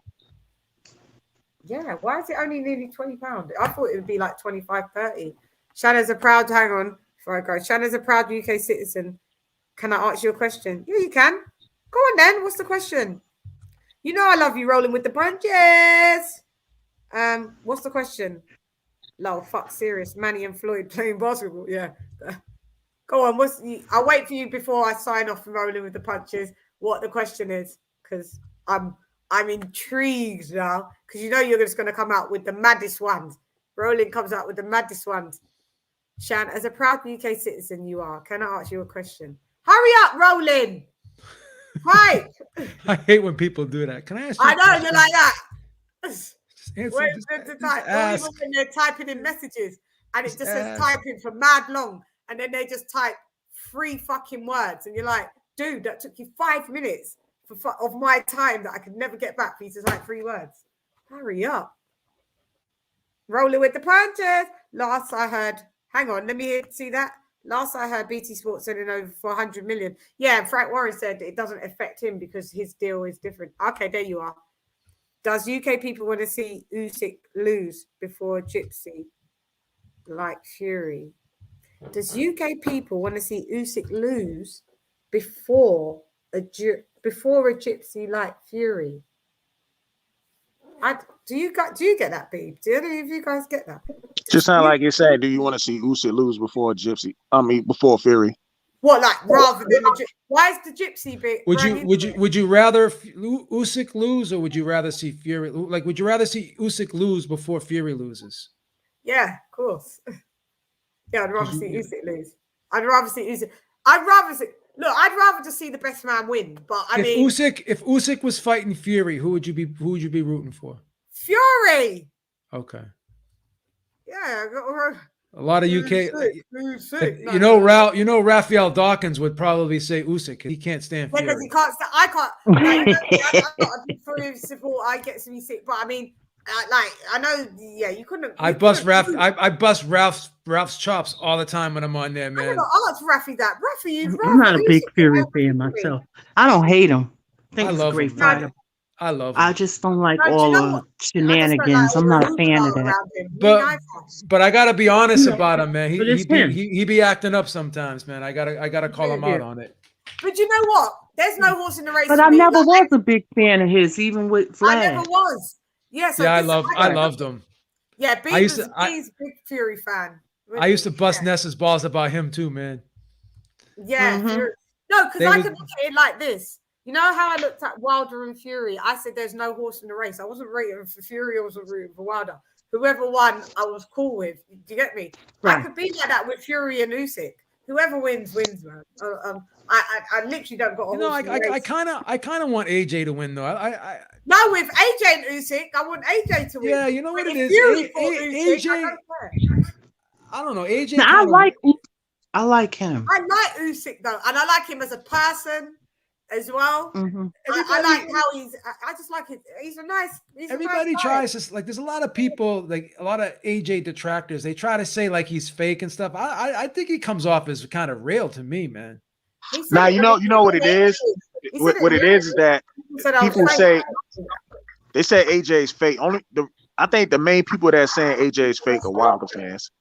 Yeah, because no, that's not true, Bo. No. A lot of UK people say it too. UK say it as well. They do. Yeah. Nah, but Shan, you had a UK guy on there the other day who swore up and down that in his rankings, Wilder was still number 2. I know. Where was that again? What fucking show was that on my show, Bold? Yeah, the other day when I was on there the other day with you, we had like a whole bunch of people. Who's the UK guy? And they was talking about rank the top 5 heavyweights or top 7 heavyweights. On Beeb show, Beeb, when that was from Hispanic Schools in Panic. Yeah. That went on my show, Bold. No. I came on your show. It was a whole bunch of people here, and you. Yeah. Tony's review. Yeah, one of the UK guys was like, "Yeah, Wilder is still number 2," and I was just like, "Where?" Someone said it, but I can't remember. I'm gonna have to look back who was on that fucking panel. Yeah, Wilder's still number 2. You know what? Like, it's everybody's just got their own list. You can't really attack people for their lists. Like, you can question it and be like, "Oh, if you this and that," and then they might go, "Oh, actually, now that you said that, yeah, actually, I would change that place around." I do that, but I try not to go at people's jugular for their list, because I don't want you to go up my jugular for my list. It's your list. It's your list. That's your list. If that's your favorite fighter, or if that's number 1 and that's number 2 for you, that's cool. For me, I'm not a Fury fan, but Fury's number 1 heavyweight. Then I've got Usyk at number 2. You know my pick anyway, B. And then AJ, I put AJ at number 3. Like, if I was biased, I'd be like, no, AJ's gonna be at number 2 over. No, I just keep it a trilly. But that's just how I rock. Not everybody rocks like that. I like AJ, but I'm not gonna fucking cap and be like, no, he's over. Right. Yeah. If you're gonna do resumes over thingy, then AJ's got the best resume, in my opinion, out of the heavyweights. Then I put him at number 1 for resume. But for what number 1 heavyweight in the division is clearly Tyson Fury. So that's where. See, when I look at the eye test, for me, I think Usyk is the best heavyweight. No, you can't go by eye test. This is where people keep failing, because they wanted to keep doing eye tests. Like, we need to see the fights. Like, you could say technically Usyk's probably a better boxer than Fury, but it doesn't make him the number one in the division. No, that's true. But what I'm saying is, I look at his overall body of work in cruiserweight and heavyweight. Yeah, I mean, the dude is, yeah, he's pound for me. He's number one on the pound for pound list. Everyone's like, oh. Yeah, I put him number one on the pound for pound list. Oh, number one on the pound for pound? Yeah, Canelo's number two. That's wild. I love if Canelo beats Plant, then I swap it. Then Canelo goes to number what one. If Crawford beats Porter, like knocks him out in an impressive fashion? Does he move up the ranks? Yeah, he moves up to he will move up to number two. If Canelo to me, I still had Crawford as my number one pound for pound fighter, just because I look at the overall body of work. I used to, but I put him down, and then I put Canelo. I used to have Crawford, Canelo, first, but then I swapped it. Now Canelo was my number one. Now Usyk is, and then Canelo, and then Bud. It's going to be interesting because they've all got there's two more fights to see. So we'll see where these places really go. Where we're going to put them. We've got some good fights in this last quarter, so I'm excited to see that. And guys, you have been amazing. I'm definitely going to. You guys are still in my past. It's still Tuesday for you. It's definitely Wednesday for me. 2:17 in the building. So let me just say bye to the people in the chat. So rolling with the punches. Lifetime Eon. Charlo, you are my bro. Salute to you. Drop a bomb. That guy, thank you for joining me. Silvestri, thank you for joining me in the building. Dragon Leg in the building. Gurgura, you guys with these names in the building. I can't even pronounce them. Antonia Mosley, all my moderators, thank you in the building. Toby Bartlett. Half of these people have gone to bed anyway, but I shout you out. Toby, Paul Evans, I know you was here. Rolling, just in case I didn't say you get another hail up. Charlo, AJ Fanboy in the building. Jeez, who else have we got? Sentos in the building. Come on. You got to be better than that sound pad. I was in the building, so I think I can. Oh no, maybe I can get one of these. Take your medication, Roman. Take a short vacation, Roman. You'll be okay. Yeah, because I'm a bit loopy, so I need to sometimes take medication because I clearly am loopy, aren't I? AJ Fanboy, we've got you, Jeff Lucietta in the building. Jeff, nice to see you over here. Because we always at coaches, appreciate that. Ma the Machine in the building. Who else have we got? That I won't be able to scroll to everyone that was here from the beginning. Sorry. So we had Coach Malachi. We've got Beeb. Tell them where they can find you, please. Ringside Reporter Live every Sunday, 6 p.m. Eastern time with myself and my partner, Eric Lorda. Make sure you check us out. Jay Habib1 on Twitter, Joe Habib on Facebook, Joe Habib on Instagram. Yeah, rock with it, guys. Hey, is that Ringside Reporter? Is that a YouTube channel? Yeah, Ringside, yes, Ringside Reporter Live. I'm gonna put a link in the chat. Hold on for 1 second. Yeah, put the link in. Cool. Put the link in. What else is there? What other sounds could I put? Fanboys get arrested here, so boys, spread them. Spread them. We're gonna pat you down.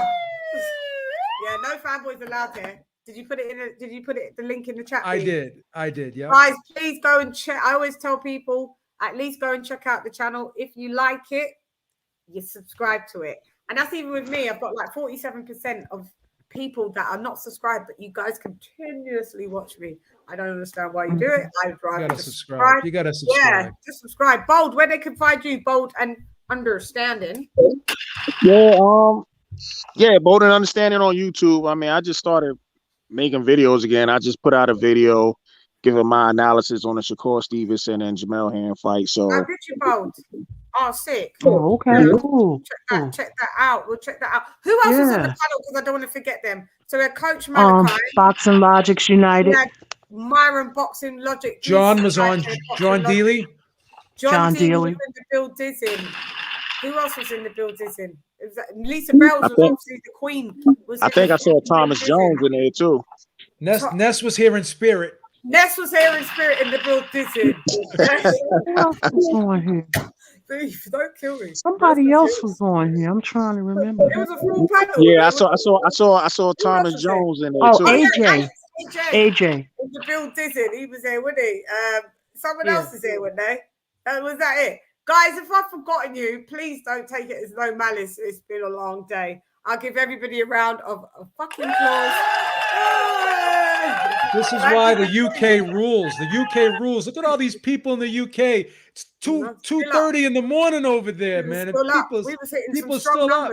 You watch our pay-per-views at 5 in the morning over there.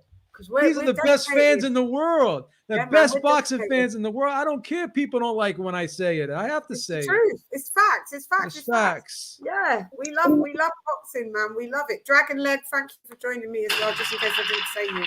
But all the moderators that were here, AJ, fanboy, everybody, I would like to sign out, and I'd have to do my Beeb. Thank you so much for coming. Yes. Gold, thank you so much for coming. You always welcome. Beeb, have to jump on whenever you're ready. Holla, send me a link whenever I'll send you want a link. me on. You can come on a round table again if you want.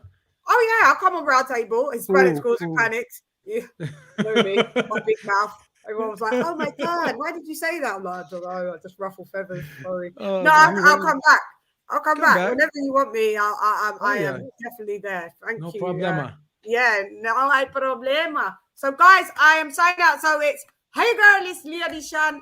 Rep none less. Come box with Chan. Gun. LadyChann. Fight.